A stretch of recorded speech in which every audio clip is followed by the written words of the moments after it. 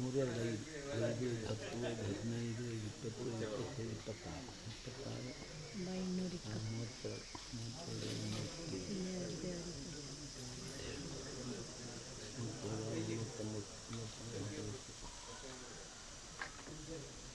108 ಕಲ ಸಿಗ್ತವೆ.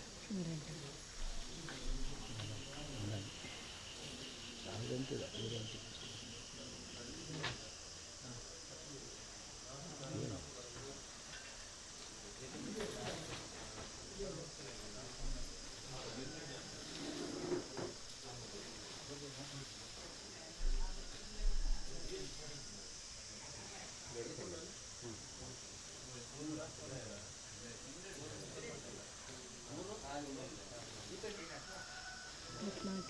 ಎಷ್ಟು 108 ಉಂಟಾ? 108 500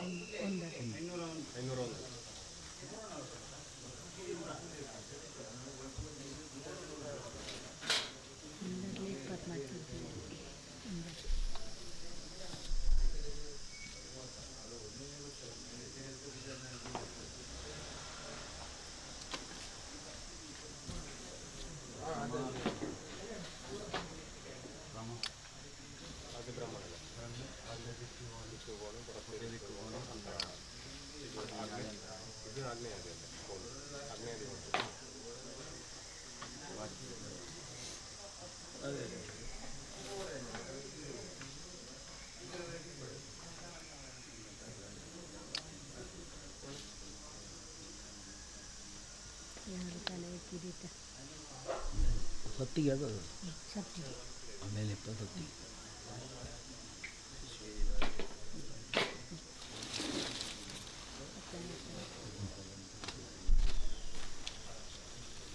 ನಿನ್ನೆ ಹೋಯ್ತು ಮುಂಬೈಗೆ ಬಂದು ಹೋಗಿದೆ. ಬ್ಯಾಂಕಲ್ಲಿ ಇತ್ತಲ್ಲ ಪ್ರೊಜೆಕ್ಟ್ ಅಲ್ಲ. ಹೌದು. ನನಗೆ ಸ್ವಲ್ಪ ಜ್ವರ ಇತ್ತು. ಹೌದು ಬೆಟರ್ ಮಾತ್ರ ತಕ್ಕೊಂಡು ಹಾಂ ವಾತಾವರಣ ಅಲ್ಲಿ ನೀರು ಒಂದನೇ ನೀರು. ಹೌದೌದು. ಬಾರಿಗೆ ಊಟ ಬೇಡ, ನೀರೇ ಜಾಸ್ತಿ. ಅಷ್ಟಾಗ ಒಂದೊಂದು ಶುರು ಆಗ್ತದೆ. ಮತ್ತು ಸ್ವಲ್ಪ ಕಲೆಕ್ಷನಿಗೆ ಅಂತೇಳಿ ಅಲ್ಲೆಲ್ಲ ಹೋದೆವು. ಹೌದಾ? ಹಾಸನ, ಸಕಲೇಶ್ಪುರ, ಸಂಪಾಜೆ ಎಲ್ಲ ಸರಿ ಆಯಿತು. 2 ಲಕ್ಷ ರೂಪಾಯಿ ಅಷ್ಟು ಮಾಡಿಕೊಂಡು ಬಂದೆವು. ಹೌದಾ?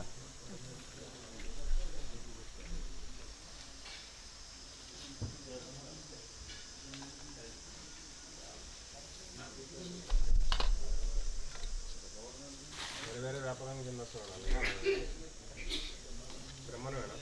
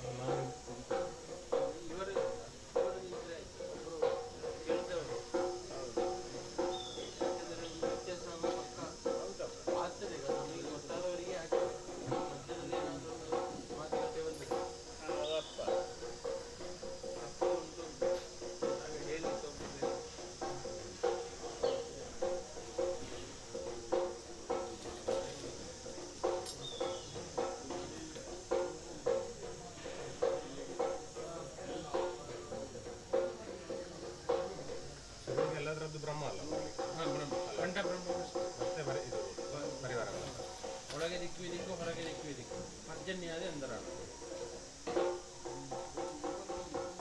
ಪರಿಕಲಶಗಳು ಸಹ ಹಾಗೆ ದಿಕ್ಕು ದಿಕ್ಕು ದಿಕ್ಕು ಮತ್ತೆ ಪರ್ಜನ್ಯಾದಿ ಪರ್ಜನ್ಯಾದಿ ಇಲ್ಲಿಂದ ಕೊಡ್ಲಿಕ್ಕೆ. ಹೌದು ಇವುಗಳು ಇದೇ ಕ್ರಮ.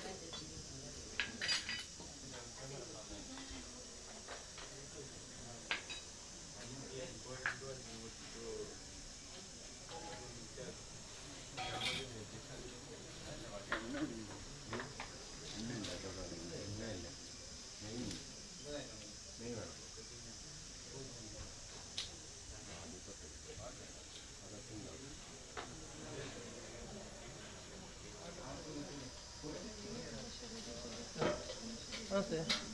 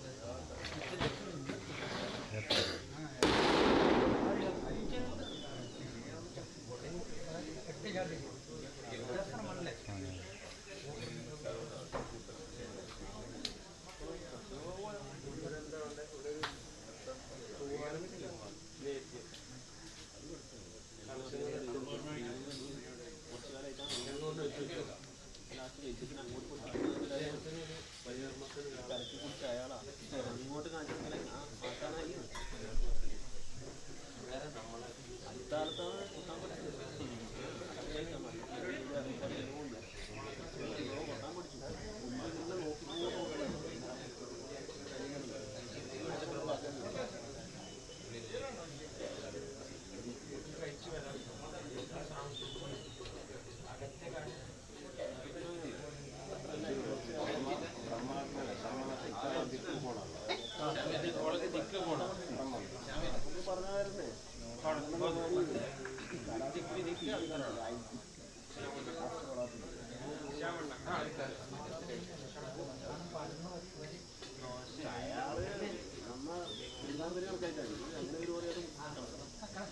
അല്ല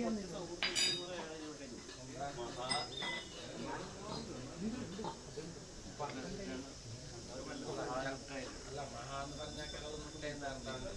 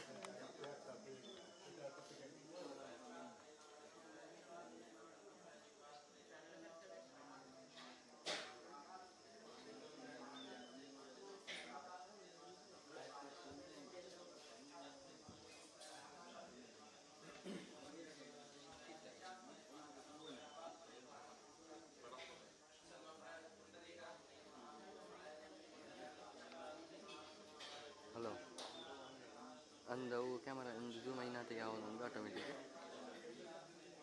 ಅಂದು ಬುಡ್ಡಲ್ಲ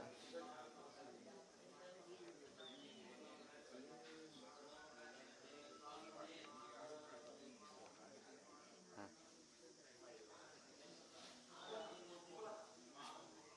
ಅವೇ ಐನಾತಿಗೆ ಯಾವೊಂದು ಏನು ಬಿಡ್ತೇವೆ ಹಾಂ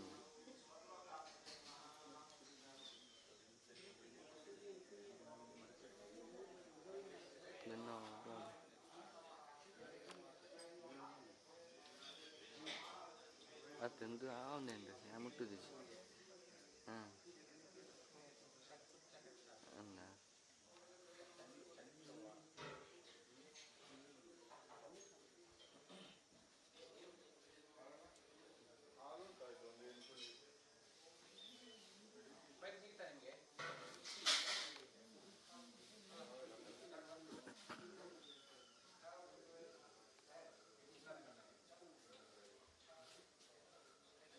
ಅವಣ್ಣ ಒಂದು ಕ್ಯಾಮರಾ ನಂಬರ್ 5 ఉండదా అవి అయినాత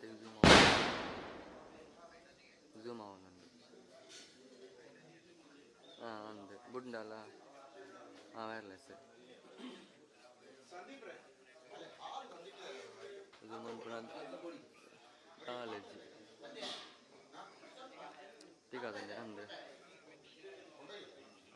అల్ల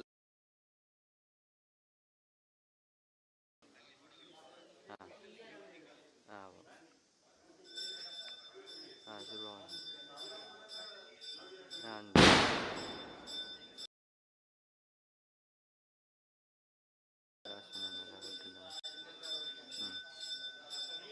ಅಲ್ಲ ಪಿದಾಯಿಲ್ಲ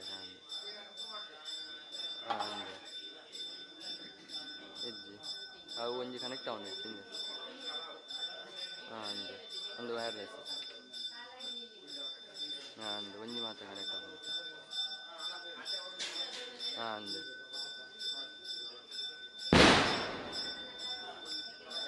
ಅಂದೆ ಒಂದು ಹಲೋ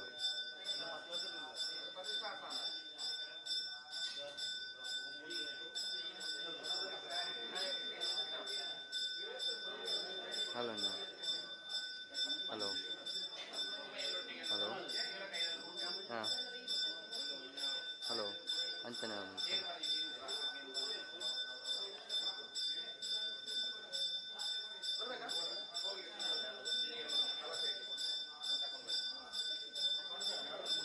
ಹಲೋ ಹಲೋ ಅದು ಫೋಟೋ ಕಾರ್ಡ್ ಕೊಟ್ಟಿರಂడి వేరే మీకు ఆగొనుందా ఆగొని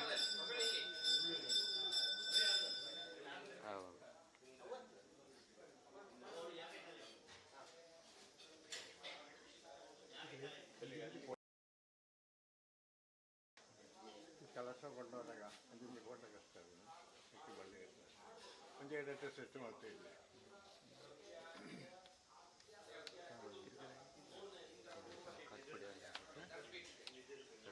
ಫೋಟೋ ಕಟ್ಬಿಡಿ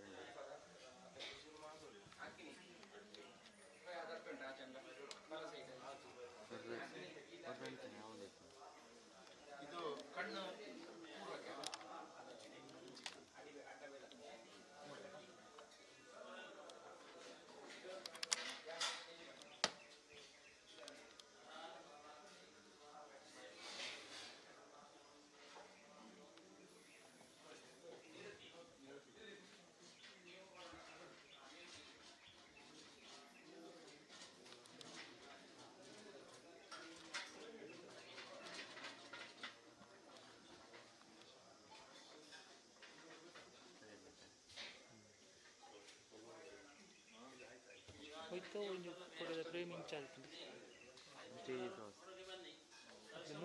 ಮೂರಿತ ನೋಡಿ ಕಮಾರದ ಲ್ಯಾಪ್ಟಾಪ್ ಸೈಡ್ ಇಂಚಾರ್ಜ್ ತಿರುಗಿ ಟೀಚರ್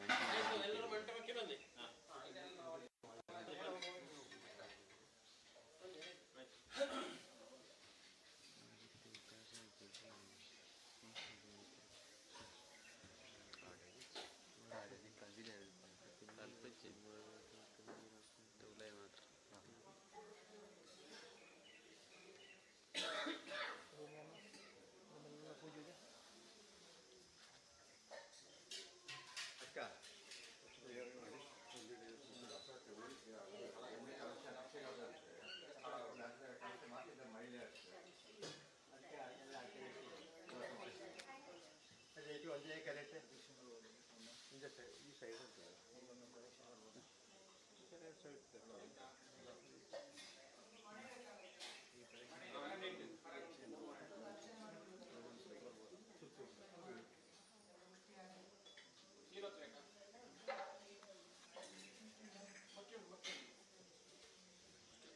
ಹೆಜ್ಜೆ ಬಸ್ ಅಂತ ಬಸ್ ಒಂದು ಇದು ಮಂಚ ಫೋಟೋ ಕಟ್ಬಿಟ್ಟಿರಂಡೆ ಯಾರು ಕ್ಯಾಮರಾದವು ಅಂತೆಲ್ಲ ಜಂಪ್ಲಿಂಗ್ ಅದನ್ನ ಸರಿ ಗಾಡಿ sudah kamera sini ditipadu yang di kolam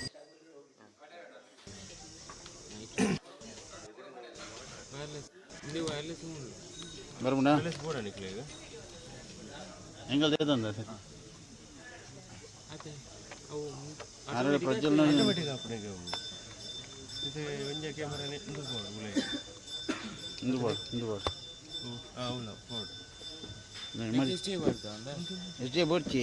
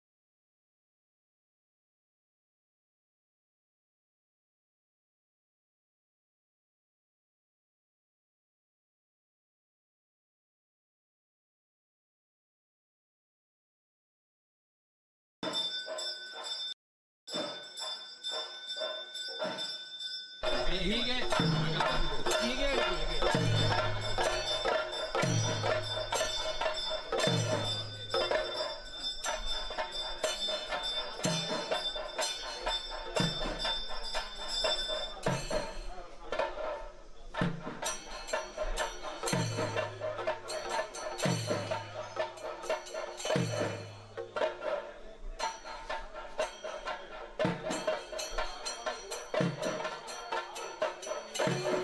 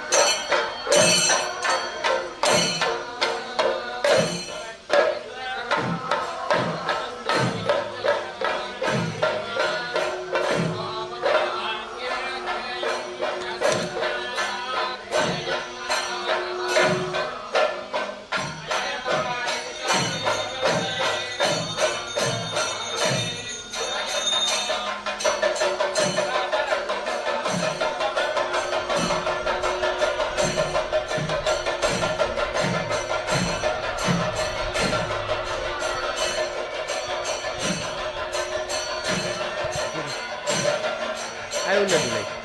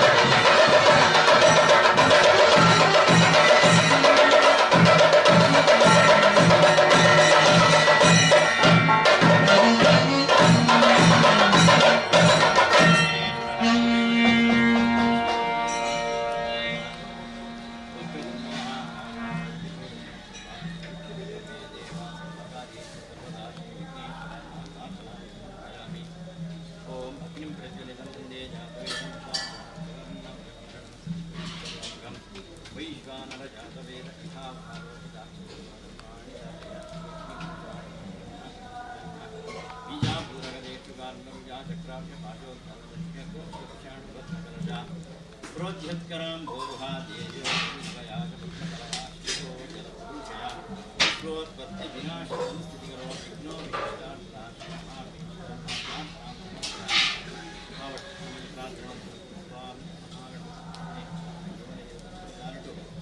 विशेषात् नम पुराणित्य ಕಿರೀಟ ಇನ್ನಿಟ್ಟು ಪಡೆಯುತ್ತದೆ ದೇವರಿಗೆ ವಿಶೇಷ ಸಾನ್ನಿಧ್ಯಕ್ಕೋಸ್ಕರ ತದಂಗ ನಾವು ಅನ್ಪಿಸಿದ್ದು ಈ ಮಹತ್ವಕ್ಕೂ ಯಾವ ದರದ ವಿಗ್ರಹ ಮಾತು ದೇವರ ನಿರ್ವಿಘ್ನಕಾರ ನಾಮಗಳು ಮಾತ ಭಕ್ತ ಜನಪ್ರಿಯಗಳ ಎಡ್ಡೆ ಒಂಜಿ ಐಕ್ಯವತ್ಯ ಒಗ್ಗಟ್ಟು ಮಾತು ಪ್ರಾಪ್ತಿಯಾಗುವುದು ಅಂಜನೆ ಈ ಕ್ಷೇತ್ರಗಳು ಎಡ್ಡೆ ಒಂಜಿ ಸಂಪರ್ಕದ ಬ್ರಾಹ್ಮಣ ವಿಶೇಷ ಅಂತ ಮಹಾಗಣಪತಿ ಅರ್ಪಣೆ ಮಾಡಬೇಕು ಆ ಮಣ್ಣಿಗೆ ಸೇವೆ ಆ ಮಹಾಗಣಪತಿ ವಿಚಾರ ಮಾಡಬೇಕು ಆ ಅಷ್ಟದ್ರವ್ಯ ಹೋಮವನ್ನು ಅಷ್ಟೈಶ್ವರ್ಯಗಳನ್ನು ಗ್ರಹ ಮಾಡಬೇಕು ಅಂಜನೆ ವಿಶೇಷ ಧ್ಯಾನ ಅನ್ನದಾನ ಮಣ್ಣಿಚ್ಚಿ ಆ ಅನ್ನಪ್ರಸಾದವನ್ನು ಅಷ್ಟೈಶ್ವರ್ಯ ಮಹಾದ ಭಕ್ತ ಜನಕುಲ ಆ ಅನ್ನಪ್ರಸಾದವನ್ನು ವಿಚಾರ ಮಾಡಬೇಕು ಗ್ರಹ ಮಾಡಿಕೊಂಡು ಅಂಜನೆ ಇಲ್ಲಿ ರಾತ್ರಿ ಜಿಲ್ಲೆಗೆ ದೇವರನ್ನು ಆ ಜಾತ್ರಾ ಮಹೋತ್ಸವಲ್ಲ ಶ್ಯಾಮಂಟು ಮಣ್ಣಿಚ್ಚಿ ಆ ಜಾತ್ರಾ ಮಹೋತ್ಸವಲ್ಲ ಯಾವ ಜನತೆ ಐದು ಮಾತ ದೇವರ ಮಕ್ಕಳು ನಡಪಟ್ಟು ಕೊರತು ಅಂದರೆ ಎಲ್ಲ ಜನರು ಕ್ಷೇತ್ರದ ದೈವಗಳ ಆ ನೇಮೋತ್ಸವವನ್ನು ಆ ನೇಮೋತ್ಸವ ಸರ್ವೋಷ ವಿಚಾರ ತಂತು ನಾನು ಮಿತ್ತಿಗೆ ನಮಗೆ ಈ ಕ್ಷೇತ್ರಗಳು ಕ್ಷೇತ್ರಕ್ಕೆ ಸಂಬಂಧಪಟ್ಟ ಸ್ಥಿತಿ ಆಡಳಿತ ಸಮಿತಿ ಜನ್ಮೋದ್ಧಾರ ಸಮಿತಿ ಬ್ರಹ್ಮಕಲಶೋತ್ಸವ ಸಮಿತಿ ಇಂಜಿನ ಸಮಾಜ ಭಕ್ತ ಜನಪ್ರಿಯಗಳ ಬರ್ಪಿಂಜಿ ಸಮಸ್ತ ಕರ್ತವ್ಯಗಳು ಯಾವ ದರದ ಗ್ರಹಚಾರದ ಯಾರ ರಾಜಭಯ ಚೋರಭಯ ಶತ್ರುಭಯ ಸಮಸ್ತ ಭಯ ದೋಷ ನಿರ್ಭಯ ಮಾಡಿಕೊಳ್ತದೆ ಮಾತೆಲ್ಲ ಮಣ್ಪಿಂಚಿತಿ ವ್ಯವಹಾರ ಕ್ಷೇತ್ರಗಳು ಉದ್ಯೋಗಾಡು ಕೃಷಿ ಕ್ಷೇತ್ರಗಳು ಸರ್ವತರ ಶ್ರೇಯೋಗರ್ತಿ ಕಾರಕಾರಕ ಬರ್ಪಿಂಚಿತಿ ಬರಸಮಾದ ಭಕ್ತದ ನಮ್ಮ ಕೃಷಿ ಕಮಿಟಿ ಅಲ ಪರಮಾದ ಸಂಸ್ಕೃತಿ ಆಪಣೆ ಕುಲ ಅವತ್ತಂದೆ ಯೋನಿ ಮಹೋತ್ಸವ ಕೊಡಂತ ಏರಿಯೇರು ಆನೇರ್ತಿ ಇನಿಮುಟ್ಲ ತ್ರಿಕರಣ ಪೂರಕವಾದ ಕಾಯೇನ ವಾಚ ಮನಸ ಪೂರ್ವಕಾದ ಕೆಲಸ ಮಾಡ್ತಾರೋ ನೆಕ್ ಗೋಡ ಪಿಂಚಿತ್ತಿ ತಾನು ಮನ ಧನ ಸಹಾಯನ ಮಾತ ಏರೇ ಶ್ರದ್ಧೆ ಭಕ್ತಿಗಳ ದೇವರನ್ನ ತಂದಿದ್ದಾರೆ ಅಂಜನೆ ವಿಶೇಷಾತ್ ಆ ದೇವರನ್ನ ಕಲಶ ಸೇವಿನ ಮಾತ ಏರೇ ಅಂಜನೆ ವಿಶೇಷಾತ್ ಆ ಅನ್ನದಾನಗೂ ಕೂಡ ಪಿಂಚಿತ್ತಿ ಹಸಿರು ಹೊರೆ ಕಾಣಿಗೆ ಅಂಜನೆ ಅನ್ನದಾನ ಸೇವಿನ ಮಾತ ಏರೇ ಶ್ರದ್ಧೆಟ್ಲ ಭಕ್ತಿಲ್ಲ ದೇವರನ್ನ ಸನ್ನಿಧಾನ ಮಾತೆಗಳ ಸುಬ್ರಹ್ಮಣ್ಯ ದೇವರನ್ನ ಪೂರ್ಣ ಅನುಗ್ರಹ ಪ್ರಾಪ್ತಿಯಾದ ನಣತ್ತ ಮಿತ್ತು ಈ ಕ್ಷೇತ್ರ ಮಹಾಕ್ಷೇತ್ರ ಬೆಳಗದು ಮಾತ ಭಕ್ತ ಜನಗಳೆಲ್ಲ ಅತಿಶಯವಾದ ಆ ದೇವರನ್ನ ಬ್ರಾಹ್ಮಣರು ಅವತ್ತಂತೆ ನಣತ್ತ ಮಿತ್ತುಗಳ ನೆತ್ತು ಅತಿಶಯವಾಯಿತಿ ಧರ್ಮ ಕಾರ್ಯಗಳನ್ನು ದೇವತಾ ಕಾರ್ಯಗಳನ್ನು ಮಾತೆಗಳ ಎಡ್ಡೆ ಸದ್ಬುದ್ಧಿ ಒಗ್ಗಟ್ಟು ಅನುಕೂಲ ಬುದ್ಧಿಶಕ್ತಿ ಆಯುಷ್ಯ ಆರೋಗ್ಯವನ್ನು ಕೊರತು ಸಮಸ್ತ ವಿಚಾರ ಕಾಪಾಡ್ದು ಆ ದೇವರನ್ನ ನವೀಕರಣ ಪುನರ್ಪ್ರತಿಷ್ಠೆ ಅರ್ಥ ಬಂದು ಬ್ರಹ್ಮಕಲಶೋತ್ಸವ ಮಂತೊಂದು ಇಡೀ ಊರಿಗೆ ಇಡೀ ರಾಷ್ಟ್ರಕ್ಕೆ ಎಡ್ಡೆಂಡಿಗೆ ಹೇಳ್ಕೊಂಡು ಆ ಕೀರ್ತಿನ ಅನುಗ್ರಹ ಮಾಡಿಕೊಟ್ಟಿದ್ದ ಆ ಮಹಾಪುಣ್ಯ ಕೀರ್ತಿ ನಮ್ಮ ಕ್ಷೇತ್ರಾಧಿಪತಿಯಾಗಿ ಸುಬ್ರಹ್ಮಣ್ಯ ಮಹಾಗಣಪತಿ ದುರ್ಗಾಪುರಿ ಅಷ್ಟಕುಲ ನಾಗಬ್ರಹ್ಮ ದೇವರು ಅಂಜನೆ ಯಾಗಚಾಮುಂಡಿ ಸಮಸ್ತ ದೈವ ಸಾನ್ನಿಧ್ಯಗಳ ಅಂಜನೆ ಉಳ್ಳಾಟು ಸಮಸ್ತ ಪರಿವಾರ ದೈವ ಸಾನ್ನಿಧ್ಯಗಳ ನಮ್ಮ ಗುರು ಹಿರಿಯರನ್ನಾಗಲಿ ಮನಸೋಬಿಟ್ಟು ಪ್ರಾರ್ಥನೆ ಮಾಡ್ಕೊಂಡು ನಮೋ ಪ್ರಾತಪದೇ ನಮೋ ಗಣಪತೆ ನಮ ಪ್ರಮತಪತೆ ನಮಸ್ತೆ ಅಸ್ತು ಲಂಬೋದರಾಯ ಏಕದಂತಾಯ ವಿಘ್ನನಾಶಿನೇ ಶಿವಸುತಾಯ ಶ್ರೀವರದಮೂರ್ತಯೇ ನಮಃ ವಕ್ರತುಂಡ ಮಹಾಕಾಯ ಕೋಟಿ ಸೂರ್ಯ ಸಮಪ್ರಭ ನಿರ್ವಿಘ್ನಂ ಕುರು ಮೇ ದೇವ ಸರ್ವಕಾರ್ಯೇಷು ಸರ್ವದಾ ಮಾತಿರ್ಲ ಬಂಡೆ ಓಂ ಸ್ವಸ್ತಿ ಶ್ರದ್ಧಾ ಮೇಧಾ ಯಶಃ ಪ್ರಜ್ಞಾ ವಿದ್ಯಾ ಬುದ್ಧಿ ಶ್ರಿಯಂ ಬಲಂ ಆಯುಷ್ಯಂ ತೇಜಃ ಆರೋಗ್ಯಂ ದೇಹಿ ಮೇ ಅವ್ಯವಾಹನ ದೇಹಿ ಮೇ ಗಣನಾಯಕ ಶ್ರೀ ಮಹಾಗಣಪತಿ ದೇವರ ಪಾದಾರವಿಂದಕ್ಕೆ ಗೋವಿಂದಾನಿ ಗೋವಿಂದ ಶ್ರೀ ಸುಬ್ರಹ್ಮಣ್ಯ ದೇವರ ಪಾದಾರವಿಂದಕ್ಕೆ ಗೋವಿಂದಾನಿ ಗೋವಿಂದ ಯಾನಿ ಕಾನಿ ಚ ಪಾಪಾನಿ ಜನ್ಮಾಂತರಕೃತಾನಿ ಚ ಯಾನಿ ಕಾನಿ ಪ್ರದಕ್ಷಿಣ ಪದೇ ಪದೇ ಪಾಪಾತ್ಮ ಪಾಪ ಸಂಭವ ಯಾಹಿ ಮಾಂ ದೇವಾಗತವತ್ಸಲ ಅನ್ಯದಾ ಶರಣ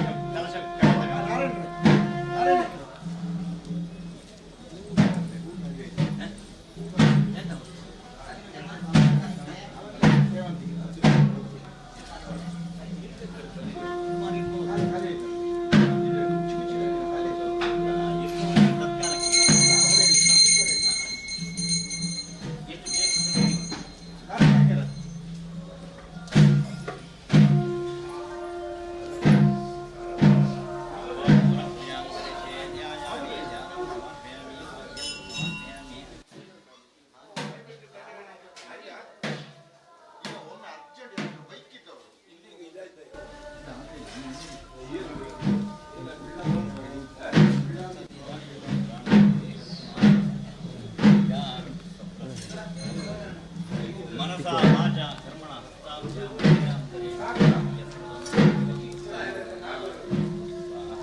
कायेन वाचा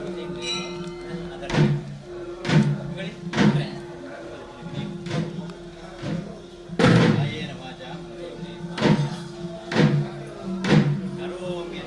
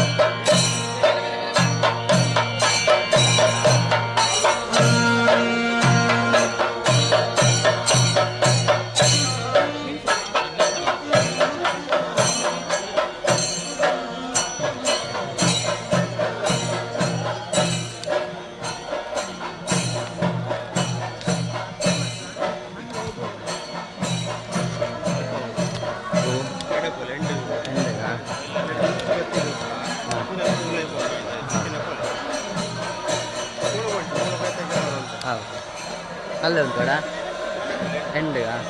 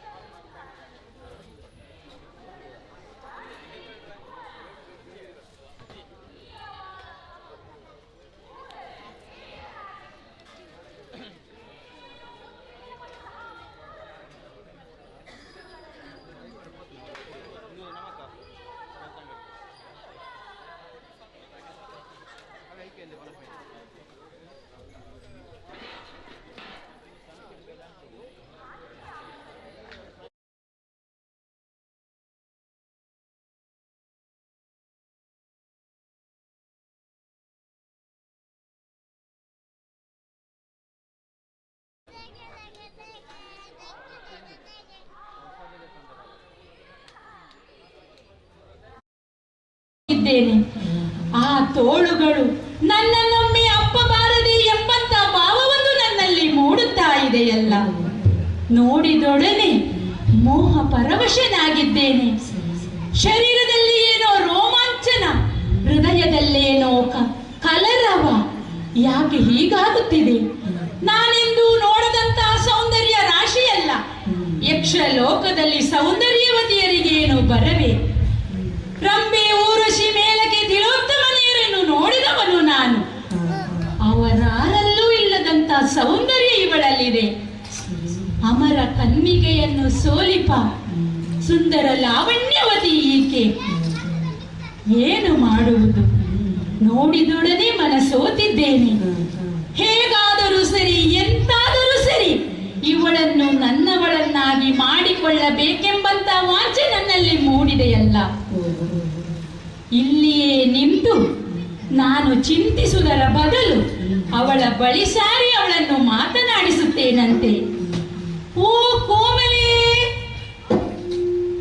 ಓ ಸುಂದರಿ, ಆಹಾ, ಏನು ಮಧುರ ಸ್ವರ, ಎಷ್ಟು ಇಂಪಾಗಿದೆ. ನಿನ್ನನ್ನೇ ಕರೀತಾ ಇದ್ದೇನೆ. ಈ ದಟ್ಟವಾದ ಕಾನನದ ನಡುವೆ ಏಕಾಂಗಿಯಾಗಿ ಸಾಗುತ್ತಾ ಇದ್ದೀಯಲ್ಲ, ಯಾರು ನೀನು? ಪ್ರಾಣಿಗಳೇ ನಡೆದಾಡಲು ಅಂಜುವಂತಹ ದಟ್ಟಾರಣ್ಯ, ನೀನು ಏಕಾಂಗಿಯಾಗಿ ನಿಂತಿದ್ದೀಯ. ಸಲಿಲದಿಲ್ಲ ನೀರನ್ನು ತುಂಬಿಕೊಂಡು ಸಾಗುತ್ತಾ ಇದ್ದೀಯ. ನೀನು ಯಾರು? ಎಲ್ಲಿಯವಳು? ನಿನ್ನವರು ಯಾರು ಇದ್ದಾರೆ? ಎಲ್ಲಿದ್ದಾರೆ? ನಿನ್ನ ಬಗ್ಗೆ ಎಲ್ಲವನ್ನು ತಿಳಿಯುವ ಕುತೂಹಲ ನನ್ನಲ್ಲಿದೆ. ಕೋಮಲೆ, ನೀನಾರೆಲೆ?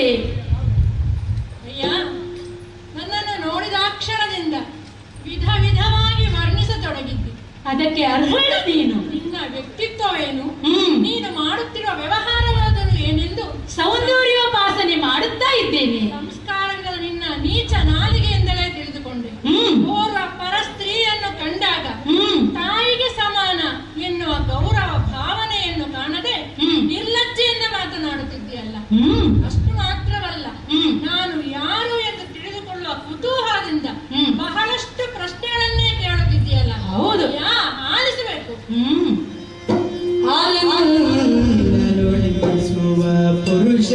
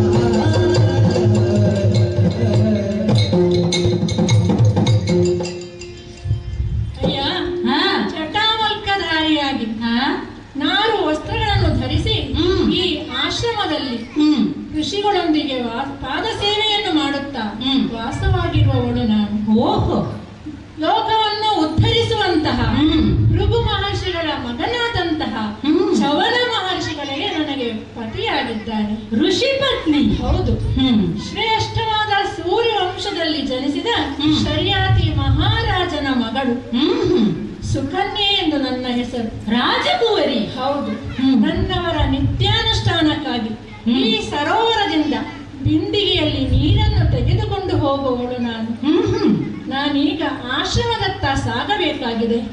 ನೀನು ಸ್ವಲ್ಪ ಸರಿದು ನಿಂತರೆ ನನ್ನ ಕಾರ್ಯದಲ್ಲಿ ನಾನು ಮುಂದುವರಿಯುತ್ತೇನೆ. ಓಹೋ, ಬಡ ನಡುವಿನ ಬೆಡಗಿ ಆ ಬಡಜೋಗಿ ನಿನಗೆ ಪರಮ ಸುಖವನ್ನು ಕೊಡುತ್ತಾನೆಯೇ? ಒಮ್ಮೆ ನನ್ನನ್ನು ನೋಡು.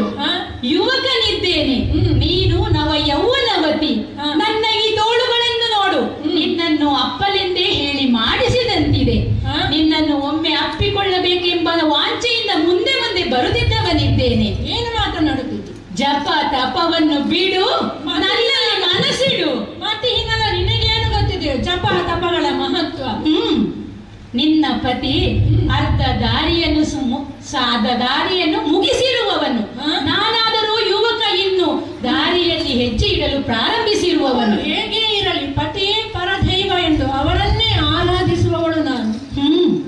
ಆ ಪತಿಯನ್ನು ಆರಾಧಿಸುವುದನ್ನು ನಿಲ್ಲಿಸಿ ನನ್ನನ್ನು ನೋಡು. ನನ್ನೊಡನೆ ಬಾ, ನಾವಿಬ್ಬರು ಪರಮ ಸುಖವನ್ನು ಪಡೆಯೋಣ. ಬಾ ಬಾ. ಮೇಲಿನ ಲೋಕದಿಂದ ಇಳಿದು ಬಂದವ ನೀನು. ಸುಮನಸರು ಎನ್ನುವ ಹಾಗೆ ನಿಮ್ಮನ್ನು ಕರೆಯುವುದು. ಆದರೆ ನಿನ್ನ ಮನಸ್ಸು ಇಷ್ಟು ನೀಚವಾಗಿದೆ ಎಂದು ನಾನು ತಿಳಿದೇ ಇರಲಿಲ್ಲ.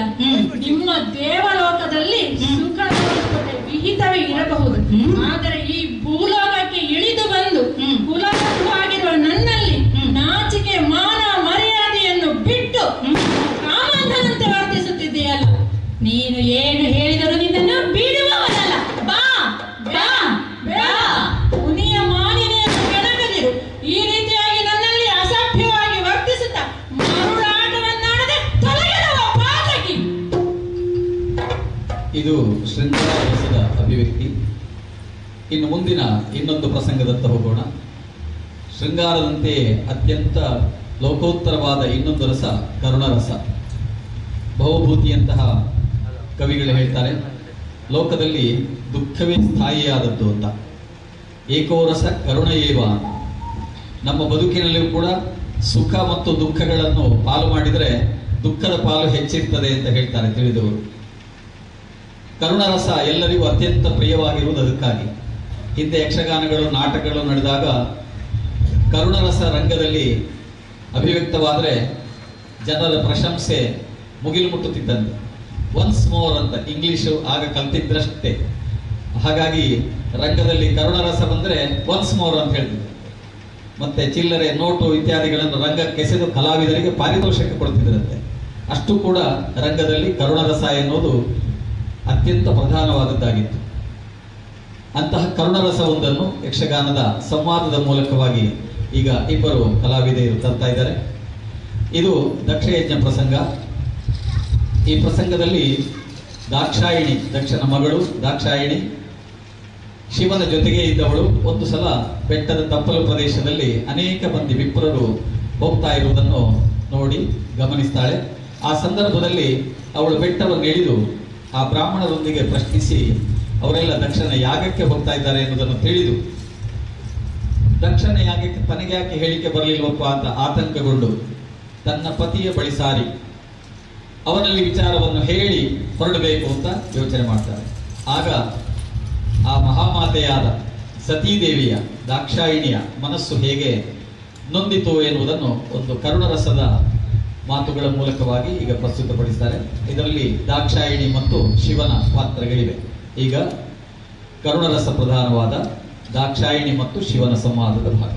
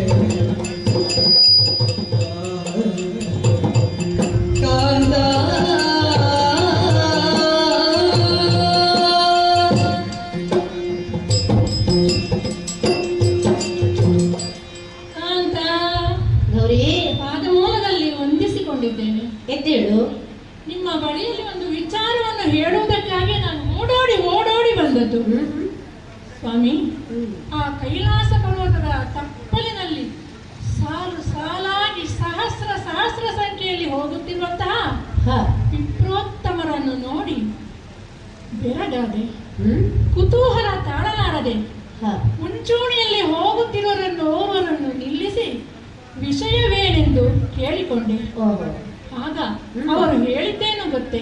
ಏನು ಹೇಳಿ? ಅಖಿಲ ವೈಭವದಿಂದ ನಡೆಯುತ್ತಿರುವ ಯಾಗವಂತೆ, ಬಹಳ ಸಂಭ್ರಮವಂತೆ, ಬಹಳ ಸಡಗರವಂತೆ. ಇದುವರೆಗೆ ಎಷ್ಟೋ ಯಾಗ ಯಜ್ಞಾದಿಗಳು ನಡೆದಿರಬಹುದು, ಆದರೆ ಇಂತಹ ಯಾಗ ಇದುವರೆಗೂ ನಡೆದಿಲ್ಲವಂತೆ. ಅವರು ಕೇಳಿದಂತಹ ಈ ವಿಚಾರವನ್ನು ಕೇಳಿದಾಗ ನನ್ನ ಮನಸ್ಸು ಹೇಗಾಯಿತು ಗೊತ್ತೇ?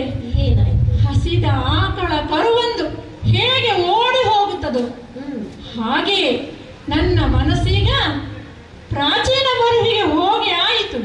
ಓಹೋ ಸ್ವಾಮಿ, ಯಾರು ಮಾಡುವ ಯಾಗ ಗೊತ್ತೇ? ಯಾರು? ನಿಮ್ಮ ಮಾವ.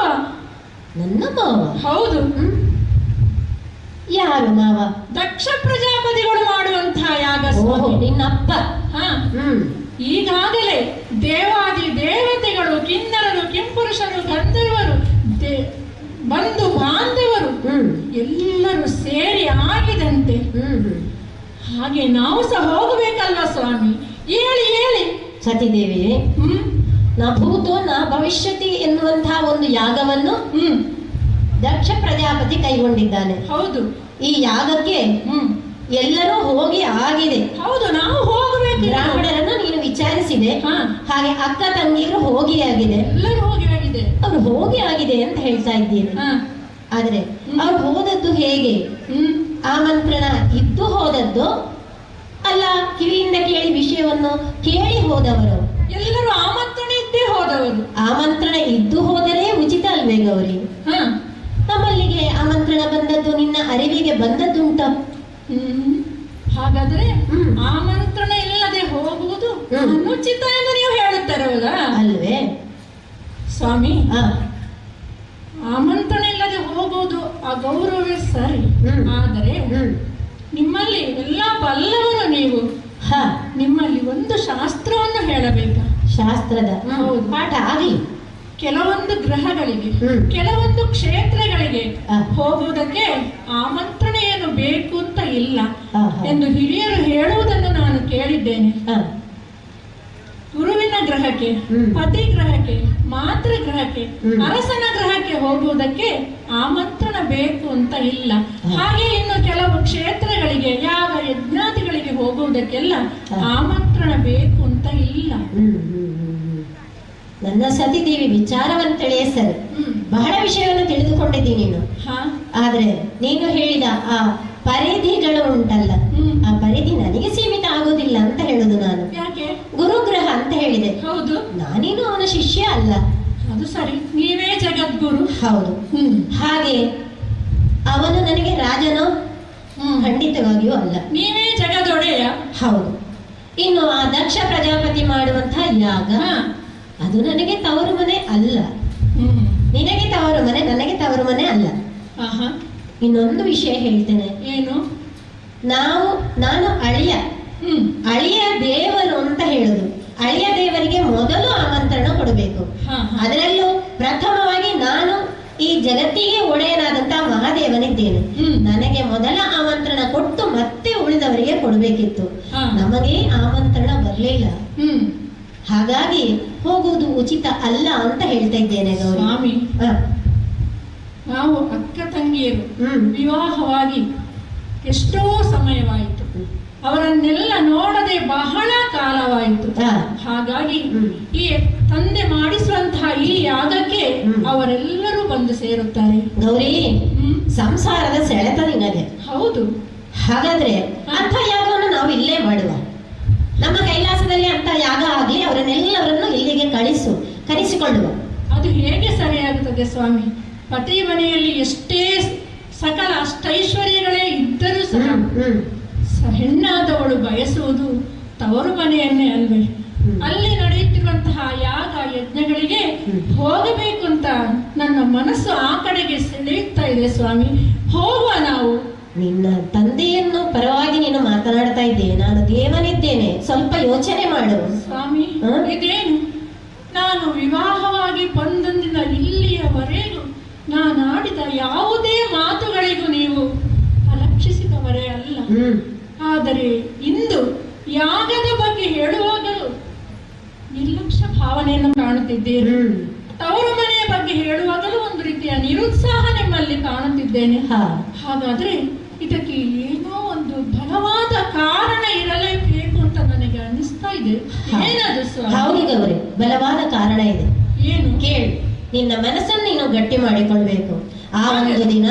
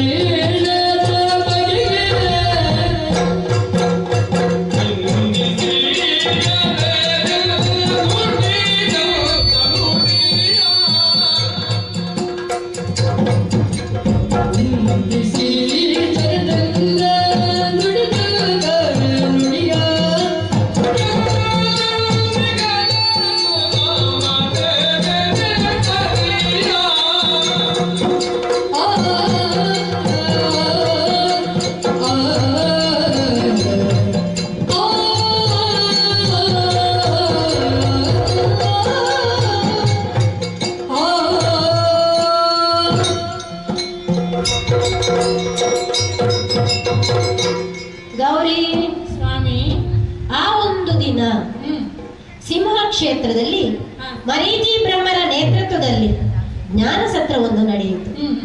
ಆ ಜ್ಞಾನ ಸತ್ರಕ್ಕೆ ದೇವಾದಿ ದೇವತೆಗಳೆಲ್ಲರೂ ನಿರ್ಣಯವನ್ನು ಮಾಡಿದ್ದು ಏನು? ಮಹೇಶ್ವರನೇ ಆ ಅಧ್ಯಕ್ಷ ಪೀಠವನ್ನು ಅಲಂಕರಿಸಬೇಕು ಅಂತ. ಹಾಗೆ ಎಲ್ಲರ ಕೋರಿಕೆಯ ಮೇರೆಗೆ ನಾನು ಆ ಅಧ್ಯಕ್ಷ ಪೀಠವನ್ನು ಅಲಂಕರಿಸಿ ಆ ಜ್ಞಾನ ಸತ್ರ ನೆರವೇರ್ತಾ ಇತ್ತು. ಆ ಸಂದರ್ಭದಲ್ಲಿ ನಿನ್ನಯ್ಯ ದಕ್ಷ ಪ್ರಜಾಪತಿಯ ಆಗಮನ. ನನ್ನಯ್ಯ ಅಲ್ಲಿಗೆ ಬಂದರು. ಹೌದು, ಸಮಯ ಸಾರಿಣಿಯ ಪರಿವೇ ಇಲ್ಲದೆ ಬಂದು ಬಿಟ್ಟ. ಅವಳ ಮುಖ ಅರಳಿದ್ದು ನೋಡಬಾರದು. ಹೌದು, ಬಂದವನೇ ಎಲ್ಲರೂ ಎದ್ದು ಬಂದು, ಮರೀಚಿ ಬ್ರಹ್ಮರೇ ಎದ್ದು ಬಂದು ಅರ್ಘ್ಯ ಪಾದ್ಯಾದಿಗಳನ್ನು ಹಿಡಿದುಕೊಂಡು ಬಂದರು. ಆದರೆ ಅವನ ಅದ ಯಾವುದನ್ನು ಲೆಕ್ಕಿಸದೆ ಅವನ ನೇರ ನೋಟ ಎಲ್ಲಿಗೆ ಬಿದ್ದದ್ದು? ನನ್ನ ಅಧ್ಯಕ್ಷ ಪೀಠದ ಕಡೆ. ನಾನು ನನ್ನ ಗಾಂಭೀರ್ಯದಲ್ಲಿ ಕುಳಿತಿದ್ದೆ. ಅದೇ ಅವನಿಗೆ ಆದಂತಹ ಅವಮಾನ ಎಂದು ಭಾವಿಸಿದ ನನ್ನನ್ನು ಜರೆದ, ಅವಮಾನಿಸಿದ ಗೌರಿ. ನಿನ್ನಯ್ಯನೇ ಅವಮಾನಿಸಿದರೆ. 1000 ಜನರ ನಡುವಲ್ಲಿ ಆದಂತಹ ಅವಮಾನ ಸಾವಿಂದರೂ ಮೇಲಲ್ಲಿ. ಆದರೂ ಆ ಯಾಗ ನೆರವೇರುವುದಕ್ಕೆ ನಾನು ಅನುವು ಮಾಡಿಕೊಟ್ಟೆ. ಮತ್ತು ನಿನ್ನಲ್ಲಿ ಹೇಳಿಲ್ಲ. ಯಾಕೆ? ಆ ಕೈಲಾಸಕ್ಕೆ ಬಂದ ಮೇಲೆ ನೀನು ನಿನ್ನ ತವರು ಮನೆಯ ಯಾವುದೇ ವಿಷಯವನ್ನು ನೀನು ಮಾತೆತ್ತಿದವಳಲ್ಲ. ಹಾಗಾಗಿ ನಿನ್ನಲ್ಲಿ ಯಾವುದೇ ವಿಷಯವನ್ನು ಹೇಳಿ ಉಳಿದೆ ಗೌರಿ. ಆದರೆ ಆ ದ್ವೇಷವಿದೆ ಅಲ್ವಾ ಅವನಲ್ಲಿ? ಸ್ವಾಮಿ, ಯಾವುದೋ ಒಂದು ಕೆಟ್ಟ ಗಳಿಗೆಯಲ್ಲಿ ನಡೆದಂತಹ ಒಂದು ದುರ್ಘಟನೆ. ನನ್ನಯ್ಯ ಶೀಘ್ರ ಕೋಪಿ ಹೌದು, ಆದರೆ ದೀರ್ಘ ದ್ವೇಷ ಅಲ್ಲ ಸ್ವಾಮಿ. ಓಹೋ, ಹಾವಿನ ದ್ವೇಷ 12 ವರ್ಷ ಅಂತೆ. ಆದರೆ ಇವನ ರೋಷ ಹಾಗಲ್ಲ. ಅವನ ಅಂತ್ಯದವರೆಗೆ ಇರಬಹುದು ಬಹುಶಃ ಗೌರಿ. ಅವನು ಮಾಡ್ತಾ ಇರುವಂತಹ ಕೃತು ಅದು ದುಷ್ಟ ಕೃತು. ಆ ಯಾಗದ ಸುದ್ದಿ ನಮ್ಮ ಕೈಲಾಸಕ್ಕೆ ತಲುಪ್ತದೆ. ಮಹೇಶ್ವರನಾದ ನನ್ನನ್ನು ನೀನು ಒತ್ತಾಯ ಮಾಡಿಯೇ ಮಾಡ್ತಿ. ನಾವಲ್ಲಿಗೆ ಆಮಂತ್ರಣ ಇಲ್ಲದೆ ಹೋಗ್ತೇವೆ. ಆ ಸಂದರ್ಭದಲ್ಲಿ ನಮ್ಮನ್ನು ಅವಮಾನಿಸಬೇಕು ಎನ್ನುವ ಉದ್ದೇಶದಿಂದಲೇ ಮಾಡಿದಂತಹ ಯಾಗ ಇದು. ಯಾಗವನ್ನು, ಆ ದುಷ್ಟಕೃತವನ್ನು ಯಾರು ಮಾಡ್ತಾರೋ, ಅದಕ್ಕೆ ಯಾರು ಅನುವು ಮಾಡಿಕೊಡ್ತಾರೋ ಅವರೆಲ್ಲರಿಗೂ ಪಾಪ ಪ್ರಜ್ಞೆ ಕಾಡಿಯೇ ಕಾಡುತ್ತದೆ ಅಂತ. ಹಾಗಿದ್ದ ಕಾರಣ ಅಂತಹ ಆ ಒಂದು ದುಷ್ಟ ಯಾಗಕ್ಕೆ ನಾನು ಹೋಗುವುದಿಲ್ಲ ಗೌರಿ. ನೀನಂತೂ ಹೋಗುವುದು ಬೇಡ ಬೇಡ ಬೇಡ. ದಾಕ್ಷಾಯಿಣಿಯ ಕರುಣರಸದ ಪ್ರಧಾನವಾದ ಈ ಭಾಗ ಶಿವನಿಂದ ಇದಕ್ಕೆ ನಿರುದ್ವಿಗ್ನನಾಗಿ ನಿರಾಕರಣೆ ಮಾಡುವ ಸನ್ನಿವೇಶ.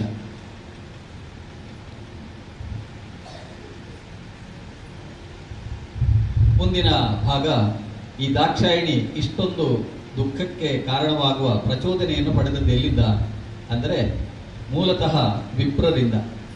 ಆ ವಿಪ್ರರು ದಕ್ಷನ ಯಾಗಕ್ಕೆ ಹೋಗುತ್ತಾ ಇದ್ದ ಸಂದರ್ಭದಲ್ಲಿ ಅವಳ ಕಣ್ಣಿಗೆ ಕಟ್ಟುವ ಹಾಗೆ, ಅವಳ ಮನಸ್ಸಿಗೆ ಮುಟ್ಟುವ ಹಾಗೆ ದಕ್ಷನ ಯಾಗದ ವೈಭವವನ್ನು ವರ್ಣಿಸಿದರು. ಸಾಮಾನ್ಯವಾಗಿ ದಕ್ಷಯಜ್ಞದಲ್ಲಿ ಇದು ಹಾಸ್ಯ ರಸವನ್ನು ಉಕ್ಕಿಸುವ ಭಾಗ. ಯಾಕೆಂದರೆ ವಿಪ್ರರು ಅಷ್ಟು ವಿನೋದ ಪ್ರಜ್ಞೆಯಿಂದ ತಮ್ಮ ಕುಟುಂಬ ಸಹಿತವಾಗಿ ದಕ್ಷನ ಯಾಗಕ್ಕೆ ಹೋಗ್ತಾ ಇರ್ತಾರೆ. ಆ ಒಂದು ಹಾಸ್ಯ ರಸದ ಸನ್ನಿವೇಶವನ್ನು ಈಗ ನೀವು ಇನ್ನು ಮುಂದೆ ನೋಡ್ಲಿಕ್ಕಿದ್ದೀರಿ. ಇದು ಕೂಡ ದಕ್ಷಯಜ್ಞ ಪ್ರಸಂಗದಿಂದ ಆಯ್ದ ಭಾಗ.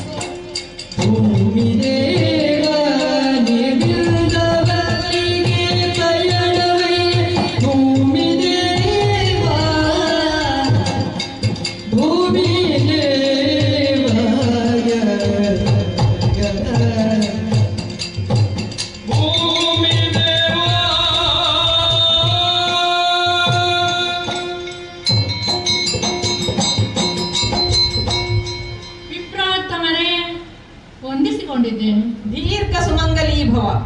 ಜ್ಞಾನ ವೃದ್ಧರು ವಯೋವೃದ್ಧರು ಆದ ನಿಮ್ಮನ್ನು ನೋಡುವಾಗ ಭಕ್ತಿ ಭಾವ ತುಂಬಿ ಬರುತ್ತಿದೆ. ಏದುಸಿರು ಬಿಡುತ್ತಾ ಅತ್ಯುತ್ಸಾಹದಿಂದ ಮುಂದೆ ಮುಂದೆ ಸಾಗುತ್ತಿರುವ ನಿಮ್ಮನ್ನು ನೋಡಿ ಅರಕ್ಷಣ ನಿಲ್ಲಿಸಿದ್ದಕ್ಕಾಗಿ ಮೊದಲಾಗಿ ಕ್ಷಮೆಯನ್ನು ಯಾಚಿಸುತ್ತಿದ್ದೇನೆ. ಸ್ವಾಮಿ, ನಿಮ್ಮನ್ನು ನೋಡುವಾಗ ಬಹಳ ದೂರದ ದಾರಿಯಿಂದ ನಡೆದು ಬಂದವರಂತೆ ಕಾಣುತ್ತಿದ್ದೀರಿ. ಹೌದೇ ಹೌದು. ಸ್ವಲ್ಪ ಆಯಾಸವನ್ನು ಪರಿಹರಿಸಿಕೊಳ್ಳಿ. ಇಲ್ಲೇ ಕಾಣುತ್ತಿರುವ ಈ ಮರದ ಕೆಳಗೆ ಆ ಕಲ್ಲಿನ ಮೇಲೆ ಕುಳಿತುಕೊಳ್ಳಿ. ಸರಿ. ಏನಾಯ್ತು ಸ್ವಾಮಿ? ಅಲ್ಲ, ನಾನು ಹೋಗುತ್ತಿದ್ದ ನಡೆದುಕೊಂಡೆ. ಹೌದು. ನೀನು ನನ್ನನ್ನು ತಡೆದು ನಿಲ್ಲಿಸಿಕೊಂಡೆ. ಕುಳಿತುಕೊಳ್ಳುವಂತೆ ಕೇಳಿಕೊಂಡೆ. ಹೌದು. ಕುಳಿತುಕೊಳ್ಳಲು ತೋರಿಸಿದೆ ಈ ಬಂಡೆ. ಏನಾಯ್ತು? ತಣ್ಣಗಾಯಿತು ನನ್ನ ಕೈಕಾಲು ಬಂಡೆ. ಓಹೋ, ಇಷ್ಟೊಂದು ಹಿಮ ಪ್ರದೇಶ ಅಲ್ವಾ? ಕೊನೆಗೆ ನೋಡಿದ್ರದು ಹಿಮದ ಬಂಡೆ. ಅಲ್ಲ, ನಿನ್ನ ತಪ್ಪಿಲ್ಲ. ನಾನೇ ಕುಳಿತುಕೊಳ್ಳೋದ ಆಲೋಚನೆ ಮಾಡಬೇಕಿತ್ತು. ಯಾಕೆಂತ ಹೇಳಿದ್ರೆ ನಾವು ದ್ವಿಜರು. ನಾವು ಹೆಚ್ಚಾಗಿರುವುದು ಯಾವುದು? ಯಜ್ಞ ಯಾಗ ಅಂತ ಮಾಡುವಾಗ ಬೆಂಕಿಯ ಎದುರೇ ಇರುವುದು, ಅಗ್ನಿಯ ಎದುರು ಇರುವವರು. ಆದ ಕಾರಣ ನಮಗೆ ತಣ್ಣಗೆ ಅಂತ ಕೂಡಿ ಬರುವುದಿಲ್ಲ. ಬಿಸಿ ಬಿಸಿ ನಾವು ಇರುವುದಿಲ್ಲಪ್ಪ, ನಾವು ತಣ್ಣಗೆ ಇರುವುದು. ಬ್ರಾಹ್ಮಣರ ಬಿಸಿ ಆದ್ರೆ ಕತೆ ಮುಗೀತು ಅಲ್ವಾ? ಹೌದು, ಬ್ರಾಹ್ಮಣರು ಬಿಸಿಯ ಎದುರು ಇರುವುದು ಹೇಳಿ. ಬ್ರಾಹ್ಮಣ ಇರುವುದು ಯಾವಾಗ್ಲೂ ತಣ್ಣಗೆ. ಅಕಸ್ಮಾತ್ ಬಿಸಿ ಆದ್ರ ಬೇರೆಯವರಿಗೆ ಮತ್ತೆ ಉಳಿಗಾಲ ಇಲ್ಲ. ಆದ ಕಾರಣ ಬಿಸಿ ಇರುವುದಿಲ್ಲ ನಾವು. ಅದೆಲ್ಲ ಇರ್ಲಿ, ನೀನು ಯಾಕೆ ನನ್ನನ್ನೀಗ ತಡೆದು ನಿಲ್ಲಿಸಿಕೊಂಡು? ಒಂದು ಪ್ರಶ್ನೆಯನ್ನು ಕೇಳಬೇಕಾಗಿದೆ. ಕೇಳು ಕೇಳು ಸ್ವಾಮಿ. ದೇವತೆಗಳು ಮನುಷ್ಯ ರೂಪದಲ್ಲಿ ಸಂಚರಿಸುವುದು ಹೇಗೆ ಅಂತ ಕೇಳಿದ್ರೆ ನಿಮ್ಮಂಥ ವೇದವಿ ಬ್ರಾಹ್ಮಣರ ಸ್ವರೂಪದಲ್ಲಿ ಹಾಗೆ ಹೇಳ್ತಾರೆ. ಹಾಗಾಗಿ ನಿಮ್ಮನ್ನು ಭೂಸುರರು ಎಂದು ಕೊಂಡಾಡುತ್ತಾರೆ. ಹೌದು.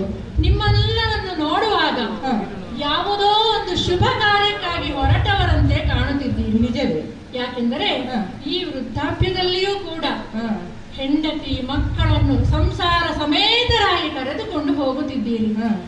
ಈ ಕೈಲಾಸ ಪರ್ವತದ ಸಮೀಪದಲ್ಲೇ ಬರುವಾಗ ಇತ್ತ ಗಮನ ಹರಿಸದೆ ಸಾಲು ಸಾಲಾಗಿ ಹೋಗುತ್ತಿದ್ದೀರಲ್ಲ, ಹಾಗಾದರೆ ನೀವೆಲ್ಲರೂ ಸೇರುವಂತಹ ಆ ಪುಣ್ಯ ಧಾಮವಾಗದು ಯಾವುದು ಸ್ವಾಮಿ, ಹೇಳಬಲ್ಲಿರ? ನೀನು ಹೇಳುವಾಗಲೇ ನನಗೆ ಗೊತ್ತಾಗ್ತು ಸಾಲು ಸಾಲಾಗಿ ಹೋಗ್ತಾ ಇದ್ದೇವೆ ಅಂತ. ಅಲ್ಲ, ಎಲ್ಲ ಇದ್ದಾರೆ, ಅಡ್ಡ ನಾಮದವರು, ಉಂಡೆ ನಾಮದವರು, ಹೌದು, ಹೌದು, ಭಸ್ಮ ಹಾಕೋರು, ಗೋಪಿ ಹಾಕೋರು, ಗಂಧ ಹಾಕೋರು, ಎಲ್ಲರೂ ಇದ್ದಾರೆ ಅಲ್ವಾ? ಮತ್ತೆ ಹೇಳಿದಿ ವೃದ್ಧರು ನಡೆದುಕೊಂಡು ಹೋಗ್ತಾ ಇದ್ರು. ವೃದ್ಧರು ಅಂತ ಒಂದು ಹೇಳ್ಬೇಡ. ಯಾಕೆ ಹೇಳಿದೆ? ವೃದ್ಧಾಪ್ಯ ಬರುದು ದೇಹಕ್ಕೆ ಮನಸ್ಸಿಗಲ್ಲ. ವೃದ್ಧರು ಅಂತ ಮೂಲೆಯಲ್ಲಿ ಒಂದು ಸಾರಿ ಕೂತಿತ ಹಿರಿಯರು ಅಂತ ಹೇಳು, ಅದು ಸರಿಯಾದ ಪದ. ಯಾಕೆ ಹೇಳಿದ್ರೆ ವೃದ್ಧರು ಅಂತ ಮೂಲೆಗೆ ಕೂತ್ರೆ ಮತ್ತೆ ಮೂಲೆ. ಮತ್ತೆ ನೀನು ಕೇಳಿದ್ದೇನು ಎಲ್ಲಿಂದ ಬಂದದ್ದು ಅಂತ. ಅಲ್ಲ, ಕೆಲವು ಸಾರಿ ನಾವು ಬೇರೆಯವರ ಮನೆಯಿಂದ ಬರುವುದು ಉಂಟು. ಯಾಕೆ ನಾವು ಬ್ರಾಹ್ಮಣರು ಯಾವುದಾದ್ರೂ ಒಂದು ಸಮಾರಂಭ ನಡೆಸಲಿಕ್ಕೆ ಹೋದ್ರೆ ಆ ದಿವಸ ಮತ್ತೆ ಅಲ್ಲೇ ಕೂತು ನಾಳೆ ಇಲ್ಲಿಂದಲೇ ಹೋಗುವಂತ ಬರುದುಂಟು. ಆದ್ರೆ ಇವತ್ತು ಹಾಗಲ್ಲ, ಹೆಂಡತಿ ಮಕ್ಕಳೊಡನೆ ಹೊರಟಿದ್ದೇವೆ. ಆದ ಕಾರಣ ಇವತ್ತು ಬಂದದ ಹತ್ರ ನಮ್ಮ ಮನೆಯಿಂದಲೇ. ಆದ್ರೂ ಬೇರೆ ಬೇರೆ ಪ್ರಾಂತ್ಯಗಳಿಂದೆಲ್ಲ ಎಲ್ಲ ಒಟ್ಟು ಸೇರಿ ಬಂದಿದ್ದೇವೆ. ಅದರಲ್ಲಿ ಒಂದು ಪುಣ್ಯ ಏನು, ನೀನು ಪುಣ್ಯಕ್ಕೆ ನಿಮ್ಮ ಹೆಂಡತಿ ಮಕ್ಕಳು ಅಂತ ಕೇಳಿದ್ದಿ. ಕೆಲವರೆಲ್ಲ ಕೇಳ್ತಾರೆ ನಿಮ್ಮ ಮಗಳ ನೋಡೋಣ ಹಾಗೆ ಕಾಣ್ತದೆ, ಮಗಳ ಹಾಗೆ ಕಾಣ್ತಾಳೆ. ಆದ್ರೆ ಮಗಳಲ್ಲ, ಹೆಂಡತಿ. ನೀನು ಹೇಳಿದ್ದೆ ಸತ್ಯ. ಹೌದು, ಅವಳು ನನ್ನ ಮೂರನೇ ಹೆಂಡತಿ. ಅಲ್ಲ, ಇದ್ದ ಹಾಗೆ 3 ಮದುವೆ ಆದದಲ್ಲ ನಾನು. ಅಪ್ಪ ಅಮ್ಮ ಒಂದು ಮದುವೆ ಮಾಡಿದ್ರ, ಮದುವೆ ಆದ್ಮೇಲೆ ಉಂಟಲ್ಲ ಬಸರಿ ಬಾಣಂ ತಿಂತ, ಬಸರಿ ಆದ್ಲು. ತಾಯಿ ಮನೆಗೆ ಬಾಣಂತನಕ್ಕೆ ಕಳ್ಸಿದೆ. ಹೋಗುವಾಗ ಹೇಳಿದೆ, ಗಂಡು ಮಗುವಾಗ್ಲಿ ಹೆಣ್ಣು ಮಗುವಾಗ್ಲಿ ಯಾವ ಮಗುವಾದ್ರೂ ಆರೋಗ್ಯವಾಗಿ ಹೆತ್ತು ಮಗುವಿನೊಂದಿಗೆ ಮನೆಗೆ ಬಾ ಅಂತ. ಹೆತ್ಲು, ಸುದ್ದಿ ಬಂತು, ಮಗುವನ್ನು ಜಗತ್ತಿಗೆ ಕೊಟ್ಟ ಅವಳು ಜಗತ್ತನ್ನೇ ಬಿಟ್ಲು ಅಂತ. ಹೌದು, ಆ ಮಗು ಸಣ್ಣ ಮಗು, ಏನು ಮಾಡುದು? ನಂಗೆ ಬೇರೆ ಕಾರ್ಯಕ್ರಮ ಎಲ್ಲ ಮಾಡ್ಬೇಕಲ್ಲ. ಮಗುವನ್ನು ನೋಡ್ಲಿಕ್ಕೆ ಮಗುವನ್ನು ನೋಡ್ಲಿಕ್ಕೆ ಒಂದು ಜನ ಬೇಕಲ್ಲ. ಹಾಗೆ ಆಗುವಾಗ ಅಪ್ಪ ಅಮ್ಮ ಇನ್ನೊಂದು ಮದುವೆ ಮಾಡಿದ್ರು. ಸಂತೋಷದಲ್ಲಿ ಇದ್ದು ಮಗುವನ್ನು ಚೆನ್ನಾಗೇ ನೋಡಿಕೊಳ್ತಾ ಇದ್ಲು. ಒಂದು ದಿನ ಬಾವಿಯಿಂದ ನೀರು ತರಲಿಕ್ಕೆ ಹೋದ್ಲು ನನ್ನ 2ನೇ ಹೆಂಡತಿ. ನಾನು ಇಲ್ಲಿ ಒಳಗೆ ಪೂಜೆ ಮಾಡ್ತಾ ಇದ್ದೆ. ಸ್ವಲ್ಪ ಹೊತ್ತಲ್ಲಿ ಬೊಬ್ಬೆ ಭಟ್ರೆ ಹೆಣ, ಭಟ್ರೆ ಹೆಣ ಅಂತ. ಯಾರ ಹೆಣ ಸ್ವಾಮಿ? ನನಗೆ ಹೆದರಿಕೆ ಆಯ್ತು. ಎಂತದ್ದು ಭಟ್ರೆ ಹೆಣ ಹೆಣ ಹೇಳ್ತಾರೆ. ಕೊನೆಗೆಲ್ಲ ಅಪಕರ ಕರ್ಮಗಳನ್ನು ಮಾಡ್ಲಿಕ್ಕೆಲ್ಲ ನಮ್ಮನೆ ಕರೀದಲ್ಲ. ಅಪರ ಕರ್ಮ ಮಾಡ್ಲಿಕ್ಕೆ ನಾವು ಭಟ್ರು ಕಳಬೇಕಲ್ಲ. ಹಾಗೆಲ್ಲ ಬೊಬ್ಬೆ ಹೊಡಿತಂತ ಹೊರಗೆ ಹೋಗಿ ನೋಡ್ತೇನೆ, ಬಾವಿಗೆ ಕಟ್ಟೆ ಇಲ್ಲ. ಮತ್ತೆ ಬಾವಿಯ ಒಳಗೆ ಬಿದ್ದಿದ್ದಾಳೆ. ಯಾರು? ನನ್ನ ಹೆಂಡತಿ. ಹೌದು. ನೋಡಿದೆ, ಮೇಲೆ ಕೆಳಗೆ, ಮೇಲೆ ಕೆಳಗೆ, ಮೇಲೆ ಕೆಳಗೆ ಹೋಗ್ತಾ ಇದ್ದಾಳೆ. ಎಂತ ಮಾಡುದು? ಕಚ್ಚೆಯನ್ನು ಎತ್ತಿ ಕಟ್ಟಿದೆ, ಬಾವಿಗೆ ಹಾರಿದೆ. ನೀವು ಹಾರಿದ್ದು? ನಾನೇ ಹಾರಿದ್ದು. ಹಾರದೆ ಉಪಾಯ ಉಂಟ? ಎಲ್ಲರೂ ಅಲ್ವಾ? ಹಾರಿದಾಗ ಏನಾಯ್ತು, ನನ್ನ ಕಾಲು ಅವಳ ಮಂಡೆಗೆ ತಾಗಿತ್ತು. ಅಡಿಗೆ ಹೋದ್ಲು. ಅಡಿಗೆ ಹೋದ ಮೇಲೆ ಬಂದಾಗ ಸಂಗತಿ ಇಂಥದ್ದು ಹೆಣ. ಹೊರಟು ಹೋದ್ಲ. ಭಟ್ರು ಹೆಂಡತಿಯನ್ನು ಕೊಂದ್ರು ಅಂತೇಳಿ. ನಿಜವಾಗಿ ನಾನು ಕೊಂದದ್ದಲ್ಲ. ಅಪವಾದ, ಕಾಕತಾಳೀಯ. ನಾನು ಹಾರಿದ್ದಾಗ ನನ್ನ ಕಾಲು ತಾಗಿತ್ತು, ಅವಳು ಹೋದ್ಲು. ಇದಕ್ಕೆ ನಾನ ಜವಾಬ್ದಾರಿ. ಹಾಗೆ ಸಮಯ ಹೋಗ್ತಾ ಇತ್ತು. ಹಾಗೆ ಒಂದು ದಿನ ಒಂದು ಸಮಾರಂಭಕ್ಕೆ ಹೋಗುವಾಗ ಹಂಗೆ ಇವಳು ಗಂಡ್ಲು. ಖುಷಿ, 3ನೇವಳು. ಖುಷಿ ಆಯ್ತು, ಅವಳಿಗೂ ಖುಷಿ ಆಯ್ತು. ನಾವು ಮದುವೆ ಮಾಡಿಕೊಂಡು ಬಂದು ಅಪ್ಪಮ್ಮ ಮಾಡಿದ ಮದುವೆ ಬಹಳ ಕಾಲ ಉಳಿಲಿಲ್ಲ.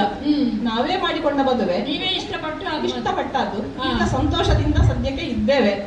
ಹಾಗೆ ಈಗ ನಾವು ಹೊರಟದ್ದು ಎಲ್ಲಿಗೆ ಅಂತ ನೀವು ಹೆಂಡತಿ ಮಕ್ಕಳನ್ನು ಕೇಳ್ತಾ ಇರೋದು. ಈಗಲೇ ವಿಳಂಬ ಆಗಿದೆ. ಒಂದು ದೊಡ್ಡ ಯಾಗಕ್ಕೆ ಹೊರಟದ್ದು. ದಕ್ಷಿಣ ಯಾಗಕ್ಕೆ.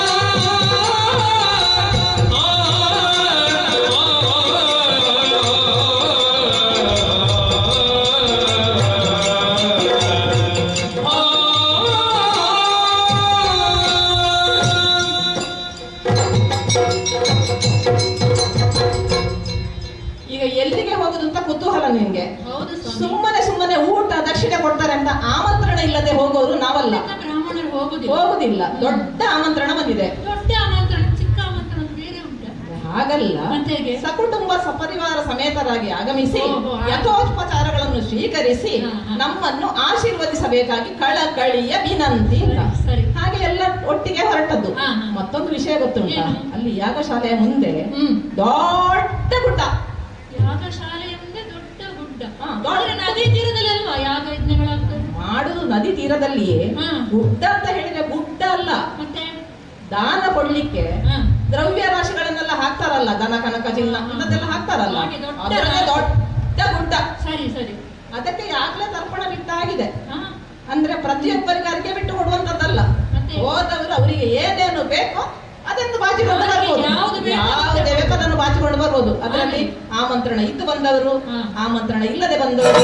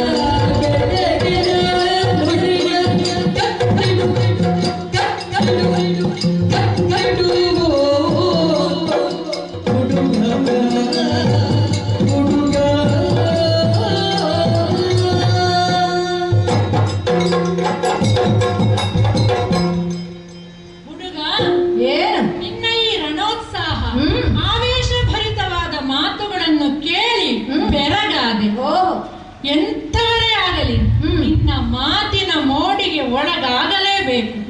ನಿನ್ನನ್ನು ಸೇವೆ ಶಿಲಾಮಯವಾಯಿತಿಲ್ಲ ಆ ದೇವರಿಗೆ ಆರೂಢ ನಿರ್ಮಾಣ ಅರ್ಪಣೆ ಮಲ್ತಿದ ದೇವರಿಗೆ ಸ್ವೀಕಾರ ಮಾಡಿಕೊಂಡು ಅದರ ಸಂಪೂರ್ಣ ಫಲ ಮಾತ ಜೀವನದ ಅನುಗ್ರಹ ಮಾಡಿಕೊಂಡು ಬಂದು ದೇವರ ಭಗವಂತನ ಭಕ್ತಿಗೂ ಪ್ರಾರ್ಥನೆ ಷಡಾನಂದ ಕುಂಕುಮರಕ್ಷವರಂ ಮಹಾವ್ಯನ್ಯಯೋಗವಾಹನಂ ಸುಬ್ರಹ್ಮಣ್ಯೇಶ್ವರಾಯ ನಮಃ ಪ್ರಾರ್ಥನಾಂ ಸಮರ್ಪಯಾಮಿ. ಯಾನಿ ಕಾನಿ ಚ ಪಾಪಾನಿ ಯಸ್ಮಾಂತಕದಾನಿ ಚ ದಾನಿ ದಾನಿ ವೇಶ್ಯಂತಿ ತದಕರಮದೇವೇ ಪಾಪರಂ ದಾಹಿ ಮಾಂ ಕೃಪಯಾ ದೇವ ಶರಣಾಗತವತ್ಸಲಂ ಬ್ರಹ್ಮಾತ್ಮ. ಪಾಠ ಮಾಡಿದ ಗುರುಗಳು ಹೇಳಿದ್ದಾರೆ ಪಾರ್ಥೇವ ಧನುರ್ಧರಃ ಎಂದು. ಗುರು ಧಾರುಣಿಯಲ್ಲಿ ಮೆರೆದ 18,000 ಅಕ್ಷೋಹಿಣಿ ಸೇನೆಯ ಮಧ್ಯೆ ಮೆರೆದವನು ಈ ಪಾರ್ಥ. ಉಭಯ ಕುಲ ಬಿಲ್ಲವಸರಿಗೆ ಅವರಿಚ್ಛೆಯಂತೆ ಶರಶೈಯನ್ನು ನಿರ್ಮಿಸಿದವನು ನಾನು. ನನ್ನ ಇಷ್ಟೆಲ್ಲ ಬಿರುದುಗಳನ್ನು ಸಾಧನೆಗಳನ್ನು ತಿಳಿದು ಕೂಡ ಏನು ಮಾಡಿದ್ದಿ ನೀನೀಗ? ಹಸ್ತಿನೆಯ ಹಯವನ್ನು ಬಂಧಿಸಿದ್ದಿ. ಮಾತ್ರವಲ್ಲ, ಅಭೇದ್ಯವಾದ ನಮ್ಮ ಸೇನೆಯ ಮೇಲೆರಗಿ ನಿನ್ನ ಧೈರ್ಯ ಸಾಹಸ ಎಷ್ಟೆಂದು ತೋರಿಸಿಕೊಟ್ಟಿದ್ದೀಯಲ್ಲ. ರಣರಂಗದಲ್ಲಿ ಎದುರಾಳಿಯನ್ನು ಕಂಡ ತಕ್ಷಣವೇ ಹೊಡೆದುರುಳಿಸಬೇಕೆಂಬ ಉದ್ದೇಶವನ್ನು ಇಟ್ಟುಕೊಂಡವನಲ್ಲ ಈ ಪಾರ್ಥ. ಮಗು, ಯಥಾರ್ಥವಾಗಿ ಹೇಳಬೇಕಾದರೆ ಈ ಚಂಪಕ ನಗರದಲ್ಲಿ ತುರಗ ಬಂಧನವಾದೀತೆಂದು ನಾನು ಭಾವಿಸಿಯೇ ಇರಲಿಲ್ಲ. ಏನು? ಯಾಕೆಂದರೆ ಇದು ಧರ್ಮಜ್ಞರ ನಾಡು. ಇಲ್ಲಿ ಇತ್ತಂಡಗಳಿಗೂ ಗೆಲುವಾಗಬೇಕೆಂಬುದೇ ನನ್ನ ಆಶಯ. ಸಮಷ್ಟಿಯ ಗೆಲುವನ್ನು ಹೊಂದಬೇಕೆಂಬುದೇ ನನ್ನ ಇಚ್ಛೆ. ಹಾಗಾಗಿ ಒಳ್ಳೆಯ ಮಾತಿನಿಂದ ಹೇಳ್ತಾ ಇದ್ದೇನೆ ಮಗು, ನಿನ್ನ ಬೆಡಗಿನ ನುಡಿಗಳನ್ನು ಕಟ್ಟಿಡು, ಹಯವನ್ನು ಬಿಡು, ದ್ರವ್ಯವನ್ನು ಕೊಡು, ನಮ್ಮೊಂದಿಗೆ ಒಡಗೂಡು. ಏನಯ್ಯ ಏನಯ್ಯ ಅರ್ಜುನ, ನಿನ್ನ ಮಾತುಗಳನ್ನು ಕೇಳಿದ್ರೆ ನನಗೆ ನಗು ಬರ್ತಾ ಉಂಟು. ಮೂಢನ ಹಾಗೆ ಮಾತನಾಡ್ತಾ ಇದ್ದೀಯಲ್ಲ. ಹಾಗಾದ್ರೆ ನಾನು ಸೃಷ್ಟಿಗರ್ಜನ ಅಂತ ಹೇಳಿದ್ರಲ್ಲೇ ನಾನು ನನ್ನ ಭಾವನೆಯೇ ತಪ್ಪಾಗಿರಬೇಕು. ಧನುವನ್ನು ಅಭ್ಯಸಿಸುವಾಗ, ಆ ಧನುವನ್ನು ಮುಟ್ಟುವಾಗ ಅರಕ್ಷಣ ಅರ್ಜುನನನ್ನು ನೆನೆಸಿಯೇ ಮುಟ್ಟಬೇಕು ಅನ್ನುವಷ್ಟರ ಮಟ್ಟಿಗೆ ನಿನ್ನ ಪರಾಕ್ರಮವು ಬೆಳೆದದ್ದು. ಹಾಗಿರುವಾಗ ನೀನು ಪಾರ್ಥ ಧನುರ್ಧರ ಹೇಳುವಂತಹ ಮಾತು ದ್ರವ್ಯವನ್ನು ಕೊಡು, ನಮ್ಮೊಂದಿಗೆ ಹೊರಡು ಅಂತೇನು ಹೌದು. ಅಯ್ಯ, ನಾನು ಯುದ್ಧಕ್ಕೆ ಸಿದ್ಧನಾಗಿ ಬಂದದ್ದು. ಇನ್ನು ಯುದ್ಧವೇ ನಡೆದಿಲ್ಲ, ಸೋಲು ಗೆಲುವುಗಳ ನಿರ್ಣಯವೇ ಆಗಲಿಲ್ಲ. ಅಷ್ಟರಲ್ಲಿ ಭಯವನ್ನು ಬಿಡು ಅಂತ ಹೇಳ್ತಾ ಇದೆಯಲ್ಲ, ದ್ರವ್ಯವನ್ನು ಕೊಡು ಅಂತ ಹೇಳ್ತಾ ಇದೆಯಲ್ಲ. ವೈಷ್ಣವರ ನಾಡಲ್ಲಿ ಯುದ್ಧ ಹೇಗೆ ನಡೆಯಲಿಕ್ಕೆ ಸಾಧ್ಯ ಅಂತ ಹೇಳಿದೆ. ನಾವು ಕ್ಷತ್ರಿಯರಲ್ಲವೇನು? ಅದೇ ಒಂದು ಕ್ಷತ್ರಿಯತ್ವದಿಂದಲೇ ನಾವು ಹೋರಾಡಲಿಕ್ಕೆ ಸಿದ್ಧನಾದದ್ದು.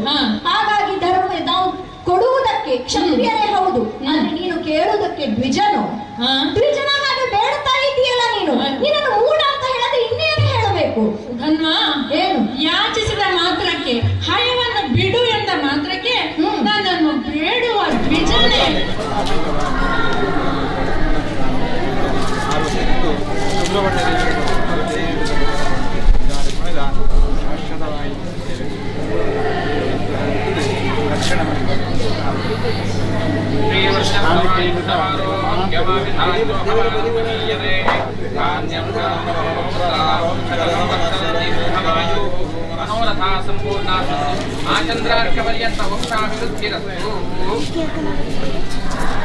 ಫೋಟೋ ತೆಗೆದಿದ್ದಾರಂತ ಕೆಳಗೆ ತೋಟದಲ್ಲಿ ಒಂದು ತೆಗೆದಿದ್ದಾರೆ. ಸಬಲ ಕೊಂಡು ಭೂತಳದಲ್ಲಿ ಬೇರೆ ಬೇರೆ ಧರ್ಮಗಳುಂಟು. ಸಾಂಸಾರಿಕವಾದಂತಹ ಧರ್ಮ, ಯುದ್ಧಕ್ಕೆ ಬೇಕಾದಂತಹ ಧರ್ಮ, ರಾಜನೀತಿ ಎನ್ನುವುದಿಂದಿದೆ. ಸಾಮ, ದಾನ, ಭೇದ, ದಂಡಗಳೆಂಬ ಚತುರೋಪಾಯಗಳಿದೆ. ಅದಲ್ಲದೆ ಒಮ್ಮಿಂದೊಮ್ಮೆಯೇ ಬಂದು ಪೆಟ್ಟೊಂದು ತುಂಡೆರಡು ಮಾಡುವುದಲ್ಲ, ಹೇಳುವ ಹಾಗೆ ಹೇಳಿ ನೋಡಬೇಕು. ಪರಿಣಾಮ ಏನಾದೀತು ಎಂದು ಎಚ್ಚರಿಕೆಯ ಮಾತನ್ನು ಹೇಳಬೇಕು. ಆದರೆ ನಿನ್ನನ್ನು ನೋಡುವಾಗ ನೀನು ತರಳ ಅಂತ ನನಗೆ ಅನಿಸ್ತಾ ಇದೆ. ಆದ್ದರಿಂದಲೇ ಹೇಳ್ತಾ ಇದ್ದೇನೆ, ಹಠ ಬೇಡ ಎಂದು. ಇನ್ನೂ ಒಂದು ನೀತಿಯ ಮಾತಿದೆ. ಸರಸಕ್ಕೆ ಆಗಲಿ ಸಮರಕ್ಕೆ ಆಗಲಿ ಸಮಾನರೊಂದಿಗೆ ಮಾಡಿದಾಗಲೇ ಅದಕ್ಕೆ ಬೆಲೆ. ನೀನೆಷ್ಟೇ ಹೋರಾಡುತ್ತೇನೆ ಅಂತ ಹೇಳಿದರೂ ನನ್ನ ಮನಸ್ಸು ಒಪ್ಪುತ್ತಿಲ್ಲ. ನೀನು ಅರಮನೆಗೆ ತೆರಳು, ನಿನ್ನ ತಾತನನ್ನು ಕಳುಹಿಸು, ಆತನೊಂದಿಗೆ ಈಗಲೇ ಈ ಕ್ಷಣವೇ ಯುದ್ಧಕ್ಕೆ ಸಿದ್ಧನಿದ್ದೇನೆ. ಹೋಗು ಸುಧರ್ಮ, ಹೋಗು, ಬದುಕಿಗೋ, ಹೋಗು. ರನ್ನದ ಉಪ್ಪರಿಗೆಯನ್ನು ಏರಲರಿಯದವ ಮೇರುವನ್ನು ಬಯಸುವಂದದಿ.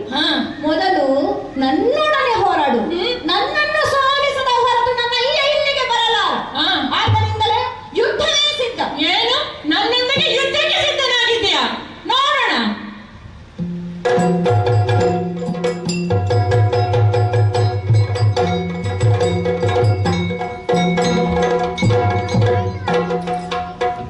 ವೀರರಸದ ಅನಂತರದಲ್ಲಿ ರೌದ್ರ ರಸದ ಒಂದು ಪ್ರಸ್ತುತಿ. ದಕ್ಷ ಯಜ್ಞದಲ್ಲಿ ಮತ್ತೆ ನಾವು ಅದೇ ಪ್ರಸಂಗದ ಒಂದು ಭಾಗಕ್ಕೆ ಬರ್ತಾ ಇದ್ದೇವೆ. ದಾಕ್ಷಾಯಿಣಿ ದಕ್ಷನ ಯಜ್ಞಕ್ಕೆ ಹೋಗಿ ಅವಮಾನಿತಳಾಗಿ ಯೋಗಾಗ್ನಿಯಿಂದ ತನ್ನನ್ನು ತಾನು ಸುಟ್ಟುಕೊಂಡಾಗ ಈ ಸುದ್ದಿ ಶಿವನನ್ನು ಮುಡುತ್ತದೆ. ಆಗ ಶಿವನು ಕೋಪಿಸಿದ ಬಗೆ ಹೇಗೆ, ಶಿವನು ತನ್ನ ಜಟೆಯನ್ನು ನೆಲಕ್ಕೆ ಬಡಿದಾಗ ಅಲ್ಲಿ ಹುಟ್ಟಿದಂತಹ ವೀರಭದ್ರ ದಕ್ಷಯಜ್ಞ ಧ್ವಂಸ ಮಾಡುವುದಕ್ಕೆ ಹೊರಟದ್ದು ಹೇಗೆ ಎನ್ನುವ ಭಾಗವನ್ನು ಈ ರಸ ಪ್ರಸ್ತುತಿಯಲ್ಲಿ ನೋಡೋಣ. ಈಗ ರೌದ್ರ ರಸದ ಪ್ರಸ್ತುತಿ.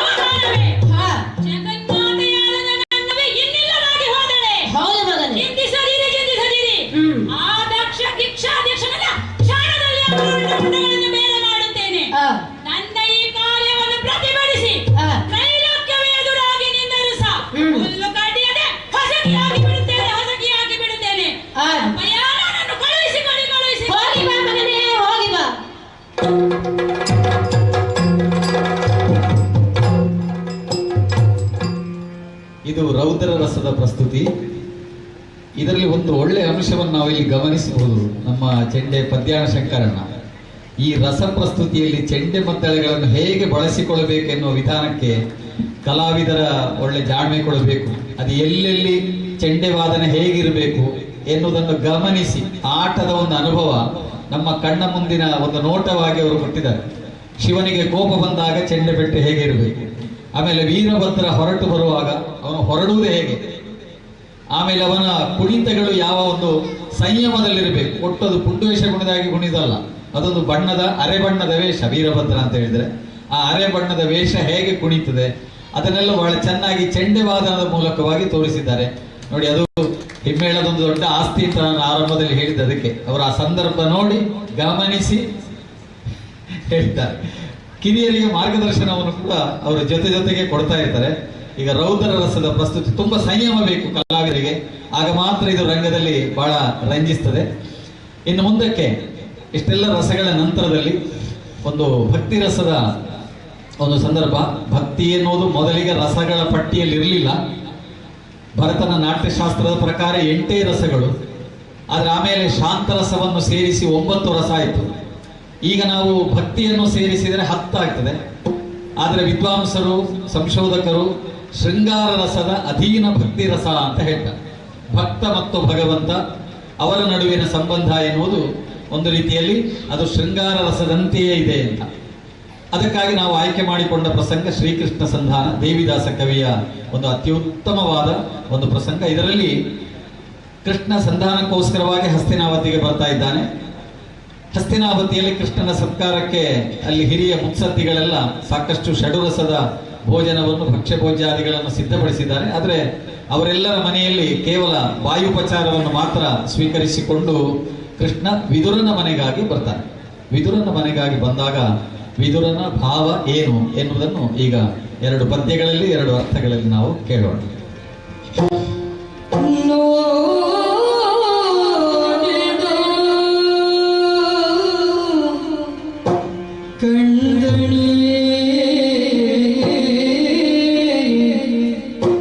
ಚಿನ್ಮಯನ ಮೂರ್ತಿಯೋ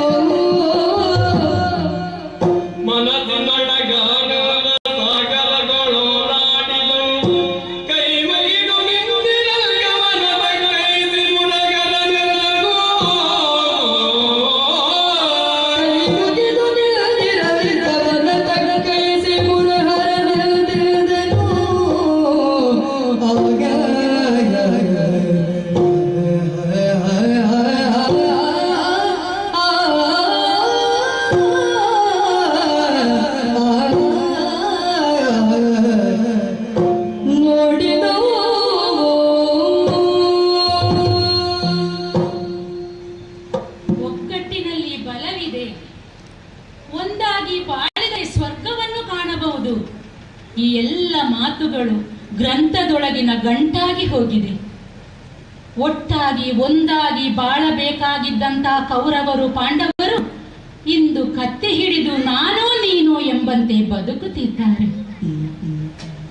ವ್ಯಕ್ತಿಗಳು ಬದಲಾಗಿ ಅಧಿಕಾರಗಳು ಬದಲಾದಂತಹ ಸಂದರ್ಭದಲ್ಲಿ ಹಸ್ತಿನಾವತಿಯ ರಾಜಕಾರಣದಲ್ಲಿ ವಿದುರನಿಗೆ ಯಾವ ಸ್ಥಾನವೂ ಇಲ್ಲದಾಗಿ ಹೋಯಿತು.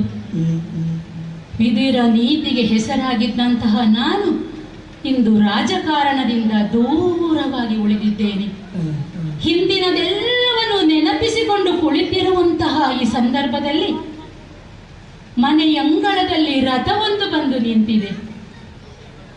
ಸಂಭ್ರಮದಿಂದ ಹರ್ಷದಿಂದ ತಳಿಲು ತೋರಣದಿಂದ ಶೃಂಗರಿಸುತ್ತಿದ್ದಂತಹ ಹಸ್ತಿನಾವತಿ ಇರುವಾಗ ನನ್ನ ಮನೆ ಬಾಗಿಲಿಗೆ ಬಂದಂತ ರಥವಾದರೂ ಯಾರದು?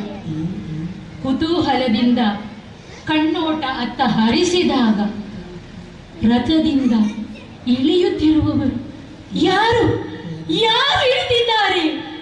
ನನ್ನ ದೇವರು. ದೇವರೇ, ಕೃಷ್ಣ ಕೃಷ್ಣ, ನನ್ನ ಮನೆ ಬಾಗಿಲಿಗೆ ಬಂದೆಯ ದೇವ.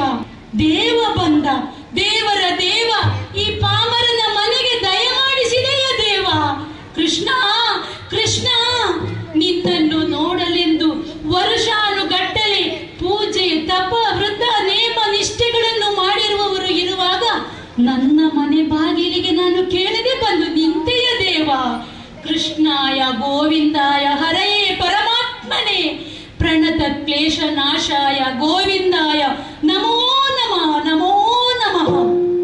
ದೇವ, ಯಾವ ನಿನ್ನ ರೂಪವನ್ನು ನನ್ನ ಹೃದಯಂಗಳದಲ್ಲಿಟ್ಟು ಪೂಜಿಸುತ್ತಿದ್ದೇನೋ ಆ ರೂಪವೇ ಕಣ್ಣೆದುರಿಗೆ ಬಂದು ನಿಂತಿದೆಯಲ್ಲ. ಕೃಷ್ಣ ಕೃಷ್ಣ, ನಗುವ ಆ ಮೊಗ ಚಂದ, ಚೆಲುವ ಅಂತ ಚೆನ್ನಿಗ ನಮ್ಮ ಘನಶ್ಯಾಮ ಅಂತ ಭಜಕರು ಸುಮ್ಮನೆ ಹಾಡುವುದಿಲ್ಲ. ಎಂಥ ಸುಂದರ ವದನ, ಆ ತಲೆಯಲ್ಲಿರುವ ನಿನ್ನ ಮುಡಿಗಿರುವ ನವಿಲುಗರಿ, ಅದರ ಪುಣ್ಯವು ಅಥವಾ ನಿನ್ನಿಂದಾಗಿ ಅದಕ್ಕೆ ದೊರಕಿದ ಸೌಭಾಗ್ಯವು ಅರಿಯದಾಗಿದ್ದೇನೆ. ಕೃಷ್ಣ ಕೃಷ್ಣ, ಕಸ್ತೂರಿ ತಿಲಕದಿಂದ ಶೋಭಿಸುವ ನಿನ್ನ ಲಲಾಟ, ನಿನ್ನಿಂದಾಗಿ ಅದಕ್ಕೆ ಸೌಂದರ್ಯ ಬಂತು, ಅದರಿಂದಾಗಿ ನಿನ್ನ ಸೌಂದರ್ಯ ಹೆಚ್ಚಿತು, ತಿಳಿಯದಾಗಿ ಹೋಯಿತಲ್ಲ. ವಕ್ಷಸ್ಥಳದಲ್ಲಿ ಶೋಭಿಸುತ್ತಿರುವಂತಹ ಕೌಸ್ತುಭಾಭರಣ, ಏನು ಅದರ ಅಂದ ಅಲ್ಲ, ನಿನ್ನಿಂದಾಗಿ ಅದರ ಅಂದ ಹೆಚ್ಚಿದೆ ಕೃಷ್ಣ, ಅದರ ಅಂದ ಹೆಚ್ಚಿದೆ. ಪಾಮರನ ಮನೆಗೆ ದಯಮಾಡಿಸಿ ನನ್ನನ್ನು ಸೌಭಾಗ್ಯಶಾಲಿಯನ್ನಾಗಿ ಮಾಡಿದೆಯಲ್ಲ ಕೃಷ್ಣ. ಕೃಷ್ಣ, ನನ್ನ ಎಷ್ಟೋ ದಿನಗಳ ಕನಸು ಈಗ ಸಾಕಾರವಾದಂತಿದೆ. ಆ ನಿನ್ನ ಕೈಯಲ್ಲಿ ಹಿಡಿದಿರುವಂತಹ ಕೊಳಲು, ಬಂಗಾರದ ಕಂಕಣಗಳು ನಿನಗೆ ಶೋಭೆಯನ್ನು ತಂದಿದೆ. ಕಂಠದಲ್ಲಿ ನೀನು ಧರಿಸಿರುವಂತಹ ಬಂಗಾರದ ಹಾರಗಳು ನಿನ್ನಿಂದಾಗಿ ತನ್ನ ಶೋಭೆಯನ್ನು ಹೆಚ್ಚಿಸಿಕೊಂಡಿದೆ. ಕೃಷ್ಣ, ನಿನ್ನ ಚಿನ್ಮಯ ಮೂರ್ತಿಯನ್ನು ಕಣ್ತುಂಬಿ ನೋಡಿದ್ದೇನೆ. ಕಣ್ಣು ದಣಿತದೆ, ಆದರೆ ಮನಸ್ಸು ತಣಿಯುವುದಿಲ್ಲವಲ್ಲ ಕೃಷ್ಣ. ನೋಡುತ್ತಲೇ ಇರಬೇಕೆಂಬಂತಹ ಭಾವ ನನ್ನಲ್ಲಿ ಮೂಡುತ್ತಿದೆ. ಮೈಯೆಲ್ಲ ರೋಮಾಂಚನಗೊಂಡಿದೆ. ನಮಸ್ಕರಿಸಲೇ, ನಿನ್ನನ್ನು ಅಪ್ಪಿ ಮುದ್ದಾಡಲೇ, ನಿನ್ನನ್ನೊಮ್ಮೆ ನೇವರಿಸಲೇ, ಸ್ಪರ್ಶ ಸುಖವನ್ನು ನಾನು ಅನುಭವಿಸಲೇ ಎನ್ನುವಂತಿದೆ. ಲಕ್ಷ್ಮೀ ರಮಣನಾದಂತಹ ನೀನು ನನ್ನ ಮನೆಗೆ ದಯಮಾಡಿಸಿದ್ದೀಯ ಕೃಷ್ಣ. ಕೃಷ್ಣ, ಅಚ್ಯುತ ಕೇಶವ ಮಾಧವ ಮುಕುಂದ ಮುರಾರಿ ಮಧುಸೂದನ, ದಯಮಾಡಿದೆಯ ದೇವ. ನೀನು ಬಂದಾಗ, ನಿನ್ನನ್ನು ನೋಡಿದಾಗ ಏನೇನೋ ಕೇಳಬೇಕೆಂಬ ವಾಂಚೆ ನನ್ನಲ್ಲಿ ಇದ್ದದ್ದು ಹೌದು ದೇವ. ನಿನ್ನನ್ನು ಕಂಡ ಈ ಕ್ಷಣ ನನಗೆ ಏನು ಬೇಡವಾಗಿದೆ? ಏನು ಕೇಳಲಿ? ದೀರ್ಘಾಯಸ್ಸು ಕೊಡು ಅಂತ ಕೇಳಲಿ? ಯಾಕೆ ಬೇಕು ನನಗೆ ಆಯಸ್ಸು? ನಿನ್ನನ್ನು ಕಂಡ ಕ್ಷಣವೇ ಪಾವನವಾಗಿ ಹೋಗಿದೆ. ಇನ್ನು ಬದುಕಿದ್ದರೆ ಏನು, ಇಲ್ಲವಾದರೆ ಏನು? ಅಷ್ಟೇ ಐಶ್ವರ್ಯವನ್ನು ಕೇಳಲೆ, ಸಿರಿ ಸಂಪದವನ್ನು ಬೇಡಲೆ, ಕಳೆದು ಹೋದ ಅಧಿಕಾರವನ್ನು ಬೇಡಲೆ. ಯಾಕೆ ದೇವ, ಯಾಕೆ? ನೀನು ಬಂದಿರುವಾಗ ಅದೆಲ್ಲ ನಿಕೃಷ್ಟ, ಅದೆಲ್ಲ ಗೌಣ ಎಂದು ಭಾವಿಸುವವನು ನಾನು. ಕೃಷ್ಣ, ನಿನಗೊಮ್ಮೆ ಪ್ರದಕ್ಷಿಣೆ ಬರಲಿ, ಇತ್ತ ಕಡೆಯಿಂದ ಬರಲೆ, ಅತ್ತ ಕಡೆಯಿಂದ ಬರಲೆ, ನಿನ್ನ ಪಾದಕ್ಕೆ ನಮಿಸಲೆ, ಉದ್ದಂಡ ಪ್ರಣಾಮವನ್ನು ಮಾಡಲೆ. ದೇವ, ಕಾಳಿಂಗ ಮರ್ದನ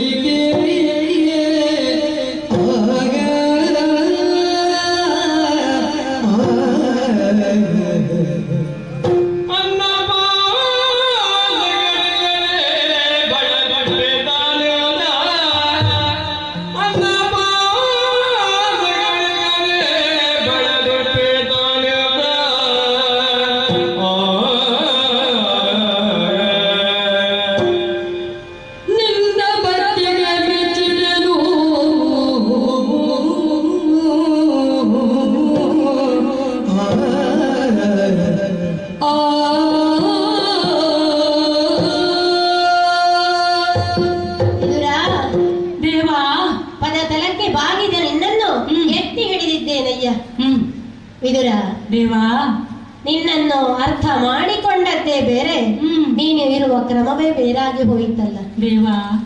ಧರ್ಮನಿತ್ಯವಾದಂತಹ ನೀತಿಶಾಸ್ತ್ರ ಯಾವುದು ಅಂತ ಕೇಳಿದ್ರೆ ಅದು ವಿದುರ ನೀತಿ. ಲೋಕಾನ್ವಯವಾದಂತಹ ನೀತಿಶಾಸ್ತ್ರ, ರಾಜತಂತ್ರವನ್ನು ಬಲ್ಲವನು ನೀನು. ಇವತ್ತು ಪರಮ ಭಕ್ತನಾಗಿದ್ದೀಯಲ್ಲ ನೀನು. ನೀ ಬಂದಿದ್ದೀಯಲ್ಲ ದೇವ ನನ್ನ ಮನೆ ಬಾಗಿಲಿಗೆ. ವಿದುರ, ರಥದಿಂದ ಇಳಿಬೇಕಾದ್ರೆ ಕರಾವಲಂಬನವನ್ನು ಮಾಡಿದ್ದಿ.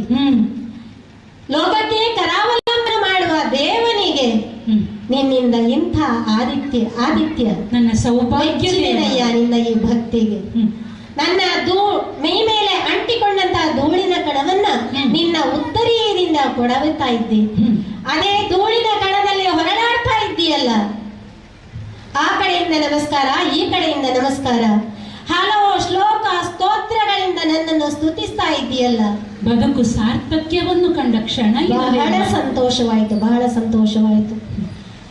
ವಿದುರ ದೇವಾ, ದೂರದ ಪಯಣವನ್ನು ಮಾಡಿ ಬಂದವರು ನಾವು. ಅಹೋರಾತ್ರಿ ಯಾತ್ರೆಯನ್ನು ಕೈಗೊಂಡು ಬಂದವರು. ದಾಳಿ ಮಾರಿಸಿಕೊಳ್ಳಬೇಕಾದರೆ ವಿದುರನ ಅರಮನೆಯೇ ಆಗಬೇಕು ಅಂತ ನನ್ನ ಕುದುರೆಗಳಿಗೂ ಗೊತ್ತಾಯಿತು. ಹಾಗಾಗಿ ಅವುಗಳು ನಿನ್ನ ಅರಮನೆಗೆ ಕರ್ಕೊಂಡು ಬಂದಿದ್ದಾವೆ. ನೋಡಯ್ಯ, ನನ್ನನ್ನು ಬಹಳ ದಣಿದಿದ್ದೇನೆ ದೇವ. ಎಲ್ಲೂ ನಮಗೆ ಊಟವನ್ನು ಬಡಿಸಿದವರಿಲ್ಲ. ನಾಸಾಗರಕ್ಕೆ ಆಗ್ರಹಿಸಿಕೊಂಡು ಬಂದಿದ್ದೇವೆ. ಯಾರು ಊಟವನ್ನು ಬಡಿಸ್ತೇವೆ, ಬಾ ಕೂತ್ಕೋ ಅಂತ ಹೇಳಿದವರಿಲ್ಲ. ಆದ್ರೆ ಈಗ ನಿನ್ನ ಮನೆ ಅಂಗಳಕ್ಕೆ ಬಂದಿದ್ದೇವೆ. ಹಸಿವಾಗ್ತಾ ಇದೆ, ಭಕ್ತಿಯಿಂದ ಏನಾದ್ರೂ ಒಪ್ಪಿಸ್ತೀಯ ಅಂತ ಬಂದದ್ದು. ಏನು ಮನೆಯ ಅಂಗಳದಲ್ಲೇ ಮಾತಾಡಿಸ್ತೀಯೋ ಅಥವಾ ಮನೆಯ ಒಳಗೆ ಕರಿತೀಯೋ ವಿದುರ? ದೇವಾದಿ ದೇವ, ಸಕಲ ಜೀವಗಳಿಗೆ ಆಹಾರವನ್ನು ಕೊಡುವವನು ನೀನು. ನನ್ನಲ್ಲಿ ಆಹಾರವನ್ನು ಕೇಳ್ತಾ ಇದ್ದೀಯ. ನಿನಗಾಗಿ ಮಹಾಮೈಮರೆಲ್ಲರೂ ಔತಣದೂಟವನ್ನೇ ಏರ್ಪಡಿಸಿದ್ದಾರೆ. ಎಲ್ಲವನ್ನು ಬಿಟ್ಟು ನನ್ನ ಮನೆ ಬಾಗಿಲಿಗೆ ಬಂದಿದ್ಯಾ. ಪರಮ ಭಕ್ತನ ಆಹಾರವನ್ನು ಸ್ವೀಕರಿಸೋಣ ಅಂತ ಬಂದದ್ದು. ನನ್ನ ಸೌಭಾಗ್ಯ ದೇವ. ಬಾ ದೇವ, ಮನೆಯೊಳಗೆ ಬಾ ದೇವ, ಬಾ. ಆಡಿತು. ಹೀಗೆ ಬಂದ ಕೃಷ್ಣ ವಿದುರ ಕೊಟ್ಟ ಒಕ್ಕುಡಿತ ಹಾಲನ್ನು ಕುಡಿದು ತೃಪ್ತನಾಗ್ತಾನೆ ಮತ್ತು ಕಡೆಬಾಯಿಯಲ್ಲಿ ಒಂದು ಹನಿಯನ್ನು ಹನಿಸ್ತಾನೆ. ಆಗ ಹಸ್ತಿನಾವತಿಯಲ್ಲಿ ಹಾಲಿನ ಹೊಳೆಯೇ ಹರಿಯಿತು ಅಂತ ಕವಿ ವರ್ಣನೆಯನ್ನು ಮಾಡ್ತಾನೆ. ಇದು ಭಕ್ತಿ ರಸದ ಪರಿಣಾಮ. ಇನ್ನು ಮುಂದಕ್ಕೆ ಭೀಭತ್ಸ ರಸದ ಒಂದು ಸನ್ನಿವೇಶ, ಕರ್ಣಪರ್ವದಲ್ಲಿ ಬರುವ ಒಂದು ಭಾಗ, ದುಶ್ಯಾಸನ ವಧೆ. ಈ ಭಾಗದಲ್ಲಿ ಭೀಮಸೇನ ತನ್ನ ಪ್ರತಿಜ್ಞೆಯನ್ನು ತೀರಿಸಿಕೊಳ್ತಾನೆ. ಅವನ ಎರಡು ಪ್ರಮುಖ ಪ್ರತಿಜ್ಞೆಗಳಲ್ಲಿ ದುಶ್ಯಾಸನನನ್ನು ಅವನ ಎದೆ ಸಿಗಿದು ಅವನ ಬಸಿರನ್ನು ಬಗೆದು ದುಶ್ಯಾಸನನ ಎದೆಗುಂಡಿಗೆ ನೆತ್ತರನ್ನು ಪಾನ ಮಾಡುವುದು ಮತ್ತು ಅದೇ ನೆತ್ತರಲ್ಲಿ ದ್ರೌಪದಿಯ ಬಿಚ್ಚಿಟ್ಟ ಕೂದಲನ್ನು ಕಟ್ಟುವುದು, ಕರುಳ ಮಾಲೆಯನ್ನು ಮುಡಿಸುವುದು. ಇಂತಹ ಒಂದು ಭೀಭತ್ಸಕರವಾದ, ಸಾಮಾನ್ಯ ಮನುಷ್ಯರಿಗೆ ಇದನ್ನು ನೋಡಿ ಸಹಿಸಿಕೊಳ್ಳಲಿಕ್ಕೆ ಸಾಧ್ಯ ಇಲ್ಲ ಮತ್ತು ಜಿಗುಪ್ಸೆಯನ್ನು ತರುವ, ಅಂದರೆ ಹೇಸಿಗೆ ಭಾವನೆಯನ್ನು ತರುವ ರೀತಿಯಲ್ಲಿ ಅಲ್ಲಿ ಭೀಮ ರಕ್ತಪಾನವನ್ನು ಮಾಡ್ತಾನೆ. ಈ ಸನ್ನಿವೇಶ ಹೇಗೆ ಎನ್ನುವುದನ್ನು ಕರ್ಣಪರ್ವದ ಎರಡು ಪದ್ಯಗಳೊಂದಿಗೆ ನಾವು ಗಮನಿಸು. ಒಂದು ಪದ್ಯ.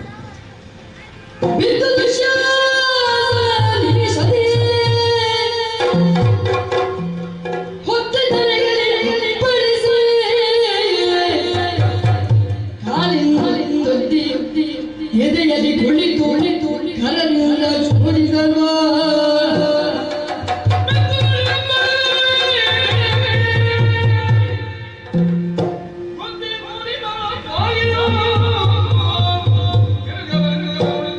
Hey!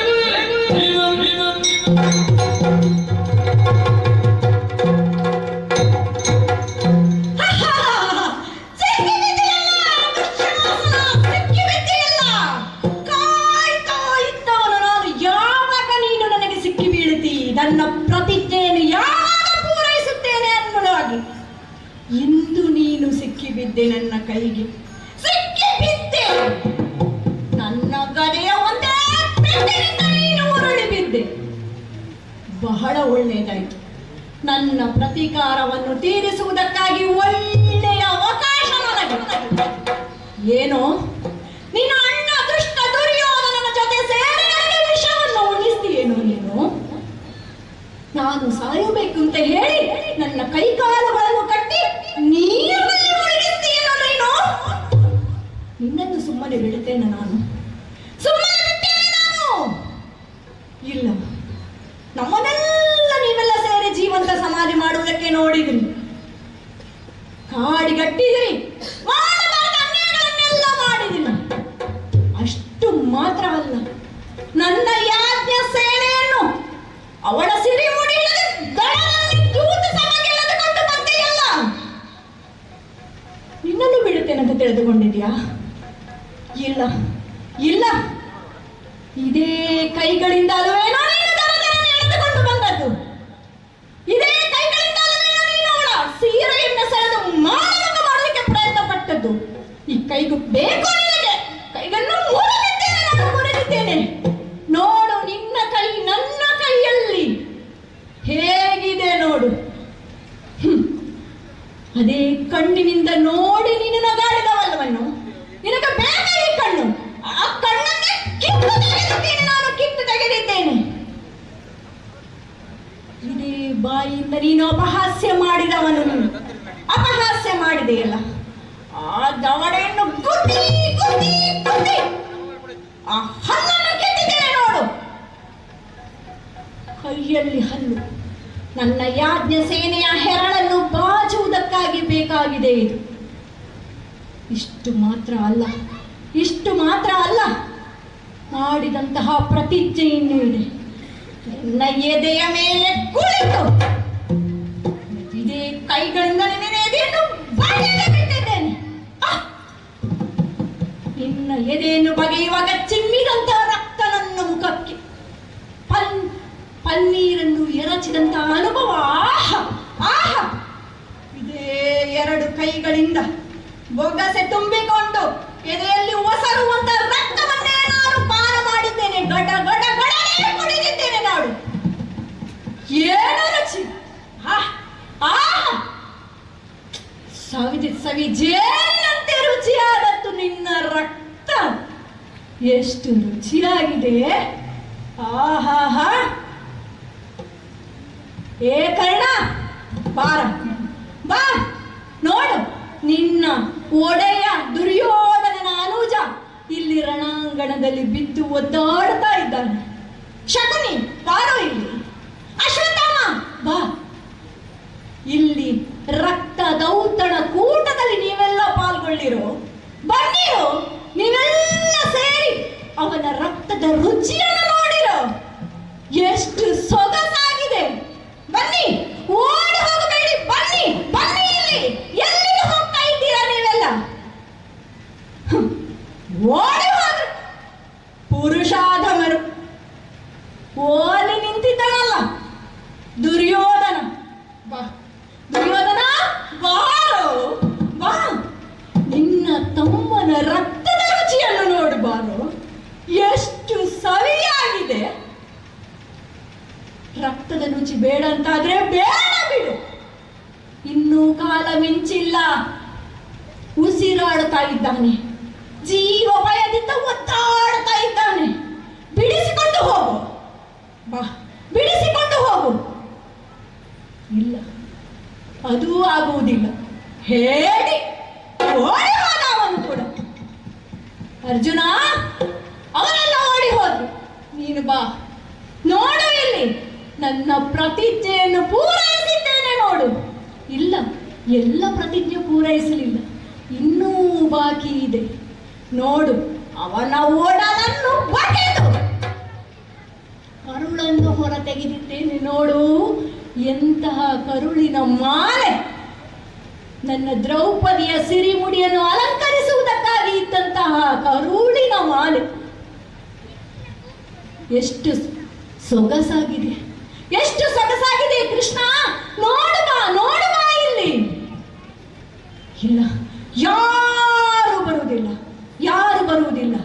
ಆದರೆ ಇಲ್ಲಿ ಬರಬೇಕಾದವರು ಬೇರೆ ಇದ್ದಾರೆ. ಆದರೆ ಅದಕ್ಕಿಂತ ಮುಂಚೆ ನಾನೊಬ್ಬರಲ್ಲಿ ಮಾತನಾಡಬೇಕು. ದುಶ್ಯಾಸನ, ನೋಡು ಇಲ್ಲಿ, ನೋಡು ನೋಡು. ನೋಡಿಗೆ ನಿನ್ನ ಕಣ್ಣೆಯಲ್ಲಿಂಟು, ನನ್ನ ಕೈಯಲ್ಲಿಂಟು. ನೋಡು, ನಿನ್ನ ಕಣ್ಣು ನನ್ನ ಕೈಯಲ್ಲಿಂಟು. ಕಿವಿ ಉಂಟಲ್ವ ನಿನಗೆ? ಕೇಳಿತು. ಕರ್ಣ, ಅಶ್ವತ್ಥಾಮ, ಶಕುನಿ ಇವರೆಲ್ಲರೂ ನಿನ್ನ ಅಣ್ಣ ದುರ್ಯೋಧನನ ನಿಷ್ಠಾವಂತ ಸೇವಕರು. ಆದರೆ ಒಬ್ಬರು ನಿನ್ನ ಅಣ್ಣ ಸೇರಿ ಒಬ್ಬರೂ ನಿನ್ನನ್ನು ಬಿಡಿಸಿಕೊಳ್ಳುವುದಕ್ಕೆ ಬರಲಿಲ್ಲ. ಪಾಪಿ ನೀನು, ಪಾಪ ಅಂತ ಕಾಣುತ್ತಾ ಉಂಟು ನಿನ್ನ ಈ ಅವಸ್ಥೆಯನ್ನು ನೋಡಿ. ಪಾಪಿ ಮಗನೇ, ನಿನಗೆ ಆಗಬೇಕಾದದ್ದೇ ಇದು, ಆಗಬೇಕಾದದ್ದೇ. ಸಾಯಬೇಡ, ನಾನು ಹೇಳುವ ಮಾತನ್ನು ಸರಿಯಾಗಿ ಕೇಳಿಕೋ. ಒತ್ತಾಡಬೇಕು ಮಗನೇ, ನೀನು ಒತ್ತಾಡಬೇಕು. ಪಾಪಿ ಮಗನೇ, ಒತ್ತಾಡಿ ಒತ್ತಾಡಿ ಸಾಯಬೇಕು. ನನ್ನ ದ್ರೌಪದಿಗೆ ಮಾಡಿದಂತಹ ಅವಮಾನ, ನಮಗೆ ನೀಡಿದಂತಹ ಕಷ್ಟಗಳನ್ನು ನೆನೆದು ನೆನೆದು ಒತ್ತಾಡಿ ಸಾಯಬೇಕು ನೀನು. ಈಗ ನಾನು ನನ್ನ ದ್ರೌಪದಿಯೊಂದಿಗೆ ಬರಮಾಡಿಕೊಳ್ಳಬೇಕು. ದ್ರೌಪದಿ, ಬಾ, ಇತ್ತ ಬಾ ದ್ರೌಪದಿ. ನಾನು ಮಾಡಿದ ಪ್ರತಿಜ್ಞೆಯನ್ನು ಪೂರೈಸಿದ್ದೇನೆ ನೋಡು. ಬಾ ದ್ರೌಪದಿ, ಬಾ. ಸ್ವಾಮಿ, ನನ್ನ ದುಶ್ಯಾಸನನ್ನು ಕೊಂದು ಹಾಕಿದಂತಹ ಈ ನಿಮ್ಮ ಸ್ವರೂಪವನ್ನು, ಏನಿದು ಭೀಭತ್ಸ ಸ್ವರೂಪ, ನೋಡಲಾರೆ ನೋಡಲಾರೆ. ನನ್ನ ಹೆರಳನ್ನು ಕಟ್ಟುವಂತಹ ಸುಂದರ ಕ್ಷಣ ಇದು. ಸ್ವಾಮಿ, ದುಶ್ಯಾಸನನ್ನು ಕೊಂದು ಹಾಕಿದಿರಿ. ಹೌದು, ಸಂತೋಷವಾಯಿತು ಸ್ವಾಮಿ. ಅಂದು ಆ ವಸ್ತ್ರಾಪಹರಣ ಮಾಡಿದಂತಹ ಆ ದುಶ್ಯಾಸನನ್ನು ಚೆಡವಿ ಹಾಕಿದಿರಿ. ಹಾಕಿದರೆ ನೋಡಲ್ಲಿ, ಒದ್ದಾಡಿದನು, ಒದ್ದಾಡಿ ಸಾಯುವ ಸ್ಥಿತಿಯಲ್ಲಿದ್ದಾನೆ ಸ್ವಾಮಿ.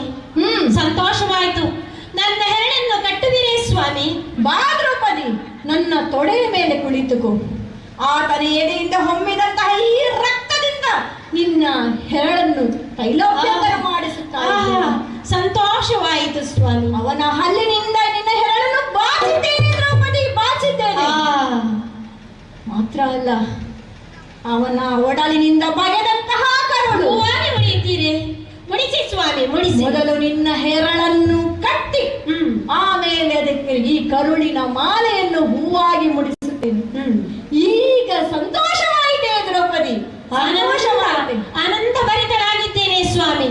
ಈ ಪ್ರತಿಜ್ಞೆಯನ್ನು ನೆರವೇರಿಸಿದಂತಹ ತಮಗೆ ಅನಂತ ಧನ್ಯವಾದವನ್ನು ಅರ್ಪಿಸಲೇ ಸ್ವಾಮಿ, ಅರ್ಪಿಸಲೇ.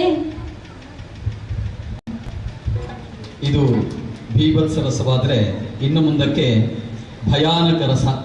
ನವರಸಗಳಲ್ಲಿ ಇದು ಕೂಡ ತುಂಬ ಪ್ರಧಾನವಾದ ಮತ್ತೊಂದು ಉತ್ತಮವಾದ. ನಾವು ರಾತ್ರಿ ಆಟ ನೋಡುವಾಗ ಇಂಥ ರಸಗಳು ನಮಗೆ ತುಂಬ ಸಂತೋಷ ಕೊಡ್ತವೆ. ದೊಡ್ಡ ದೊಡ್ಡ ಬಣ್ಣದ ವೇಷಗಳು, ಆಮೇಲೆ ದೊಂದಿ ರಾಳ ಹಾಕಿಕೊಂಡು ಬರುವ ವೇಷಗಳನ್ನೆಲ್ಲ ರಾತ್ರಿಯ ಆ ಕತ್ತಲೆಯ ಹಿನ್ನೆಲೆಯಲ್ಲಿ ನೋಡುವಾಗ ಆ ಸನ್ನಿವೇಶವೇ ನಮಗೆ ತುಂಬ ಆನಂದವನ್ನು ಕೊಡ್ತದೆ, ರಸವನ್ನು ನೀಡ್ತದೆ. ಅಂತಹ ಒಂದು ಸನ್ನಿವೇಶ ಗದಾಯುದ್ಧದಲ್ಲಿ ಬರ್ತದೆ. ಕೌರವ ತನ್ನವರನ್ನೆಲ್ಲ ಕಳೆದುಕೊಂಡು ಏಕಾಂಗಿಯಾಗಿ ಭೀಮನ ಗದೆಯಿಂದ ಭಯಪಟ್ಟು ರಣರಂಗದಲ್ಲಿ ಬರ್ತಾ ಇದ್ದಾಗ ಏನಾಯಿತು ಅಂತ ನೋಡುವ. ಇದು ಭಯಾನಕ ರಸದ ಪ್ರಸ್ತುತಿ.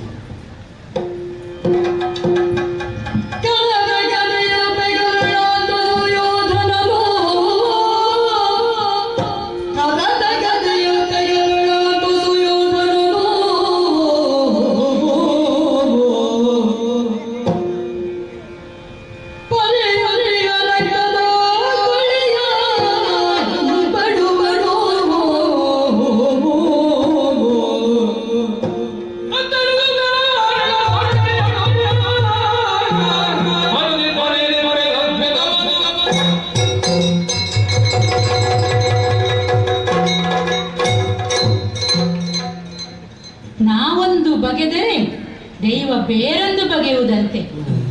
ಈ ಪದದ ಅರ್ಥ ಯಥಾರ್ಥವಾಗಿ ಏನು ಅಂತ ಈ ಕ್ಷಣದವರೆಗೂ ಅರಿತವನಲ್ಲ ಈ ದುರ್ಯೋಧನ. ಅರಿಯುವಂತ ಸಂದರ್ಭ ಈಗ ಒದಗಿ ಬಂದಿದೆ. ಯುದ್ಧ ಪ್ರಾರಂಭವಾಗಿ ಇಂದಿಗೆ 18ನೆಯ ದಿನ. ಎಲ್ಲರನ್ನು ಕಳೆದುಕೊಂಡಿದ್ದೇನೆ. ಮುಂಜಾನೆ ಶಲ್ಯನು ಹತ್ಯೆಯಾಗಿ ಹೋದ. ನನ್ನ ಸೇನೆಯನ್ನು ಮುನ್ನಡೆಸಿಕೊಂಡು ಹೋಗಬೇಕಾದಂತ ಸಾಮರ್ಥ್ಯ ಯಾರಲ್ಲಿದೆ? ಯಾರು ಇಲ್ಲವಾಗಿ ಹೋದರಲ್ಲ. ಏನು ಮಾಡುವುದು? ಯುದ್ಧ ನಿಲ್ಲಿಸಲಿಕ್ಕೆ ಸಾಧ್ಯವೇ? ಇಲ್ಲ.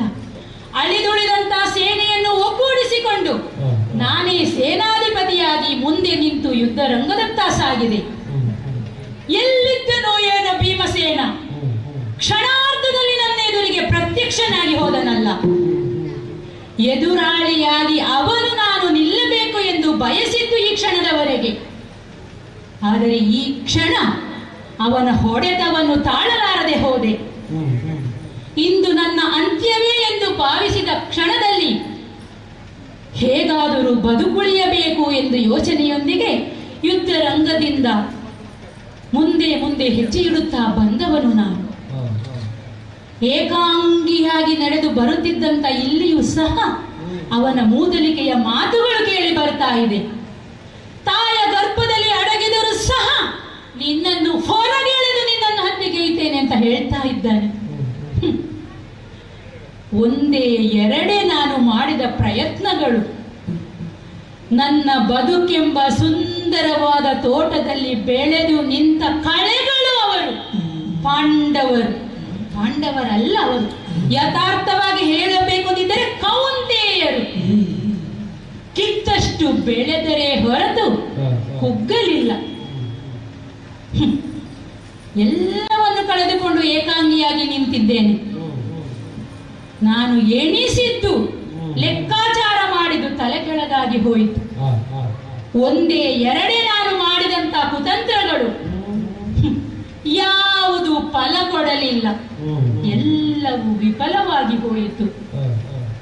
ಕೊನೆಗೆ 13 ವರ್ಷಗಳ ಕಾಲ ವನವಾಸಕ್ಕೆ ಅಟ್ಟಿದೆ. ಸಂಧಾನಕ್ಕೆಂದು ಬಂದಂತಹ ಕೃಷ್ಣ ಸಂಧಾನವನ್ನು ತಿರಸ್ಕರಿಸಿದ್ದು ಯಾಕಾಗಿ? 13 ವರ್ಷಗಳು ಕಳೆದ ನಂತರ ಬಂದಂತಹ ಪಾಂಡವರು ಶಸ್ತ್ರಹೀನರಾಗಿದ್ದಾರೆ, ಅಸ್ತ್ರಹೀನರಾಗಿದ್ದಾರೆ, ಬಲವಿಲ್ಲ, ಸಂಪದವಿಲ್ಲ, ಅಸಹಾಯಕರಾಗಿದ್ದಾರೆ. ಕೌರವನನ್ನು ಎದುರಿಸುವ ಸಾಮರ್ಥ್ಯ ಅವರಲ್ಲಿಲ್ಲ ಎನ್ನುವ ಕಾರಣಕ್ಕಾಗಿ. ಆದರೆ ನನ್ನ ಲೆಕ್ಕಾಚಾರ ನಡೀಲಿಲ್ಲವಲ್ಲ. 11 ಅಕ್ಷೋಹಿಣಿ ಸೇನೆ ಎಲ್ಲಿದೆ? ಏನು ನನ್ನಲ್ಲಿ ಬಲ ಇರಲಿಲ್ವೇ? ಏನಿತ್ತು ಬಲವಿರಲು, ಮತ್ತೇನಿತ್ತು ಸಂಪದವಿರಲು? ಏನಾಗಿ ಹೋಯ್ತು? ಅತಿರಥ ಮಹಾರಥರೆಲ್ಲ ಇದ್ರು, ಆದರೆ ಗೆಲ್ಲಿಕ್ಕಾಗ್ಲಿಲ್ಲ. ಯಾಕಾಗಿ?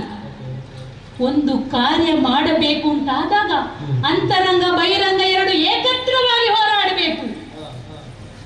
ಕೇವಲ ಸಾಮರ್ಥ್ಯದಿಂದ ಹೋರಾಡಿದರೆ ಸಾಲದು.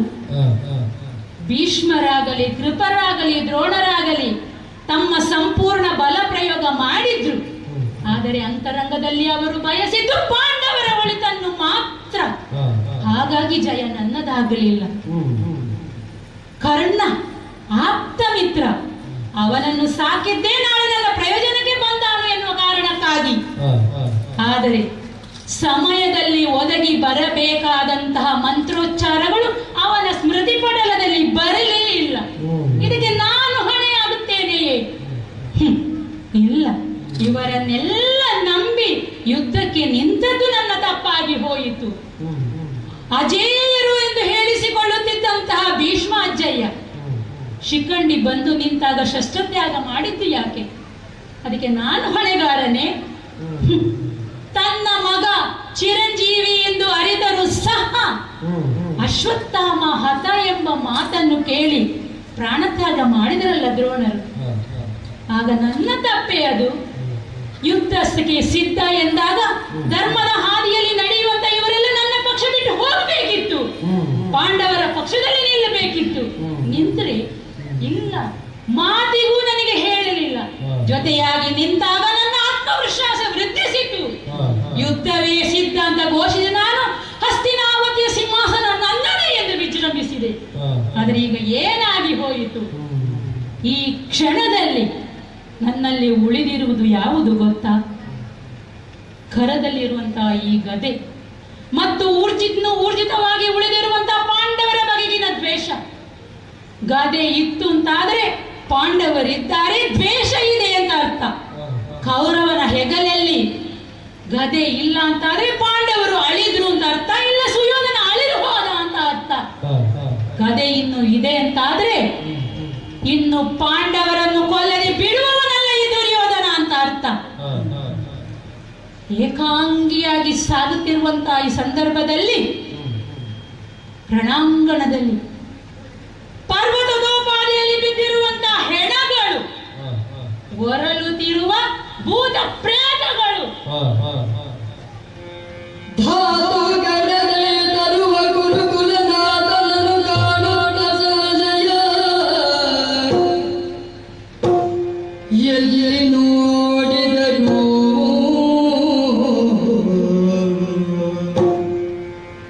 ಎಲ್ಲೆಲ್ಲಿ ನೋಡಿದರು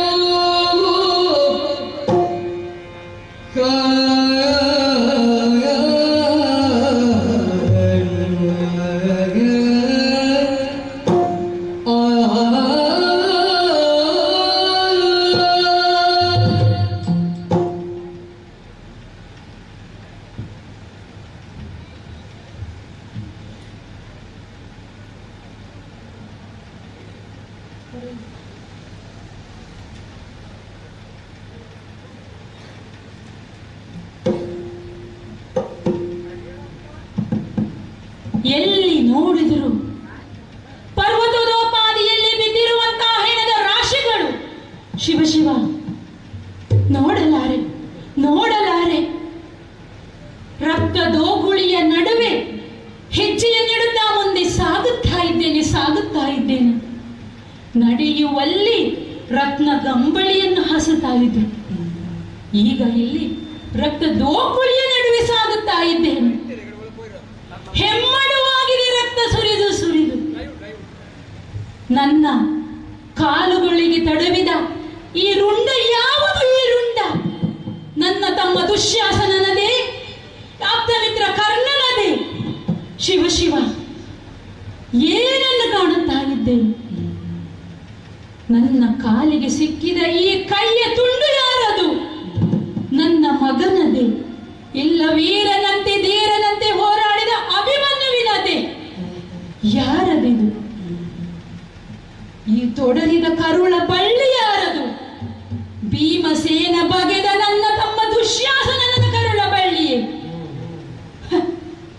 ಎಲ್ಲಿ ನೋಡಿದ್ರು ಹೆಣಗಳ ರಾಶಿ, ಮುರಿದ ರಥಗಳು, ಕುದುರೆಗಳ ತಲೆ, ಗಜಗಳ ತಲೆ ರಾಶಿ ರಾಶಿಯಾಗಿ ಬಿದ್ದಿದೆಯಲ್ಲ. 11 ಅಕ್ಷೋಹಿಣಿ ಸೈನ್ಯ ಎಲ್ಲಿ ಹೋಯಿತು? ನನ್ನವರು ತನ್ನವರು ಎನ್ನುವಂತ ಭೇದ ಯಾಕೆ? ಎಲ್ಲರೂ ಸುಯೋಧನನಿಗಾಗಿಯೇ ಬಂದವರು.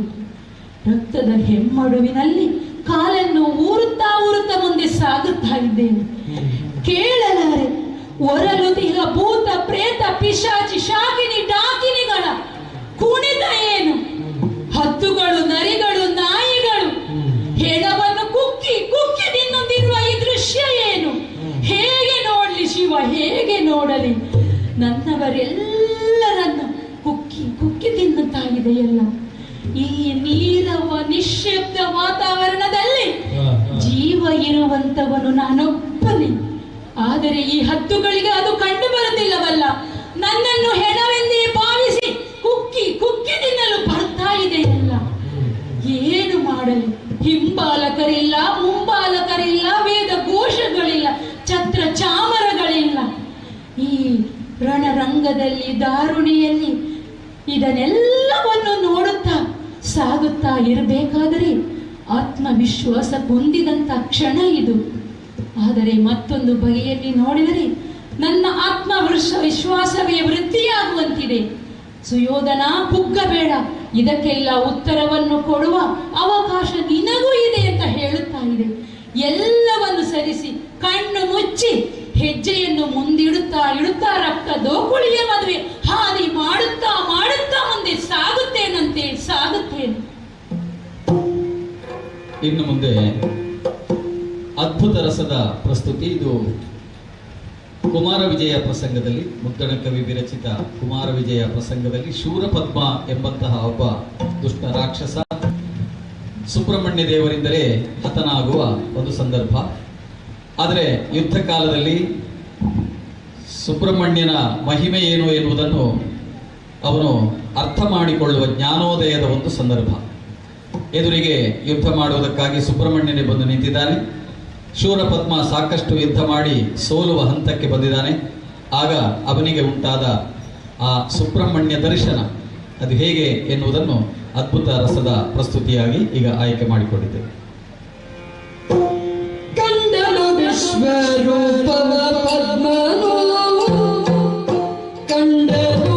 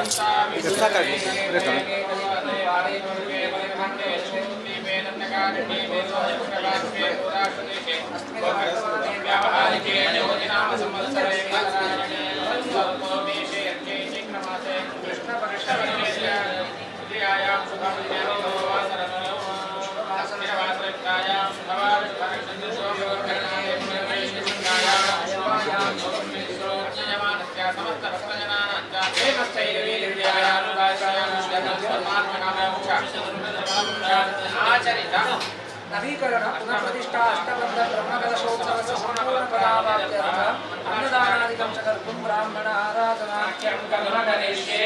ಓಂ ಪ್ರಯತವಾಣಿ ಶ್ರವಣಂ ಪ್ರಪದ್ಯೆ ಸ್ವಸ್ತಿಕಂ ಸಾಧೇಶ್ವರಂ ಸ್ವರೂಪೇಭ್ಯೋ ಬ್ರಾಹ್ಮಣೇಭ್ಯೋ ಷಡ್ಕ್ರಿಯಾವಾಸಿನವಿಲವಾಸನಂ ಸುವಾಸನಂ ಷಡ್ಕ್ರಿಯಾ ಅಸ್ತು ಕ್ಷಮಣ್ಯಂ ವರದವಾಹಯಾಮಿ. ಆವಾಹಿತು ಬ್ರಹ್ಮಣ್ಯಸ್ವರೂಪೇಭ್ಯೋ ಬ್ರಾಹ್ಮಣೇಭ್ಯೋ ಸರ್ವಪಾದ್ಯಂ ದಂತೆ ಅರ್ಘ್ಯಂ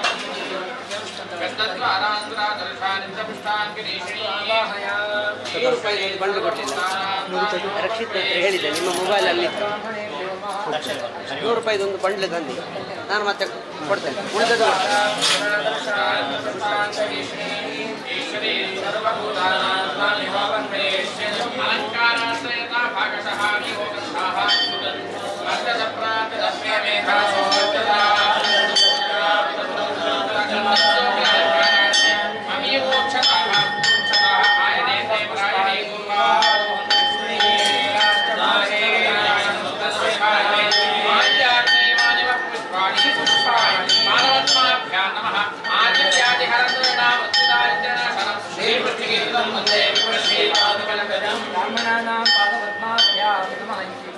ಸಂಕಲ್ಪೇನೈವ ರೂಪಃ ವನಸ್ಪತಿಸೋತ್ಪನ್ನೋ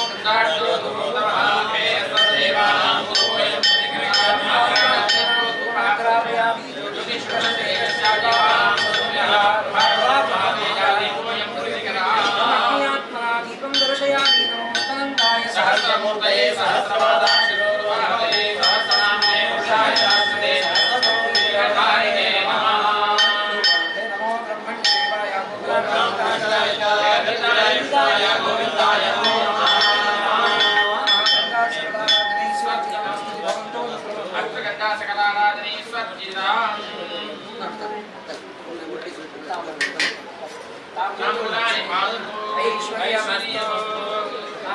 ಶ್ರೀಕರಂ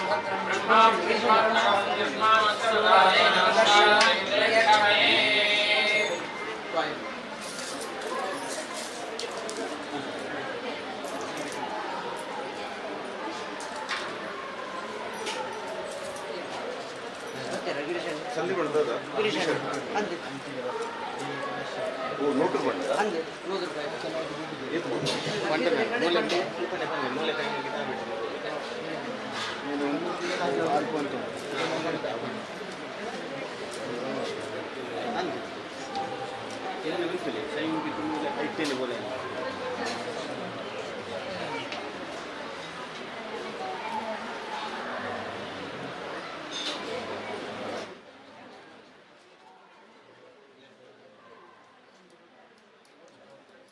ಅದ್ಭುತ ದೃಶ್ಯ ಇದು. ಏನು ಆಶ್ಚರ್ಯಕರ ದೃಶ್ಯ ಇದು. ಪಾದಗಳಲ್ಲಿ ಸಪ್ತಕುಲ ಪರ್ವತಗಳು, ಅದಕ್ಕೆ ಸುತ್ತಲೂ ಕ್ರಮವಾಗಿ ನಿಂತಿರುವ ದಿಗ್ಗಜಗಳು, ನಖ ಮುಖದಲ್ಲಿ ಹರಿಯುತ್ತಿರುವಂತಹ ಸಾಗರ ಸರೋವರಗಳು. ಅಪ್ಪಪ್ಪ, ಹಾಗಾದರೆ ಈತ ಸಾಮಾನ್ಯನಲ್ಲ. ದಿವ್ಯ ಮುಖಗಳನ್ನು ಹೊಂದಿದಂತಹ, ದಿವ್ಯ ಬಾಹುಗಳನ್ನು ಹೊಂದಿದಂತಹ, ದಿವ್ಯ ವಸ್ತ್ರಾಭರಣಗಳಿಂದ ಶೋಭಿಸುತ್ತಿರುವಂತಹ, ದಿವ್ಯ ಗಂಧ ಲೇಪನದಿಂದ ಸುಗಂಧ ಹೊರಸೂಸುವಂತಹ, ದಿವ್ಯ ಶಸ್ತ್ರಗಳನ್ನು ಪಡೆದಂತಹ ಈ ದಿವ್ಯ ಮಂಗಳ ರೂಪವನ್ನು ನಾನು ಕಾಣುತ್ತಾ ಇದ್ದೇನಲ್ಲ ದೇವ. ದೈತ್ಯ ಕುಲ ಸಂಹಾರಕ, ಭಕ್ತರೋದ್ಧಾರ. ಈ ದೈತ್ಯನಲ್ಲಿ ಜೀವ ಯೋಗ್ಯತೆಯನ್ನು ತುಂಬಿ ನನಗೆ ನಿನ್ನ ವಿರಾಟ ರೂಪದ ದರ್ಶನವನ್ನು ಮಾಡಿಸ್ತಾ ಇದ್ದಿ ದೇವ. ಚರ್ಮ ಚಕ್ಷುಗಳಿಗೆ ಕಾಣಿಸಲು ಸಾಧ್ಯವಾಗದಂತಹ ಈ ಕಣ್ಣುಗಳಿಗೆ ದಿವ್ಯ ದೃಷ್ಟಿಯನ್ನು ನೋಡಿ ನಿನ್ನ ದಿವ್ಯ ಮಂಗಳ ದೃಶ್ಯವನ್ನು, ದಿವ್ಯ ಮಂಗಳ ದರ್ಶನವನ್ನು ನನಗೆ ಮಾಡಿಸಿದೆಯಲ್ಲ. ನಿನ್ನನ್ನು ಕಂಡ ನನಗೆ ನನ್ನ ಜೀವನ ಪಾವನವಾಯಿತು ತಂದೆ, ಪಾವನವಾಯಿತು. ನಿನ್ನ ಈ ವಿರಾಟ ರೂಪ ದರ್ಶನವನ್ನು ನೋಡಿದ ನಾನೇ ಧನ್ಯ ಸ್ವಾಮಿ, ನಾನೇ ಧನ್ಯನಾದ.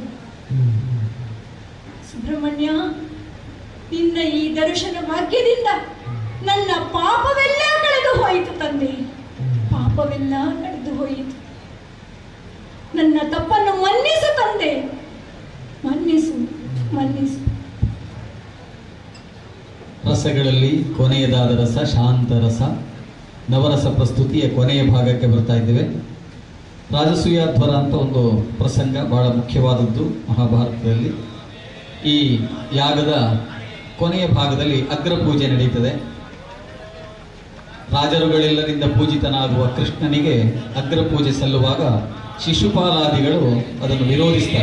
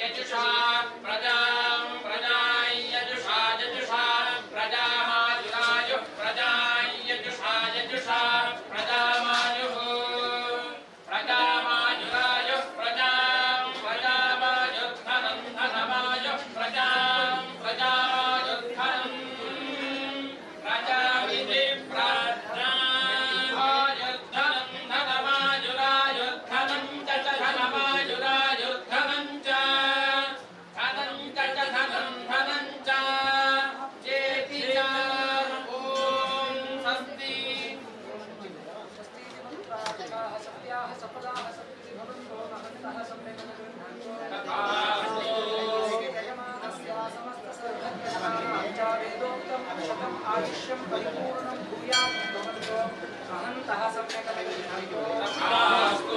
अस्य यजमानस्य समस्त सद्भक्तजनानां च क्षेमस्थैर्यमेयानन्दायुरारोग्यैश्वर्याभिवृद्धिः भूयादिति भवन्तो महन्तः सम्यक् अयं यजमानः अनवरतान्नदानसन्तोषिताशेषभिकृत्यनाशीर्वादपरम्परां प्राप्ता समस्त सकल अष्टैश्वर्ययुक्तः भूयादिति भवन्तो महन्तः सम्यक् क्षेत्रे आचार्यमुखेन समाचरितादीकरणः पुनर्प्रतिष्ठा अष्टबन्धब्रह्मदर्शोत्सवकर्मकरेण भगवान् क्षेत्राधिपति श्री सपरिवार षण्मुख सुब्रह्मण्येश्वरस्य प्रीतो सुप्रसन्नो वरदो भूत्वा अस्य यजमानस्य समस्त सद्भक्तजनानां च इष्टकामप्रदो भूयादिति भवन्तो महन्तः सम्यक् गृह्णन्तु। अस्मिन् क्षेत्रे वर्तमानाः सर्वे विद्वन्महाजनाः निरोगाः नित्यकल्याणयुक्ताः साक्षिहोत्राः धर्मिष्ठाः अन्योन्यनिर्मत्सराः भगवद्भक्ताश्च भूयादिति भवन्तो महन्तः सम्यक् गृह्णन्तु। अस्मिन् क्षेत्रे आचार्यमुखेन साङ्गोपाङ्गेन अष्टबन्धनवीकरण पुनःप्रतिष्ठा ब्रह्मकलश अन्नदान इत्यादि सत्कर्मकरणेन भगवान् क्षेत्राधिपति श्री सुब्रह्मण्येश्वरस्य मन्त्रबिम्बे विशुद्धसान्निध्यः परिवर्धतामिति भवन्तो महन्तः सम्यक् गृह्णन्तु। एवं चतुस्सागरपर्यन्तं गोब्राह्मणेभ्यः शुभं भवतु। सर्वे जनाः सुखिनो भवन्तु समस्तसन्मङ्गलानि भवन्तु।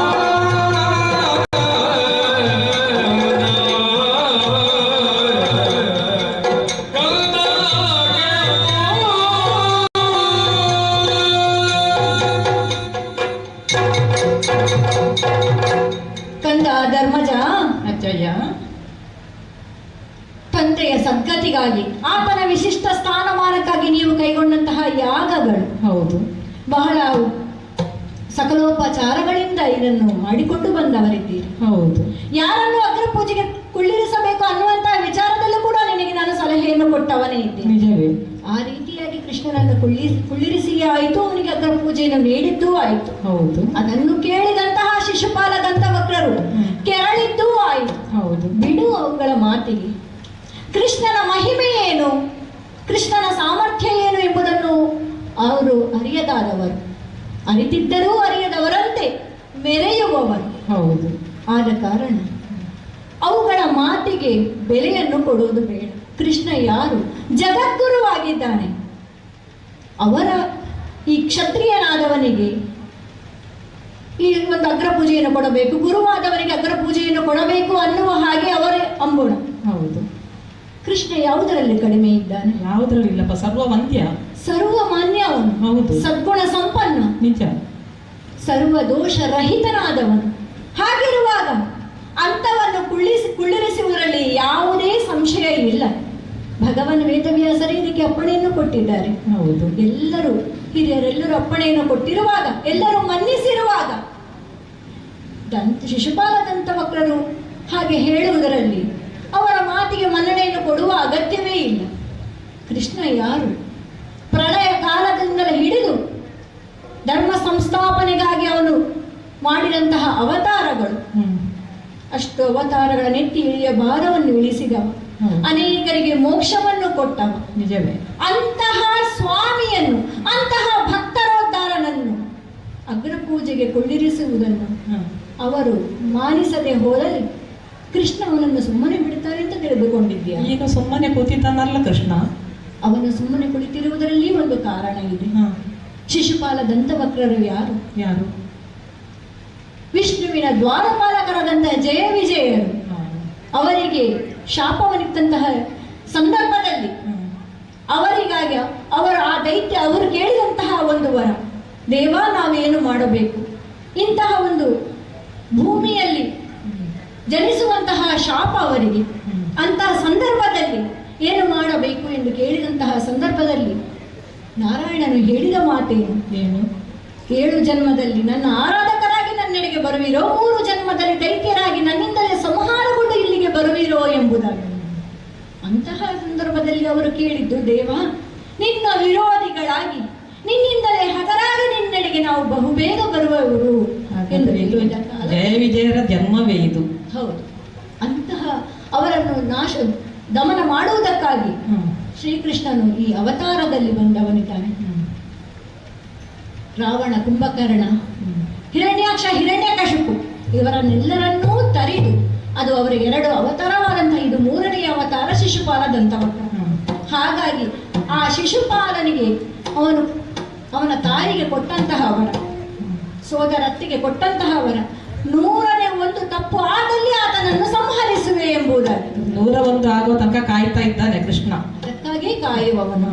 ಹಾಗಿರುವಾಗ ನೀನು ಹೀಗೆ ಅವರ ಮಾತಿಗೆ ಮನ್ನಣೆ ಕೊಡದೆ, ಸರಿ ತಾತ, ಕೃಷ್ಣನ ಆ ಒಂದು ಯೋಜನೆಯ ಪ್ರಕಾರ ನಡೆಯುವುದಕ್ಕೆ ಸಹಕರಿಸುವಂತವನಾಗು.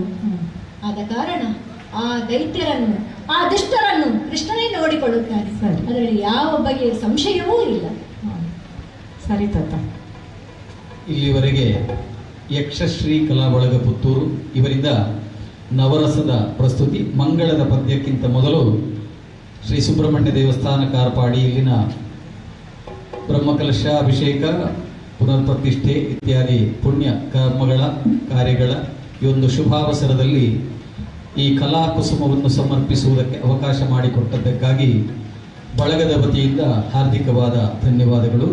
ಹಿಮ್ಮೇಳದಲ್ಲಿ ಸಹಕರಿಸಿದ 2 ಭಾಗವತರು, ಯುವ ಹೊಸ ತಲೆಮಾರಿನ ಭಾಗವತರು, ಒಬ್ಬರು ನಿತೀಶ್ ಅವರು, ನಿತೀಶ್ ಮನೋಳಿತಾಯ, ಹಾಗೆ ಇನ್ನೊಬ್ಬರು ಕುಮಾರಿ ಶ್ರೇಯ ಆಚಾರ್ಯ ಅಲಂಕಾರ.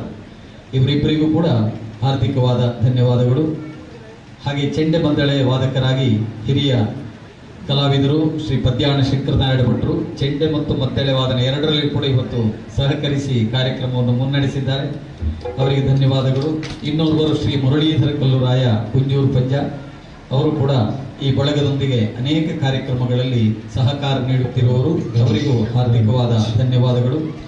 ಕಲಾವಿದೆಯರಾಗಿ ಭಾಗವಹಿಸಿದವರು ಶ್ರೀಮತಿ ವೀಣಾ ತಂತ್ರಿ ಪುತ್ತೂರು ಅವರು, ಕೆಮ್ಮಿಂಜೆಯವರು, ಹಾಗೆಯೇ ಆಶಾಲತಾ ಕಲ್ಲೂರಾಯ ಮಾರಂಗ ರಾಮಪುಂಜದವರು, ಹಾಗೆ ಗೀತಾ ಬುದ್ಧನಾಯ ಅವರು ಕರಾಯದವರು, ಉಪ್ಪಿನಂಗಡಿಯಲ್ಲಿ ಉದ್ಯೋಗ ಮಾಡುತ್ತಿರುವವರು, ಹಾಗೆಯೇ ವೀಣಾ ಸರಸ್ವತಿ ನಿಟ್ಟೋಣ್ಣಾಯರು ಅವರು ಪುತ್ತೂರಿನವರು, ವಿವೇಕಾನಂದ ಹೈಸ್ಕೂಲಿನ ಶಿಕ್ಷಕಿಯವರು, ಹಾಗೆ ರಮಾದೇವಿ ಆಚಾರ್ ಅವರು ಕೂಡ ಪುತ್ತೂರಿನವರೇ. ಈ 5 ಮಂದಿ ಕಲಾವಿದೆಯರು ಕೂಡ ಇದವರು ಹೊಸತಾಗಿ ಮೊದಲನೇದಾಗಿ ಮಾಡ್ತಾ ಇರೋ ಕಾರ್ಯಕ್ರಮ. ಅವರು ಯಕ್ಷಗಾನದ ತಾಳಮದ್ದಳೆಯನ್ನು ಸಂಘಟಿಸಿ ಅರ್ಥ ಹೇಳುವುದು ಇದೆ, ಆದರೆ ನವರಸದ ಪ್ರಸ್ತುತಿ ಎನ್ನುವುದನ್ನು ತುಂಬ ಎಚ್ಚರಿಕೆಯಿಂದ ತುಂಬ ಚೆನ್ನಾಗಿ ಪ್ರಯತ್ನ ಪಟ್ಟದನ್ನು ಪ್ರಸ್ತುತಿ ಮಾಡಿದ್ದಾರೆ. ಎಲ್ಲ ರಸಗಳನ್ನು ಕೂಡ ಈ ರಂಗದಲ್ಲಿ ತರುವುದಕ್ಕೆ ಪ್ರಯತ್ನ ಪಟ್ಟಿದ್ದಾರೆ. ಆ ಎಲ್ಲ ಕಲಾವಿದರಿಗೆ ಕೂಡ ಹಾರ್ದಿಕವಾದ ಧನ್ಯವಾದಗಳು.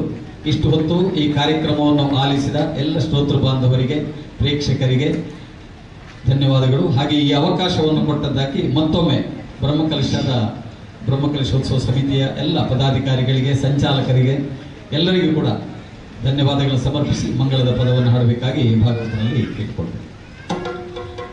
ಶ್ರೀ ಸುಬ್ರಹ್ಮಣ್ಯ ದೇವರ ಪಾದಗಳಿಗೆ ನಮಿಸುತ್ತಾ, ತಾಳಮದ್ದಳೆ ಒಂದು ಪ್ರಸಂಗವನ್ನು ಮಾಡುವುದು ಸುಲಭ ಅಂತ ನನ್ನ ಅಭಿಪ್ರಾಯ. ಅಲ್ಲಿ ಒಂದು ಕತೆ, ಒಂದು ಏನು ನಡೀತದೆ ಅನ್ನೋದು ನಮಗೂ ಕೂಡ ಅರಿವಿರ್ತದೆ. ಆದರೆ ಒಂದೊಂದು ಪ್ರಸಂಗದ ಒಂದೊಂದು ಪದ್ಯಕ್ಕೂ ನಾವು ತಯಾರಾಗಿ ಕ್ಷಣದಲ್ಲೇ ಭಾವನೆಗಳನ್ನು ಬದಲಾಯಿಸಿಕೊಂಡು ಹೇಳೋದು ಅಂತ ಹೇಳಿದರೆ ಕುಂಬ್ಳೇಶ್ವರ್ ಅಂತವರಿಗೆ ಕಷ್ಟ ಆಗಲಿಕ್ಕಿಲ್ಲ, ಆದರೆ ನಮಗೆ ಸ್ವಲ್ಪ ಕಷ್ಟವೇ. ಆದರೂ ಪ್ರಯತ್ನ ಪಟ್ಟಿದ್ದೇವೆ. ಯಾವಾಗಲೂ ಒಂದೇ ಕಾರ್ಯವನ್ನು ಮಾಡೋ ಬದಲು ಏನಾದರೂ ಈ ಕ್ಷೇತ್ರದಲ್ಲಿ ವಿಭಿನ್ನವಾಗಿ ಮಾಡಬೇಕು ಅಂತ ನಾವು ಮನಸ್ಸು ಮಾಡಿದಾಗ ಜೊತೆಯಾಗಿ ಬೆಂಬಲವಾಗಿ ನಿಂತವರು ಶ್ರೀಯುತ ಕುಂಬ್ಳೇಶ್ವರ್ ಅವರು. ರಾಮಕುಂಜ ಪದವಿ ಶಾಲೆಯಲ್ಲಿ ಪ್ರಾಂಶುಪಾಲರಾಗಿ ಕಾರ್ಯನಿರ್ವಹಿಸ್ತಾ ಇದ್ದಾರೆ. ಕೇವಲ ಅಷ್ಟು ಮಾತ್ರ ಅಲ್ಲ, ಕನ್ನಡದಲ್ಲಿ ಬಹಳಷ್ಟು ಜ್ಞಾನವನ್ನು ತಿಳಿದುಕೊಂಡಿರುವರು. ನಮಗೆ ಗುರುಗಳು, ಹಿತೈಷಿಗಳು, ಚಿಂತಕರು, ವಿಮರ್ಶಕರು ಅಂತ ಹೇಳಿದ್ರು ತಪ್ಪಾಗ್ಲಿಕ್ಕಿಲ್ಲ. ಯಾವುದೇ ಪ್ರಸಂಗದಲ್ಲಾಗಲಿ ನಮಗೆ ಏನಾದರೂ ಸಮಸ್ಯೆಗಳು ಅಥವಾ ಹೇಗೆ ಅಂತ ಕೇಳುವಾಗ ನಾವು ಕೂಡಲೇ ವಿಚಾರಿಸುವುದು ಅವರನ್ನೇ. ಹಾಗೂ ಇದಕ್ಕೆ ಸಹಕಾರ ನೀಡಿದ್ದಾರೆ, ಬೆಂಬಲಿಸಿದ್ದಾರೆ, ತಿದ್ದಿದ್ದಾರೆ, ತೀಡಿದ್ದಾರೆ. ಹಾಗಾಗಿ ಸಂಘದ ಪರವಾಗಿ ನಾನು ಅವರಿಗೆ ಧನ್ಯವಾದಗಳನ್ನು ಹೇಳ್ತಾ ಇದ್ದೇನೆ ಸರ್. ಉತ್ತಮ ನಿರೂಪಣೆ ಮಾಡಿದ್ದೀರಿ, ಕಾರ್ಯಕ್ರಮಕ್ಕೆ ಮೆರುಗನ್ನು ಕೊಟ್ಟಿದ್ದೀರಿ, ಮತ್ತೊಮ್ಮೆ ಧನ್ಯವಾದಗಳು. ಹಾಗೂ ಅವಕಾಶವನ್ನು ನೀಡಿದಂತಹ ಶ್ರೀ ಕಾರ್ಪಾಡಿ ಸುಬ್ರಹ್ಮಣ್ಯೇಶ್ವರ ದೇವಾಲಯದ ಅಧ್ಯಕ್ಷರು, ಸರ್ವ ಸದಸ್ಯರು, ಪೂರ್ವ ಸಮಸ್ತರು, ಮುಖ್ಯವಾಗಿ ಪ್ರಾಯೋಜಕರು ಶ್ರೀ ಸುಧಾಕರ್ ರಾವ್ ಆರ್ಯಪ್ಪ ಅವರಿಗೆ ಸಂಘದ ಪರವಾಗಿ ಧನ್ಯವಾದಗಳನ್ನು ಹೇಳ್ತಾ ಇದ್ದೇನೆ. ಈ ವೇದಿಕೆಯನ್ನು ನಮಗೆ ತಯಾರು ಮಾಡಿಕೊಟ್ಟಂಥ ನಿಮಗೆಲ್ಲರಿಗೂ ಧನ್ಯವಾದಗಳು. ಉತ್ತಮವಾಗಿ ಧ್ವನಿವರ್ಧಕಗಳು, ಇದು ಉತ್ತಮವಾಗಿದ್ದರೆ ಮಾತ್ರ ನಮ್ಮ ಸ್ವರ ನಿಮಗೆ ತಲುಪಲಿಕ್ಕೆ ಸಾಧ್ಯ. ಸರ್, ನಿಮಗೂ ಸಂಘದ ಪರವಾಗಿ ಧನ್ಯವಾದಗಳನ್ನು ಹೇಳ್ತಾ ಇದ್ದೇನೆ. ಈಗ ಮಂಗಳ ಪದ್ಯಕ್ಕಾಗಿ ಭಾಗವತ. ಕರದೊಳು ಪರಶುಪಶಾಧ್ವಜಧಾಜಿಗೆ ಹರುಷದ ಪರಿವಗೆ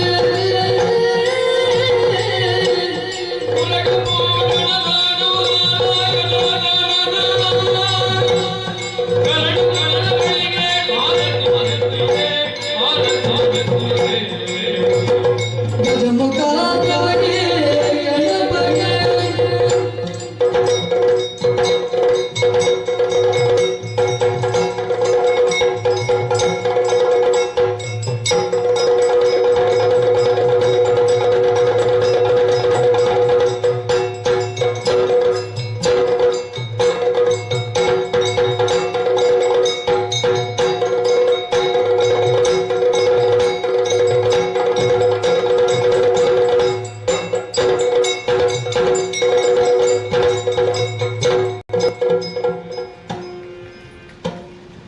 ಭಗವದ್ಭಕ್ತರೇ,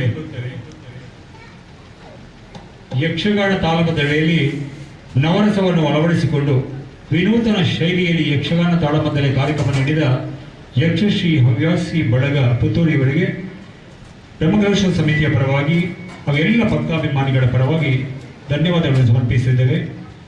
ಈ ಒಂದು ಕಾರ್ಯಕ್ರಮದಲ್ಲಿ ನಮಗೆ ಪ್ರಾಯೋಜಕರಾಗಿ ಸಹಕರಿಸಿದವರು ಸನ್ಮಾನ್ಯ ಸುಧಾಕರ್ ರಾವ್ ಆರ್ಯಾಪು, ವ್ಯವಸ್ಥಾಪನಾ ಸಮಿತಿಯ ಮಾಜಿ ಅಧ್ಯಕ್ಷರು, ಈ ಒಂದು ಬ್ರಹ್ಮಕಲಶೋತ್ಸವದ ಸಂಚಾಲಕರಾಗಿ ಕಾರ್ಯನಿರ್ವಹಿಸಿದ್ದಾರೆ. ಈ ಕಾರ್ಯಕ್ರಮ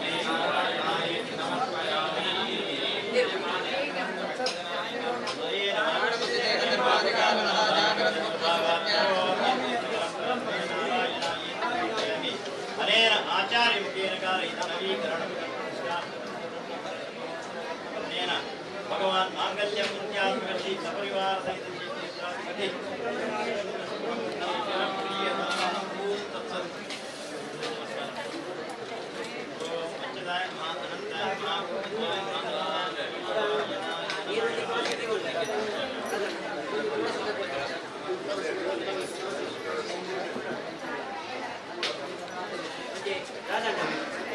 ಗಮನವಿತ್ತು ಕೇಳೋದು ಲೆಕ್ಕ ನಾನು ಹೆಚ್ಚು ನಡ್ಕೊಂಡು ಮಾಡಿಕೊಂಡು ನಿತ್ಯ ನೈಮಿತ್ತಿಕ ಅಂತ ಹೇಳಿ ಓದಿ ಮಾಡಬೇಕು. ಆ ರೀತಿಯಾದ ನಮ್ಮ ನಡೆದು ನೋಡ್ತೇವೆ. ಎಂತ ಕೇಂದ್ರಜಿ ಏನ್ ಇದು ಮಾಡ್ರೆ ಗ್ರಾಮದಲ್ಲಿ ಪೂರ ಏನೆಲ್ಲ ಮೌನ ಇಟ್ಕೊಂಡು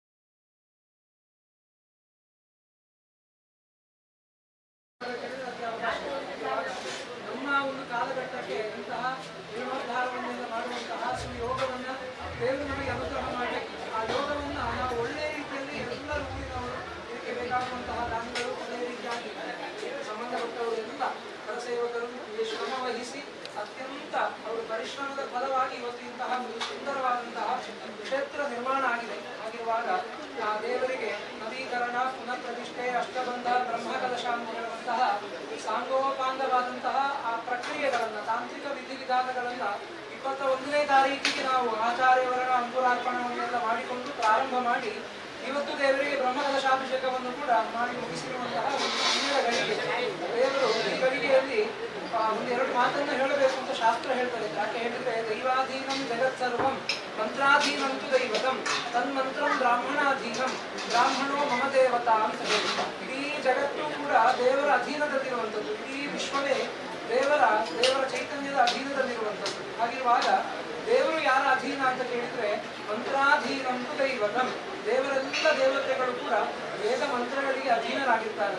ತನ್ಮಂತ್ರಂ ಬ್ರಾಹ್ಮಣಾಧೀನಂ, ಅಂತಹ ವೇದ ಮಂತ್ರಗಳನ್ನ ಅಭ್ಯಾಸ ಮಾಡಿ ಅದನ್ನು ನಿತ್ಯ ಅನುಷ್ಠಾನ ಮಾಡುವಂತಹ ಆ ಬ್ರಾಹ್ಮಣರು ಯಾವ ರೀತಿಯಾಗಿ ಅಂತಹ ದೇವರು ಪ್ರಸನ್ನರಾಗಿರುವಂತಹ ಸಂದರ್ಭದಲ್ಲಿ ಬ್ರಾಹ್ಮಣಾದಿ ಯಾನಿ ಭಾಷಂತೆ ಮನ್ಯಂತೆ ತಾನಿ ದೇವತಾ ಅಂತ ಹೇಳಿದ ಹಾಗೆ ನಾವು ಎರಡು ವಚನಗಳನ್ನ ಹೇಳಿದ್ರೆ ಸುಬ್ರಹ್ಮಣ್ಯ ದೇವರು ಅದಕ್ಕೆ ಪರಿಪೂರ್ಣವಾಗಿ ಅನುಗ್ರಹ ಮಾಡಲಿಕ್ಕೆ ಸಾಧ್ಯ. ಆಗಿರುವಾಗ ಮಂತ್ರಾಕ್ಷತೆಯ ಪುಣ್ಯದ ಸಂದರ್ಭ, ಆ ಮಂತ್ರಾಕ್ಷತೆಯನ್ನು ಕೈಯಲ್ಲಿ ಇಟ್ಕೊಂಡು ಅಕ್ಷತೆಯನ್ನು ಹಿಡಿದು ವೇದ ಮಂತ್ರಗಳನ್ನೆಲ್ಲ ಜಪ ಮಾಡಿ ನಿಮ್ಮ ತಲೆಗೆ ಅದನ್ನು ಹಾಕುವ ಸಂದರ್ಭದಲ್ಲಿ ಸತ್ಯಾಹ ಸಂಯಜಮಾನಸ್ಯ ಕಾಮಾಹ ಅಂತ ಹೇಳುವ ಹಾಗೆ ನಮ್ಮ ಮನಸ್ಸಿನಲ್ಲಿ ಏನೆಲ್ಲ ಕಾಮನೆಗಳಿದೆಯೋ, ಏನೆಲ್ಲ ಅನಿಷ್ಟಗಳಿದೆಯೋ ಅದೆಲ್ಲವನ್ನು ಕೂಡ ದೇವರು ಅನುಗ್ರಹ ಮಾಡಿ ಅಂತ ಹೇಳುವಂತಹ ವಿಶೇಷ ಮಂತ್ರಗಳ ಅರ್ಥವನ್ನು ಹೊಂದಿರುವಂತಹ ಮಂತ್ರಗಳನ್ನು ಅಭಿಮಂತ್ರಣ ಮಾಡಿ ಕೊಡುವಂತಹ ಪ್ರಸಾದವೇ ಮಂತ್ರಾಕ್ಷತೆ.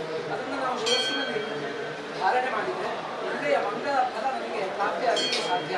ಅದೇ ರೀತಿಯಾಗಿ ಆಕಲ್ಪಾಂತಹ ಸ್ಥಾಸ್ಮಭಾವೇನ ನಿತ್ಯಂ ದೇವಸ್ಯ ಏವಂ ಸಂಪ್ರತಿಷ್ಠಾನಿಕಸ್ಯ ಪ್ರಾಸಾದಾದಿ ಸ್ವಾಂಗ ಕೀರ್ತಿ ಯದಿ ಸ್ಯಾತ್ ಇತ್ಯಾದನ್ನು ಅವಾಂಗೀಕರೋತು ಅಂತ ಹೇಳಿ ಶಾಸ್ತ್ರದ ವಚನ.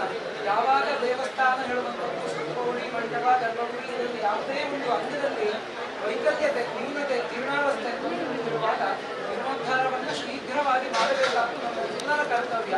ಆ ನಿಟ್ಟಿನಲ್ಲಿ ನಾವೆಲ್ಲರೂ ಕೂಡ ಹೊಸದಾಗಿ ಸುತ್ತಕೋಡಿಯನ್ನೆಲ್ಲ ನಿರ್ಮಾಣ ಮಾಡಿಕೊಂಡು ದೇವರಿಗೆ ನಿತ್ಯವೂ ಆ ಉಪಾಸನೆಯನ್ನು ಕ್ಷೇತ್ರದಲ್ಲಿ ಅನಾದಿ ಕಾಲದಿಂದ ನಮ್ಮ ಉಪಾಸನೆ ಮಾಡಿರುವಂತಹ ಚೈತನ್ಯ ದೇವರಿಗೆ ಎಲ್ಲ ವ್ಯವಸ್ಥೆಗಳು ಜೀರ್ಣ ಆಯಿತು ಅಂತ ಹೇಳಿದರೆ ಯಾವ ರೀತಿಯ ಕ್ಷಯವೂ ದೇವರಿಗೆ ತೊಂದರೆ ಉಂಟಾಗುವುದಿಲ್ಲ. ಆದರೆ ಸೂರ್ಯ ದೇವರಿಗೆ ಮೋಡ ಅಡ್ಡ ಬಂದಾಗ, ಹೇಗೆ ಸೂರ್ಯ ದೇವರು ತೇಜೋಮಯನಾಗಿ ಪ್ರಕಾಶಮಾನವಾಗಿ ಬೆಳಗ್ತಾ ಇದ್ರೂ ಕೂಡ ಮೋಡ ಹೇಳುವಂಥದ್ದು ಅಡ್ಡ ಬಂದಾಗ ಭೂಮಿಗೆ ಬರುವಂತಹ ಬೆಳಕು ಕಡಿಮೆಯಾಗಿ ನಮಗೆ ಅದರಿಂದ ಕಷ್ಟಗಳು ಉಂಟಾಗ್ತದೆಯೋ ಅದೇ ರೀತಿಯಾಗಿ ಸೂರ್ಯ ದೇವರಿಗೆ ಆ ಸಂದರ್ಭದಲ್ಲಿ ಯಾವುದೇ ರೀತಿಯಾದಂತಹ ಕ್ಲೇಶಗಳು ಉಂಟಾಗುವುದಿಲ್ಲ. ಅದೇ ಪ್ರಕಾರವಾಗಿ ದೇವರ ಸಾನ್ನಿಧ್ಯ ದೀನಾಗಿದ್ದರೂ ಕೂಡ ನಮಗೆ ದೇವರ ಚೈತನ್ಯ ಹೇಳುವಂಥದ್ದು, ದೇವರ ಅನುಗ್ರಹ ಕಥೆ ಹೇಳುವಂಥದ್ದು ಬರುವಂತಹ ಫಲಗಳು ಕಡಿಮೆ ಆಗಲಿಕ್ಕೆ ಸಾಧ್ಯ. ಆಗಿರುವಾಗ ಮತ್ತೆ ಮೋಡ ದೂರ ಸರಿದಾಗ ಹೇಗೆ ಪ್ರಕಾಶಮಾನವಾಗಿ ಸೂರ್ಯದೇವರ ಕಿರಣಗಳು ಭೂಮಿಗೆ ಸ್ಪರ್ಶ ಆಗ್ತದೆಯೋ ಅದೇ ರೀತಿಯಾಗಿ ಇವತ್ತಿಗೆ ಆ ಬ್ರಹ್ಮಕಲಶ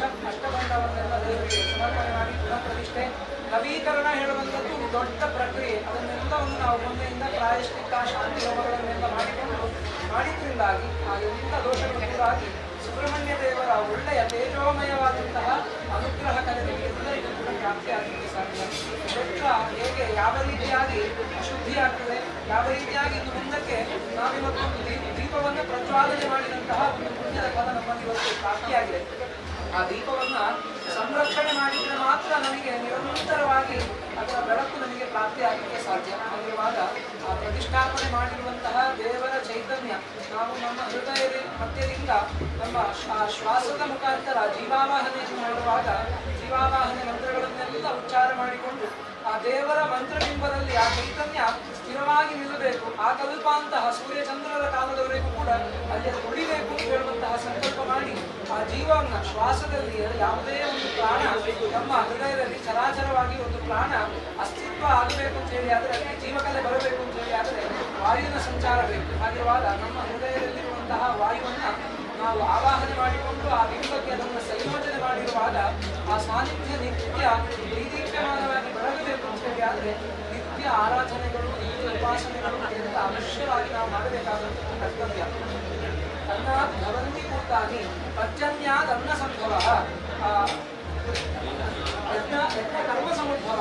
ಯಾವ ರೀತಿಯಾಗಿ ನಮಗೆ ಒಳ್ಳೆಯ ಕರ್ಮ ಸಮೃದ್ಧಿ ಹೇಗೆ ಆಗ್ತದೆ ಅದೇ ರೀತಿಯಾಗಿ ನಮ್ಮ ಶರೀರ ಹೇಳುವಂಥದ್ದೆಲ್ಲ ಸೃಷ್ಟಿ ಸೃಷ್ಟಿಯಾಗಿರುವಂಥದ್ದು ಅನ್ನದಿಂದ, ಅನ್ನಾತ್ ಭವಂತಿ ಉಂಟಾಗಿ ನಾವು ನಿತ್ಯ ಆಹಾರವನ್ನು ಸ್ವೀಕಾರ ಮಾಡಿದರೆ ಮಾತ್ರ ನಮ್ಮ ಈ ಶರೀರ ಉಳಿಲಿಕ್ಕೆ ಸಾಧ್ಯ. ಹಾಗಿರುವಾಗ ನಮ್ಮ ದೇಹ ಹೇಳುವಂಥದ್ದು ಅನ್ನದಿಂದ ಸೃಷ್ಟಿಯಾಗಿರುವಂಥದ್ದು.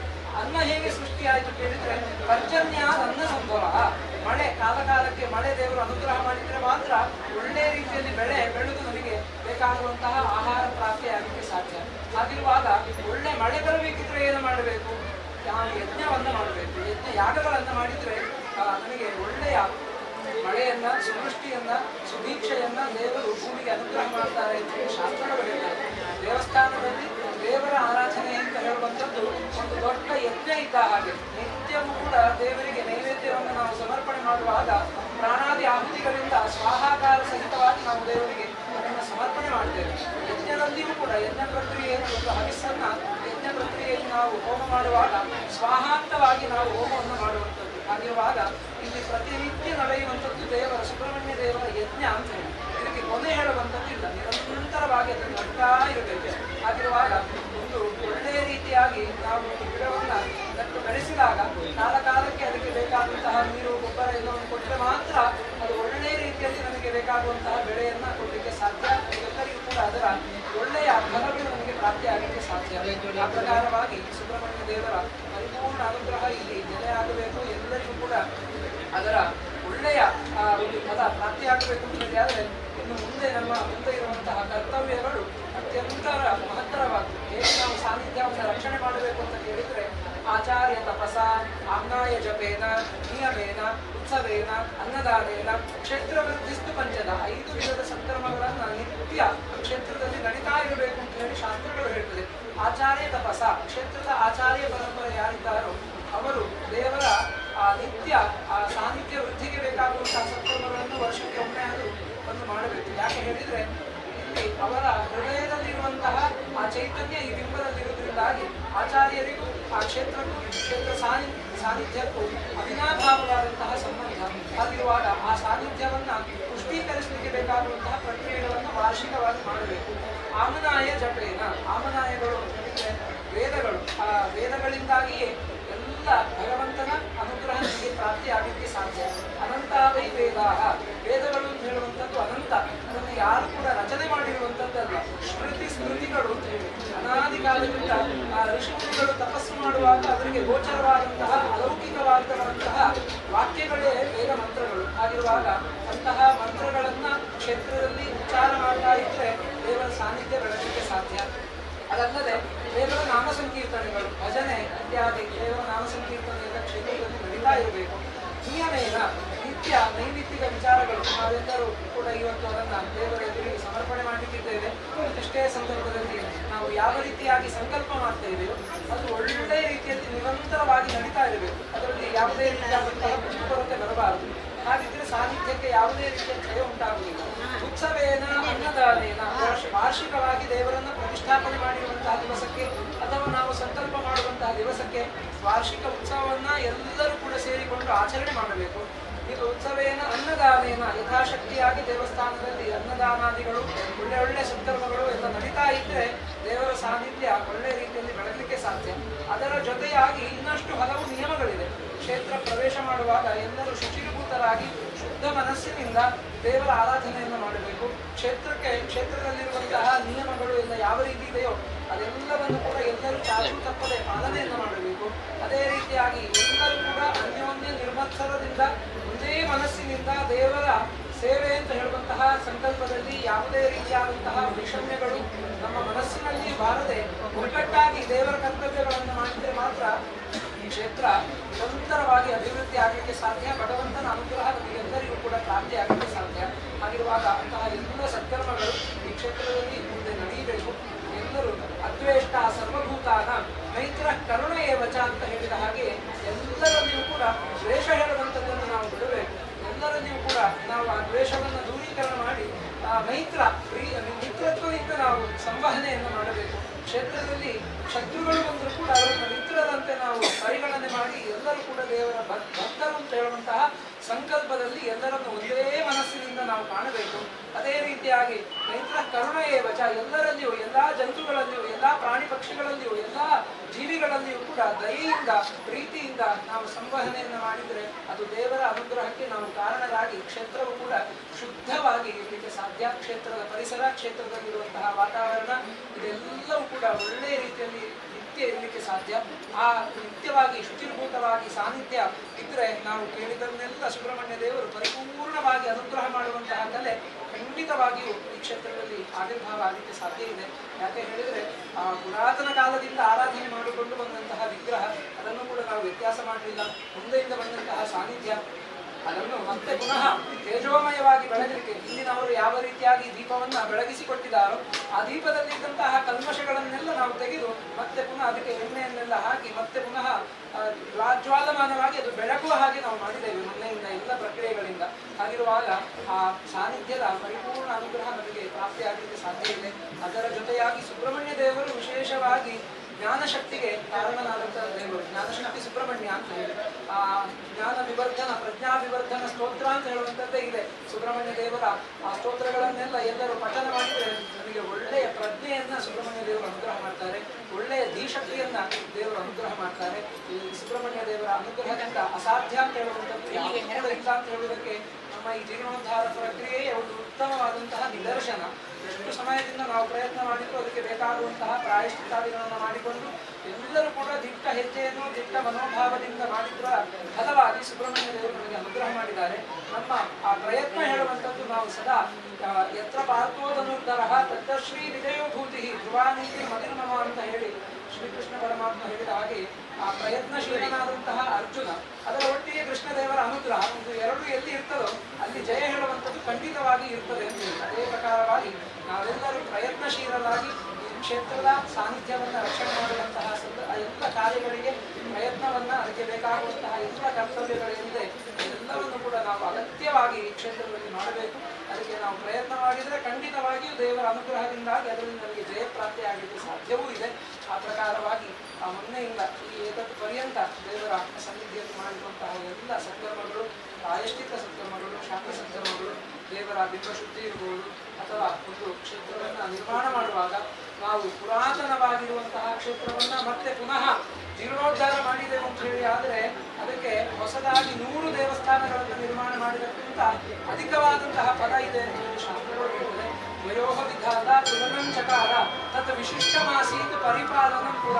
ಒಂದು ತಗಡಿಯಲ್ಲಿ ಪುರಾತನವಾಗಿರುವಂತಹ ದೇವಸ್ಥಾನಗಳನ್ನ ಜೀರ್ಣೋದ್ಧಾರ ಮಾಡಿದಾಗ ಸಿಕ್ಕಿದಂತಹ ಪುಣ್ಯದ ಫಲ ಇನ್ನೊಂದು ಹೊಸದಾಗಿ ದೇವಸ್ಥಾನವನ್ನು ನಿರ್ಮಾಣ ಮಾಡಿದಾಗ ಸಿಕ್ಕಿದಂತಹ ಪುಣ್ಯದ ಫಲವನ್ನ ಒಂದು ತಗಡಿಯಲ್ಲಿ ಬ್ರಹ್ಮದೇವರು ತುಲನೆ ಮಾಡಿದಾಗ ಪುರಾತನವಾಗಿದ್ದಂತಹ ಸಾನ್ನಿಧ್ಯವನ್ನ ರಕ್ಷಣೆ ಮಾಡಿದ ಪುಣ್ಯದ ಫಲ ಏನಿದೆ ಅದು ಅಧಿಕ ಭಾರವಾಗಿ ಕಂಡು ಬಂದಂತೆ. ಹಾಗಿರುವಾಗ ನಾವು ಕ್ಷೇತ್ರವನ್ನ ಜೀರ್ಣೋದ್ಧಾರ ಮಾಡಿದಂತಹ ಎಲ್ಲ ಸತ್ಕರ್ಮಗಳ ಪುಣ್ಯದ ಫಲ ಏನಿದೆ ಅದು ಸಮಸ್ತ ಭಕ್ತವರ್ಗಕ್ಕೆ ಪ್ರಾಪ್ತಿಯಾಗಬೇಕು. ಎಲ್ಲ ವರ್ಗಕ್ಕೆ ಇನ್ನಷ್ಟು ದೇವತಾ ಸತ್ಕರ್ಮಗಳನ್ನು ಈ ಕ್ಷೇತ್ರದಲ್ಲಿ ನಿರಂತರವಾಗಿ ಮಾಡುವಂತಹ ಸೌಭಾಗ್ಯವನ್ನ ಸುಬ್ರಹ್ಮಣ್ಯ ದೇವರು ನಮಗೆ ಅನುಗ್ರಹ ಮಾಡಬೇಕು. ಆ ಬೇಕಾಗಿರುವಂತಹ ಎಲ್ಲ ಶಕ್ತಿಗಳು ನಾವು ದೇವರನ್ನು ಪ್ರತಿಷ್ಠಾಪನೆ ಮಾಡಿರುವಂತಹ ವಿಶೇಷವಾದಂತಹ ಒಂದು ಪ್ರಾರ್ಥನೆ ಲೋಕಾನುಗ್ರಹ ಹೇತ್ವರ್ಥಂ ಸ್ಥಿರೀಭವ ಸುಖಾಯನಃ ಸಾನ್ನಿಧ್ಯಂ ಚ ತಥಾ ದೇವ ಪ್ರತ್ಯಹಂ ಪರಿವರ್ತಯ ಮಾ ಭೂತ್ ಪ್ರಜಾ ವಿರೋಧೋಸ್ಮಿನ್ ಯಜಮಾನ ಸಮೃದ್ಧನ ಸಭೂಪಾಲಂ ತಥಾ ರಾಷ್ಟ್ರಂ ಸರ್ವೋಪದ್ರವವರ್ಜಿತಂ ಕ್ಷೇಮೇಣ ವೃದ್ಧಿಮತುಲಾಂ ಸುಖಂ ಅಕ್ಷಯಮಶ್ನುತಾಂ ಪೂಜಾಂ ಗ್ರಹಾಣ ಸತತಂ ಮಾಮುದ್ಧರ ನಮೋಸ್ತುತೆ ಅಂತ ಹೇಳಿ ದೇವರ ಪ್ರಾರ್ಥನೆಯನ್ನು ಮಾಡಿರುವಂಥದ್ದು. ಪ್ರತಿಷ್ಠೆಯಾದ ಕ್ಷಣದಲ್ಲಿ ಮೊದಲನೆಯ ಪ್ರಾರ್ಥನೆ ಇದಾಗಿದೆ. ದೇವರೇ ಈ ಲೋಕಕ್ಕೆ ಅನುಗ್ರಹ ಮಾಡಬೇಕು ಅಂತ ಹೇಳುವಂತಹ ಸಂಕಲ್ಪದಲ್ಲಿ ಬೇರೆ ಬೇರೆ ನಮನೆಯ ಆವಾಹನೆಗಳಿಂದ ಸ್ತೋತ್ರಾವಾಹನೆಗಳಿಂದ ಸೂರ್ಯಮಂಡಲದಲ್ಲಿರುವಂತಹ ಚೈತನ್ಯವನ್ನ ನಾವು ಶಿಖರದ ಮೂಲಕವಾಗಿ ದೇವರ ಮಂತ್ರಬಿಂಬದಲ್ಲಿ ಆವಾಹನೆ ಮಾಡಿರ್ತೇವೆ. ಅಂತಹ ಸಾನ್ನಿಧ್ಯ ಈ ಲೋಕಕ್ಕೆ ಎಲ್ಲ ಭಕ್ತವರ್ಗಕ್ಕೆ ಅನುಗ್ರಹಕಾರಕವಾಗಿ ನೆಲೆಯಾಗುವಂತೆ ಮಾಡಬೇಕು. ಅದೇ ರೀತಿಯಾಗಿ ಮಾಭೂತಿ ಪ್ರಜಾ ವಿರೋಧೋಸ್ಮಿ ಎಲ್ಲ ಪ್ರಜೆಗಳ ಮಧ್ಯದಲ್ಲಿ ವೈರುಧ್ಯ ಇರದೆ ಎಲ್ಲರೂ ಸಹಬಾಳ್ವೆಯನ್ನು ಮಾಡುವಂತಹ ಸೌಭಾಗ್ಯವನ್ನು ಅನುಗ್ರಹ ಮಾಡಬೇಕು. ಯಜಮಾನ ಸಮೃದ್ಧತಾ ಈ ಕ್ಷೇತ್ರಕ್ಕೆ ಎಲ್ಲ ಭಕ್ತಜನರು ಯಜಮಾನರು ಆಗಿರುವಾಗ ಅವರೆಲ್ಲರಿಗೂ ಸಮೃದ್ಧಿಯನ್ನು ಅನುಗ್ರಹ ಮಾಡಬೇಕು.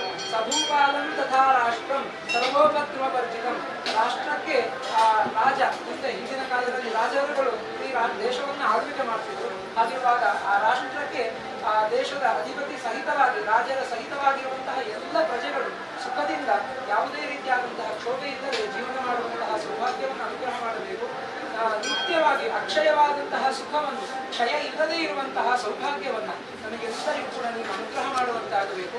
ಅದೇ ರೀತಿಯಾಗಿ ಮಾ ಅನುಗ್ರಹ ನಮೋಸ್ತುತೆ, ಎಲ್ಲರನ್ನೂ ಕೂಡ ಅನುಗ್ರಹ ಮಾಡುವಂತೆ ಈ ಕ್ಷೇತ್ರದಲ್ಲಿ ಸದಾಕಾಲ ನೆಲೆಯಾಗಬೇಕು ಅಂತ ಹೇಳಿ ಮಾಡಿರುವಂತಹ ಪ್ರಾರ್ಥನೆಗಳನ್ನೆಲ್ಲ ಸುಬ್ರಹ್ಮಣ್ಯ ದೇವರು ಈ ಕ್ಷೇತ್ರದಲ್ಲಿ ಸತ್ಯವಾಗಿಯೂ ಅದನ್ನು ಅನುಗ್ರಹ ಮಾಡಿಕೊಂಡು ನಿತ್ಯ ನಿರಂತರ ದೇವರ ಆರಾಧನೆಯನ್ನ ನಾವು ನಿತ್ಯ ನೈಮಿತ್ತಿಕಾದಿಗಳನ್ನೆಲ್ಲ ಇನ್ನು ನಿಷ್ಠೆ ಮಾಡಿರುವುದನ್ನ ದೇವರ ಸನ್ನಿಧಿಯಲ್ಲಿ ಪ್ರಾರ್ಥನೆಯನ್ನ ಮಾಡಿ ದೇವರಿಗೆ ಅರ್ಪಣೆಯನ್ನ ಮಾಡಿಟ್ಟಿದ್ದೇವೆ. ಏನನ್ನೆಲ್ಲ ನಾವು ಪ್ರಾರ್ಥನೆ ಮಾಡಿದ್ದೇವೆಯೋ, ಏನನ್ನೆಲ್ಲ ನಾವು ಸಂಕಲ್ಪ ಮಾಡ್ತೇವೆಯೋ ಅದೆಲ್ಲವನ್ನು ಕೂಡ ಮುಂದಕ್ಕೆ ಒಳ್ಳೆ ರೀತಿಯಲ್ಲಿ ಸುಲಲಿತವಾಗಿ ಅನಾಯಾಸವಾಗಿ ಅದನ್ನ ಮುಂದುವರಿಸಿಕೊಂಡು ನಡೆಸಿಕೊಂಡು ಹೋಗ್ಲಿಕ್ಕೆ ಎಲ್ಲ ಭಕ್ತ ವರ್ಗಕ್ಕೆ ಒಳ್ಳೆಯ ರೀತಿಯಾದಂತಹ ಐಕ್ಯಮತ್ಯ, ಅದಕ್ಕೆ ಬೇಕಾಗುವಂತಹ ಶಕ್ತಿಯನ್ನು, ಭಕ್ತಿಯನ್ನು, ದೇವರಕ್ಕೆ ಜ್ಞಾನ ಶಕ್ತಿಯನ್ನು ಸುಬ್ರಹ್ಮಣ್ಯ ದೇವರು ವಿಶೇಷವಾಗಿ ಅನುಗ್ರಹ ಮಾಡಿಕೊಟ್ಟು ಸರ್ವ ಕಾಲಕ್ಕೂ ಕೂಡ ದೇವರ ಸಾನ್ನಿಧ್ಯ ಪ್ರತಿನಿತ್ಯವೂ ಕೂಡ ನಮಗೆ ಅನುಗ್ರಹಶೀಲವಾಗಿ ಎಲ್ಲರಿಗೂ ಈ ಲೋಕಕ್ಕೆ, ರಾಷ್ಟ್ರಕ್ಕೆ ಬರುವಂತಹ ಸರ್ವ ಆಪತ್ತುಗಳನ್ನು ನಿವಾರಣೆ ಮಾಡಿಕೊಟ್ಟು ಸಮಸ್ತರಿಗೂ ಕೂಡ ಈ ಒಂದು ಮಹತ್ ಕಾರ್ಯಕ್ಕೆ ಬೇಕಾಗಿ ಎಷ್ಟೋ ವರ್ಷಗಳಿಂದ ಇಲ್ಲಿ ಅವಿರತವಾಗಿ ಶ್ರಮ ವಹಿಸಿದವರು, ಕರಸೇವೆಯನ್ನು ಮಾಡಿದವರು, ಬೇರೆ ಬೇರೆ ರೀತಿಯಾಗಿ ಅದಕ್ಕೆ ದುಡಿದವರು, ವಸ್ತು ರೂಪದಲ್ಲಿ, ದೇಣಿಗೆಯ ರೂಪದಲ್ಲಿ ಅನ್ನದಾನಕ್ಕೆ ಬೇಕಾಗುವಂತಹ ಹೊರೆಕಾಣಿಕೆ ಇತ್ಯಾದಿಯನ್ನು ಸಮರ್ಪಣೆ ಮಾಡಿದವರು, ಧರ್ಮಕಲಶಕ್ಕೆ ಕಲಶ ಸೇವೆಯನ್ನು ಮಾಡಿಸಿದವರು, ಹೀಗೆ ಅನೇಕ ವ್ಯಕ್ತಿಗಳು ಇಲ್ಲಿ ಸೇರಿಕೊಂಡು ಇಂತಹ ಒಂದು ಒಳ್ಳೆಯ ವಾತಾವರಣ ಇವತ್ತು ಸೃಷ್ಟಿಯಾಗಲಿಕ್ಕೆ ಸಾಧ್ಯ ಆಗಿದೆ. ಅವರೆಲ್ಲರಿಗೂ ಆ ಭಗವಂತನ ಸುಬ್ರಹ್ಮಣ್ಯ ದೇವರ ಪರಿಪೂರ್ಣ ಅನುಗ್ರಹ ಪ್ರಾಪ್ತಿಯಾಗಿ ಮಾಡಿರುವಂತಹ ನವೀಕರಣ ಪುನಃಪ್ರತಿಷ್ಠೆ ಅಷ್ಟಬಂಧ ಬ್ರಹ್ಮಕಲಶ ಮಹೋತ್ಸವ ಏನಿದೆ ಇದರ ಪರಿಪೂರ್ಣ ಫಲದಿಂದ ಸುಬ್ರಹ್ಮಣ್ಯ ದೇವರ ಅನುಗ್ರಹ ಈ ನಮ್ಮ ಲೋಕಕ್ಕೆ, ರಾಷ್ಟ್ರಕ್ಕೆ, ಸರ್ವ ಗ್ರಾಮದ ಸಮಸ್ತರಿಗೂ ಅನುಗ್ರಹ ಪ್ರಾಪ್ತಿಯಾಗಿ ಸುಖ, ಶಾಂತಿ, ನೆಮ್ಮದಿ, ಆಯುಷ್ಯ, ಆರೋಗ್ಯ, ಸಕಲ ಸೌಭಾಗ್ಯಗಳನ್ನು, ಸಕಲ ಸಮೃದ್ಧಿಯನ್ನು ಸೂರ್ಯ ಚಂದ್ರರ ಕಾಲದವರೆಗೂ ಕೂಡ ಈ ಕ್ಷೇತ್ರ ಮಹಾಕ್ಷೇತ್ರವಾಗಿ ಬೆಳಗುವಂತೆ ನಿತ್ಯವೂ ಕೂಡ ಭಗವಂತನ ಆರಾಧನೆ ಒಳ್ಳೆ ರೀತಿಯಲ್ಲಿ ಈ ಕ್ಷೇತ್ರದಲ್ಲಿ ನಡೀತದೆ ಅಂತ ಹೇಳುವಂತಹ ಕೀರ್ತಿ ಈ ನಮ್ಮ ಪರಿಸರದಲ್ಲಿ, ಇಡೀ ನಮ್ಮ ಲೋಕದಲ್ಲಿಯೂ ಕೂಡ ಕಾಲ್ಪಾಡಿ ಸುಬ್ರಹ್ಮಣ್ಯ ದೇವರ ಕ್ಷೇತ್ರದ ಒಂದು ಸಾನ್ನಿಧ್ಯ ಹೇಳುವಂಥದ್ದು ಉತ್ತಮವಾದಂತಹ ಚೈತನ್ಯ ಕೇಳಿದ್ದನ್ನೆಲ್ಲ ದೇವರು ಅನುಗ್ರಹಿಸ್ತಾರೆ ಅಂತ ಹೇಳುವಂತಹ ವಾತಾವರಣ ಈ ಕ್ಷೇತ್ರದಲ್ಲಿ ನಿರ್ಮಾಣ ಆಗಿ ಸಮಸ್ತರಿಗೂ ಕೂಡ ದೇವರು ಒಳಿತನ್ನ ಉಂಟು ಮಾಡಿ ಸನ್ಮಂಗಳವನ್ನು ಉಂಟು ಮಾಡಿ ಅಂತ ಹೇಳಿ ನಾವೆಲ್ಲರೂ ಕೂಡ ವಿಶೇಷವಾಗಿ ಮೊನ್ನೆಯಿಂದ ಆಚಾರ್ಯವನ್ನೆಲ್ಲ ಮಾಡಿಕೊಂಡು ಬೇರೆ ಬೇರೆ ಋತ್ವಿಜರು ಶ್ರಮ ವಹಿಸಿಕೊಂಡು ಹಗಲು ರಾತ್ರಿ ದೇವರ ಆರಾಧನೆಯನ್ನು, ದೇವರ ಕರ್ತವ್ಯಗಳನ್ನೆಲ್ಲ ಮಾಡಿದ್ದೇವೆ. ಅವರೆಲ್ಲರೂ ಕೂಡ ಸುಬ್ರಹ್ಮಣ್ಯ ದೇವರಲ್ಲಿ ವಿಶೇಷವಾಗಿ ಪ್ರಾರ್ಥನೆಯನ್ನು ಮಾಡುವ ಮುಖಾಂತರವಾಗಿ ನಿಮಗೆಲ್ಲರಿಗೂ ಕೂಡ ಆಶೀರ್ವಾದವನ್ನು ಮಾಡುವುದು. ನಮೋ ನಮೋ ಭಗವತಿ ಜಾಯಮಾನೋ ನಾಂ ಕೇತುರುಷಸಾ ವೇದ್ಯಂ ಮಾಗಮಂ ವೇಹೋ ಗಲಾಧ್ಯಾಯಂ ಚಂದ್ರಮಾ ಸ್ರವೇ ನಿರ್ಧಾನು ಈಶಸಾದ ಧೃತವ್ರತೋ ವರುಣ ಪಶ್ಚಾ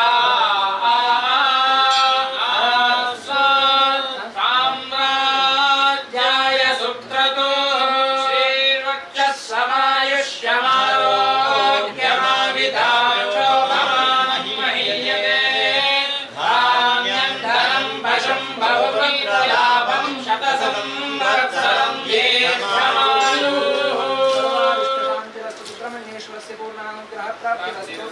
ಇನ್ನು ದೇವರ ನಿತ್ಯ ನೈಮಿತ್ತಿಕ ವಿಷಯವನ್ನು ಪ್ರಾರ್ಥನೆ ಮಾಡುವ ಮೊದಲು ಹಾಕಿರುವ ವಿಷಯಗಳನ್ನು ಬರೆದಿಟ್ಟಿದ್ದೇವೆ. ಮುಂದೆ ಬಯಸ್ತೇವೆ. ಪೂಜೆಯ ಸಮಯ ಬೆಳಿಗ್ಗೆ 6 ಗಂಟೆಗೆ ದೇವರ ಬಾಗಿಲು ತೆಗೆಯುವುದು, 7:30 ಬೆಳಗಿನ ಪೂಜೆ. ಬೆಳಗಿನ ಪೂಜೆಗೆ ಮೊದಲು ಬೆಲ್ಲ, ಬಾಳೆಹಣ್ಣು, ಹಣ್ಣು, ಕಾಯಿ ನೈವೇದ್ಯ ದೇವರಿಗೆ, ಸುಬ್ರಹ್ಮಣ್ಯ ದೇವರಿಗೆ.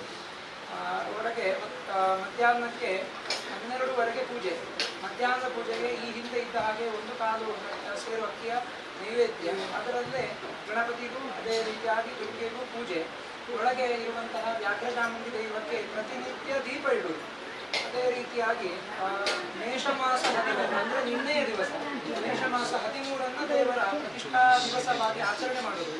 ಆ ದಿವಸ 6 ತೆಂಗಿನಕಾಯಿಯ ಮಹಾಗಣಪತಿ ಹೋಮ, ದೇವರಿಗೆ 25 ಕಲಶ ಪಂಚಗವ್ಯ, ಅದೇ ರೀತಿಯಾಗಿ ಉಪದೇವರುಗಳಿಗೆ ಕಲಶ, ದೇವರಿಗೆ ವಿಶೇಷ ನೈವೇದ್ಯ ಪಾಯಸಾದಿಗಳನ್ನು ಸಮರ್ಪಣೆ ಮಾಡಿ ದೇವರಿಗೆ ಮಹಾಪೂಜೆ ಮಾಡುವುದು. ರಾತ್ರಿಗೆ ಮಂಗಳ ಪೂಜೆಯನ್ನು ದೇವರಿಗೆ ಮಾಡುವುದು. ಅದೇ ರೀತಿಯಾಗಿ ಪ್ರತಿ ಶುಕ್ಲ ಪಕ್ಷದ ಶುದ್ಧ ಪಂಚಮಿಗೆ ನಾಗದೇವರಿಗೆ ಕ್ಷೇತ್ರದ ವತಿಯಿಂದ ತಂಬಿಲ ಸೇವೆಯನ್ನು, ಅದೇ ರೀತಿಯಾಗಿ ಬೇಕಾಗುವಂತಹ ಆರಾಧನೆಗಳನ್ನು ಮಾಡುವುದು. ಭಕ್ತಜನರು ಯಾವುದಾದ್ರೂ ಬೇರೆ ನಾಗದೇವರಿಗೆ ತಂಬಿಲ ಸೇವೆ ಇತ್ಯಾದಿಗಳನ್ನು ಮಾಡಲಿಕ್ಕೆ ಇದ್ದರೆ ಮುಂಚಿತವಾಗಿ ತಿಳಿಸಿ ಆ ದಿವಸ ಮಾಡುವಂತಹ ಅವಕಾಶ. ಶುದ್ಧ ಪಂಚಮಿಗೆ ಕ್ಷೇತ್ರದ ವತಿಯಿಂದ ನಾಗದೇವರಿಗೆ ಆರಾಧನೆ. ಷಷ್ಠಿಗೆ, ಪ್ರತಿ ತಿಂಗಳ ಷಷ್ಠಿಗೆ ಇಲ್ಲಿ ದೇವರಿಗೆ ವಿಶೇಷ ಪೂಜೆಯನ್ನು ಮಾಡಿ ಅನ್ನದಾನ, ದೇವರಿಗೆ ನೈವೇದ್ಯ ಮಾಡಿ ದೇವರ ಅನ್ನದಾನವನ್ನು ಮಾಡುವಂಥದ್ದು ಪ್ರತಿ ತಿಂಗಳು. ಚಂಪಾ ಷಷ್ಠಿಗೆ ವಿಶೇಷ ನೈವೇದ್ಯ, ದೇವರಿಗೆ ಪೂಜೆ, ಅನ್ನದಾನ. ಕಿರುಷಷ್ಠಿಗೆ ದೇವರಿಗೆ ವಾರ್ಷಿಕ ಉತ್ಸವ ಕಿರುಷಷ್ಠಿಯ ಸಂದರ್ಭದಲ್ಲಿ ಈ ಹಿಂದೆ ನಡೀತಾ ಇತ್ತು, ಅದೇ ಪ್ರಕಾರ ಮುಂದುವರಿಸುವುದು.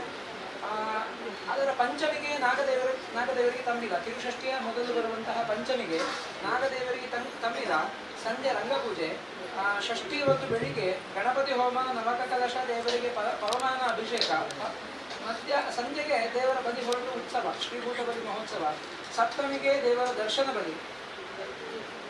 ಅದರ ನಂತರ ದೈವಗಳಿಗೆ ಕ್ಷೇತ್ರದ ದೈವ ನೇಮೋತ್ಸವ. ಉಳ್ಳಾಕಲು ಹಾಗೂ ಸಪರಿವಾರ ದೈವಸ್ಥಾನದಲ್ಲಿ ಕ್ಷೇತ್ರದ ವತಿಯಿಂದ ದೀಪಾವಳಿಗೆ ಮತ್ತೆ ಪತ್ತನಾಜೆಗೆ ತಂಬಿಲವನ್ನು ಮಾಡುವುದು. ದೀಪಾವಳಿಗೆ ಮತ್ತೆ ಪತ್ತನಾಜೆಗೆ ಮಾತ್ರ ವಾರ್ಷಿಕವಾಗಿ 2 ಸಲ. ಕ್ಷೇತ್ರದಲ್ಲಿರುವಂತಹ ದೈವಗಳಿಗೆ ವ್ಯಾಘಚಾಮುಂಡಿಗೆ ಪ್ರತಿ ತಿಂಗಳ ಸಂಕ್ರಮಣಕ್ಕೆ ತಂಬಿಲ ಮಾಡುವುದು. ಮತ್ತೆ ವಿಷುಕ ನೀಡುವಂಥದ್ದು. ನವರಾತ್ರಿ ಆಚರಣೆ, ದುರ್ಗಾ ಪರಮೇಶ್ವರ ಸನ್ನಿಧಾನದಲ್ಲಿ ನವರಾತ್ರಿಯ ಪ್ರತಿ ದಿವಸ ವಿಶೇಷ ಪೂಜೆ. ಲಲಿತಾ ಪಂಚಮಿಗೆ ಕೊರಡು ಕಟ್ಟುವಂಥದ್ದು, ರಾತ್ರಿಗೆ ವಿಶೇಷ ಪೂಜೆ, ಉಡಾನ್ನ ಮಾಡಿ ದೇವರಿಗೆ ವಿಶೇಷ ಪೂಜೆ. ಲಲಿತಾ ಪಂಚಮಿಗೆ ಕೊರಡು ಕಟ್ಟುವುದು, ಅದರ ಜೊತೆಯಾಗಿ ಲಲಿತಾ ಪಂಚಮಿಯ ಹೊತ್ತು ದೇವರಿಗೆ ಉಡಾನ್ನ ನೈವೇದ್ಯ ಸಮರ್ಪಣೆ ಮಾಡಿ ಸಪ್ತಶತಿ ಪಾರಾಯಣ ಪುರಸ್ಸರವಾಗಿ ಪೂಜೆಯನ್ನು ಮಾಡುವುದು. ಗಣಪತಿ ಚತುರ್ಥಿಗೆ 12 ತೆಂಗಿನಕಾಯಿಯ ಮಹಾಗಣಪತಿ ಹೋಮ. ನಾಗರ ಪಂಚಮಿಗೆ ನಾಗದೇವರ ಆರಾಧನೆ. ಚಂಪಾಷಷ್ಠಿ ಆಯಿತು. ಸೋಣ ಶನಿವಾರ ಬಲಿಮಾಡುಕೂಟವನ್ನು ಸೋಣ ತಿಂಗಳ ಪ್ರತಿ ಶನಿವಾರದ ಹೊತ್ತು ದೇವರಿಗೆ ಬಲಿಮಾಡುಕೂಟ, ಅನ್ನದಾನವನ್ನು ಮಾಡುವುದು. ತಿಂಗಳ ಷಷ್ಠಿಗೆ ಅನ್ನದಾನ. ಮಕರ ಸಂಕ್ರಮಣಕ್ಕೆ ಸತ್ಯನಾರಾಯಣ ಪೂಜೆ. ಕರ್ಕಾಟಕ ಮಾಸದ ಹುಣ್ಣಿಮೆಗೆ 3 ತೆಂಗಿನಕಾಯಿಯ ಮಹಾಗಣಪತಿ ಹೋಮ, ಮಂಗಲ ಹಾಕಿ ದುರ್ಗಾದೇವಿಯ ಆರಾಧನೆಯನ್ನು ದುರ್ಗಾ ಪೂಜೆಗೆ ಮಾಡುವುದು. ಈ ಹಿಂದೆ ಜೀವನೋದ್ಧಾರ ಆಗಬೇಕು ಅಂತ ಹೇಳುವಂತಹ ಸಂಕಲ್ಪದಲ್ಲಿ ಪ್ರತಿ ಹುಣ್ಣಿಮೆಗೆ ಗಣಪತಿ ಹೋಮ, ದುರ್ಗಾ ಪೂಜೆಗಳನ್ನು ಮಾಡ್ತಾ ಇದ್ದೆವು. ಜೀರ್ಣೋದ್ಧಾರ ಚೌತಿಗೆ ಗಣಪತಿ ಹೋಮ, ಹುಣ್ಣಿಮೆಗೆ ದುರ್ಗಾ ಪೂಜೆ ನಡೀತಾ ಇತ್ತು. ಜೀರ್ಣೋದ್ಧಾರ ಆಗಬೇಕು ಅಂತ ಹೇಳುವಂತಹ ಸಂಕಲ್ಪದಲ್ಲಿ ಮಾಡ್ತಾ ಇತ್ತು. ಜೀರ್ಣೋದ್ಧಾರ ಎಲ್ಲ ಆಗಿದೆ. ಆಗಿರುವಾಗ ಅದನ್ನು ಕೈಬಿಟ್ಟು ಕರ್ಕಾಟಕ ಮಾಸದಲ್ಲಿ 3 ತೆಂಗಿನಕಾಯಿ ಗಣಪತಿ ಹೋಮ ಮತ್ತು ದುರ್ಗಾ ಪೂಜೆಯನ್ನು ಮಾಡುವುದು. ಪ್ರತಿ ಹುಣ್ಣಿಮೆಗಿಂತ ಪ್ರತಿ ಚೌತಿಗೆ ಬಿಟ್ಟಿದೆ. ಬೇರೆಲ್ಲ ಈ ಹಿಂದಿನಂತೆ ಎಲ್ಲ ಆಚರಣೆಗಳನ್ನು ಮಾಡುವುದು.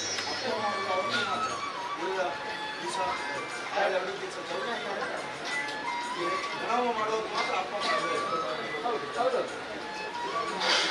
ಈ ಹಿಂದೆ ಮೇ ತಿಂಗಳಲ್ಲಿ ದೇವರ ಪ್ರತಿಷ್ಠಾ ವಾರ್ಷಿಕೋತ್ಸವ ಬರ್ತಾ ಇತ್ತು. ಅದು ಇನ್ನು ಮೇಷ ಮಾಸದ 13, ನಿನ್ನೆಯ ದಿವಸಕ್ಕೆ ಪ್ರತಿ ವರ್ಷ ಏಪ್ರಿಲಲ್ಲೇ ಬರ್ತದೆ.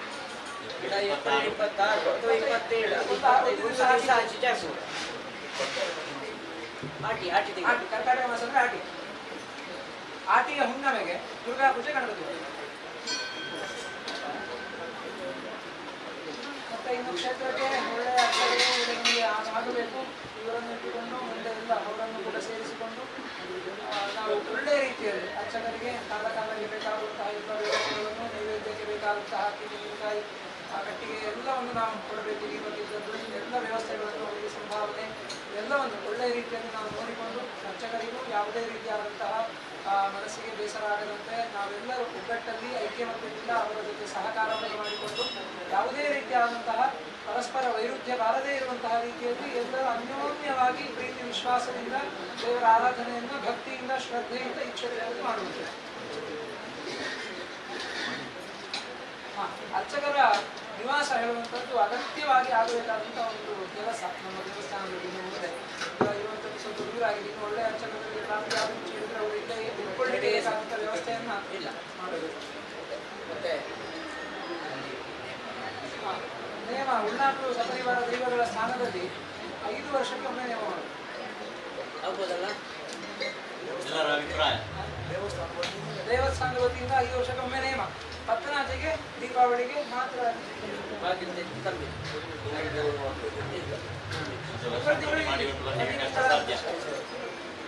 ಈ ಹಿಂದೆ ನಿತ್ಯವೂ ಕೂಡ ನಾಗದೇವರಿಗೆ ಮಾಡ್ತಾ ಇದ್ದಾರೆ. ಮತ್ತೆ ನಾಗದೇವರಿಗೆ ಮಾಡುವಂಥದ್ದು ನಮಗಿಲ್ಲ. ಯಾರಾದ್ರೂ ಸೇವೆ ಇದ್ದರೆ ಮಾಡಬಾರ್ದು ಇಲ್ಲ. ಅದೇ ಕ್ಷೇತ್ರದ ವತಿಯಿಂದ ಶುದ್ಧ ಪಂಚಮಿ ನಾಗರ ಬಂದಿಗೆ ಅದು ನಾಗನಿಗೆ ಡೈಲಿ ಪೂಜೆ ಇಲ್ಲ. ತಂಬೆಲ್ಲ ಇದ್ರೆ ಅವರು ಮೊದಲೇ ಹೇಳಬೇಕು, ನಾಳೆ ನಮ್ಮದು ತಂಬೆಲ್ಲ ಉಂಟು ಇದ್ರೆ ಪೂಜೆ ಮಾಡಿ. ಕಾರ್ತಿಕ ಪೂಜೆ, ರಂಗಪೂಜೆ ಇತ್ಯಾದಿ ಸೇವೆಗಳಿದ್ರೆ ದೇವರಿಗೆ ನೈವೇದ್ಯ ಇಟ್ಟು ಪೂಜೆ ಆಗ್ತದೆ.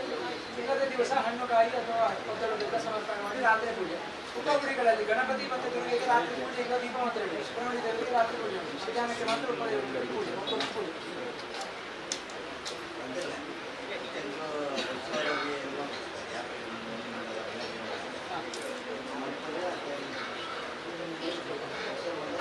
ಅದಂದ್ರೆ ಮಾಡ್ಬೋದು, ಅದರ ಜವಾಬ್ದಾರಿ ತಗೊಳ್ಳುವವರು ಅದನ್ನು ಮಾಡ್ಬೋದು.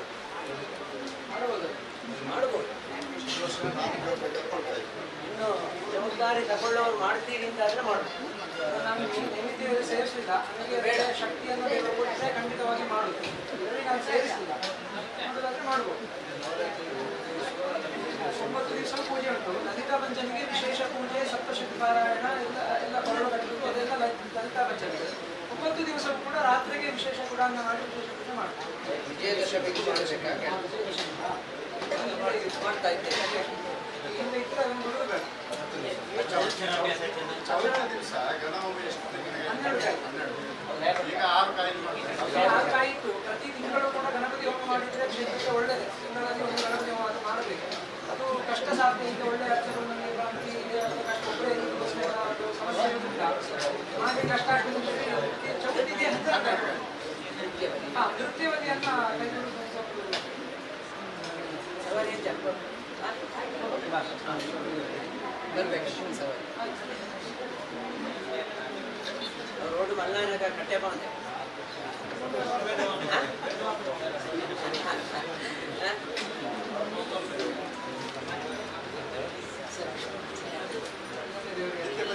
ಎರಡೇ ದಿವಸ ಇದು ಉಳ್ಳಾಲ್ತಿಯಲ್ಲಿ ವರ್ಷಕ್ಕೆ 2 ಸಲ ಕಂಬಿನ ಅದು ಹಗಲು ಮಾಡುತ್ತಾರೆ, ರಾತ್ರಿ ಮಾಡ್ತಾರೆ.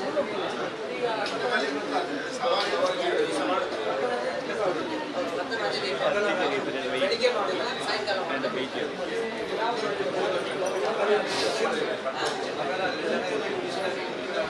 ಅಲ್ಲ, ಪದ್ದನಾಜೆ ದೀಪಾವಳಿ ಅವರವ್ರು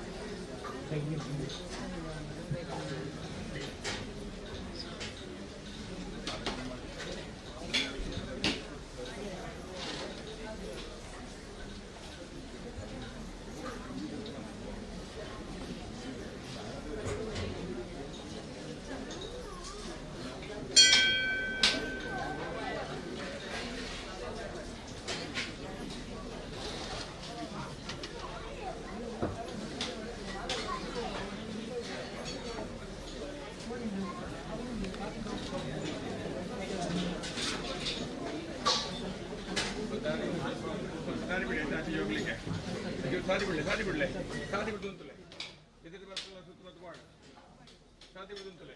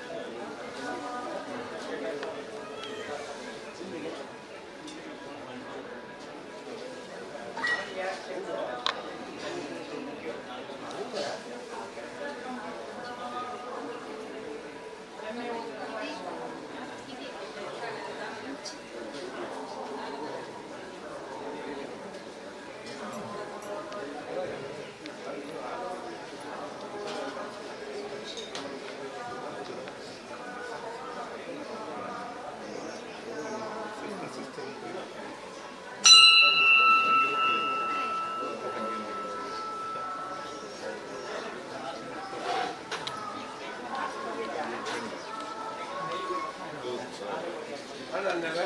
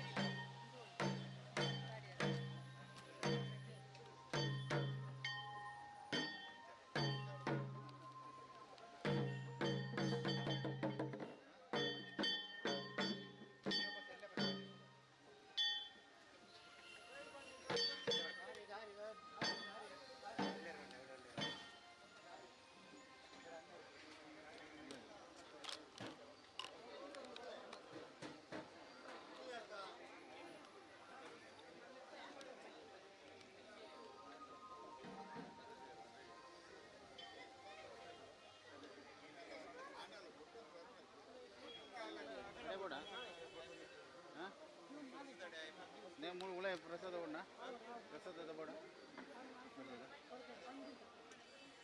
ಪ್ರಸಾದ ಬರ್ಕೊಂಡು ಬರ್ತದೆ ಅನೌನ್ಸ್ಮೆಂಟ್ ಅಲ್ಲ ಅಲ್ಲ ಮಾಹಿತಿ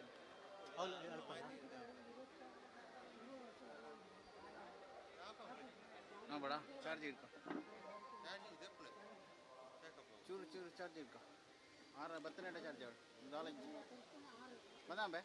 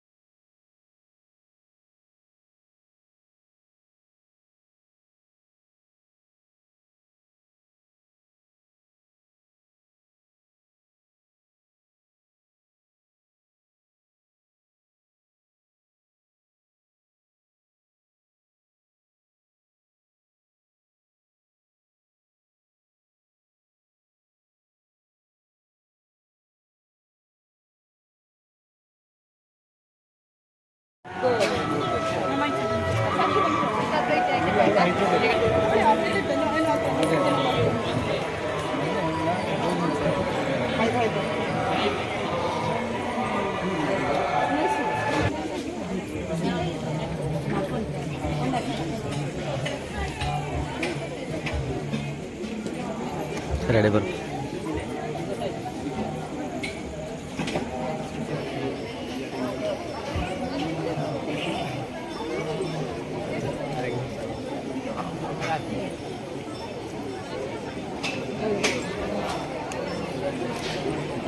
ದಾನ ಮಾಡುವ ಮುಖಾಂತರವೂ ಕೂಡ ಯೋಗಿಗಳಿಗೆ ದೇವರನ್ನು ಉಪಾಸನೆ ಮಾಡುವಂತಹ ಸಾಮರ್ಥ್ಯ. ಸುಬ್ರಹ್ಮಣ್ಯ ಅಂತ ಹೇಳಿದ್ರೆ ಜ್ಞಾನವನ್ನು ನೀಡುವುದು ಸುಬ್ರಹ್ಮಣ್ಯ.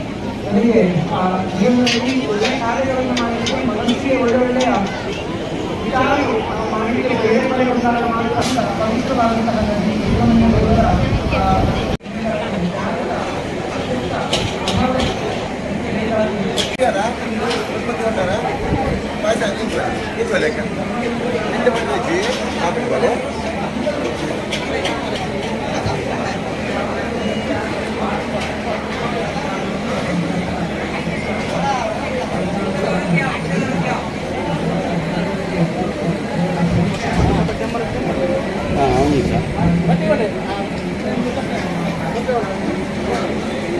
ಸರಿ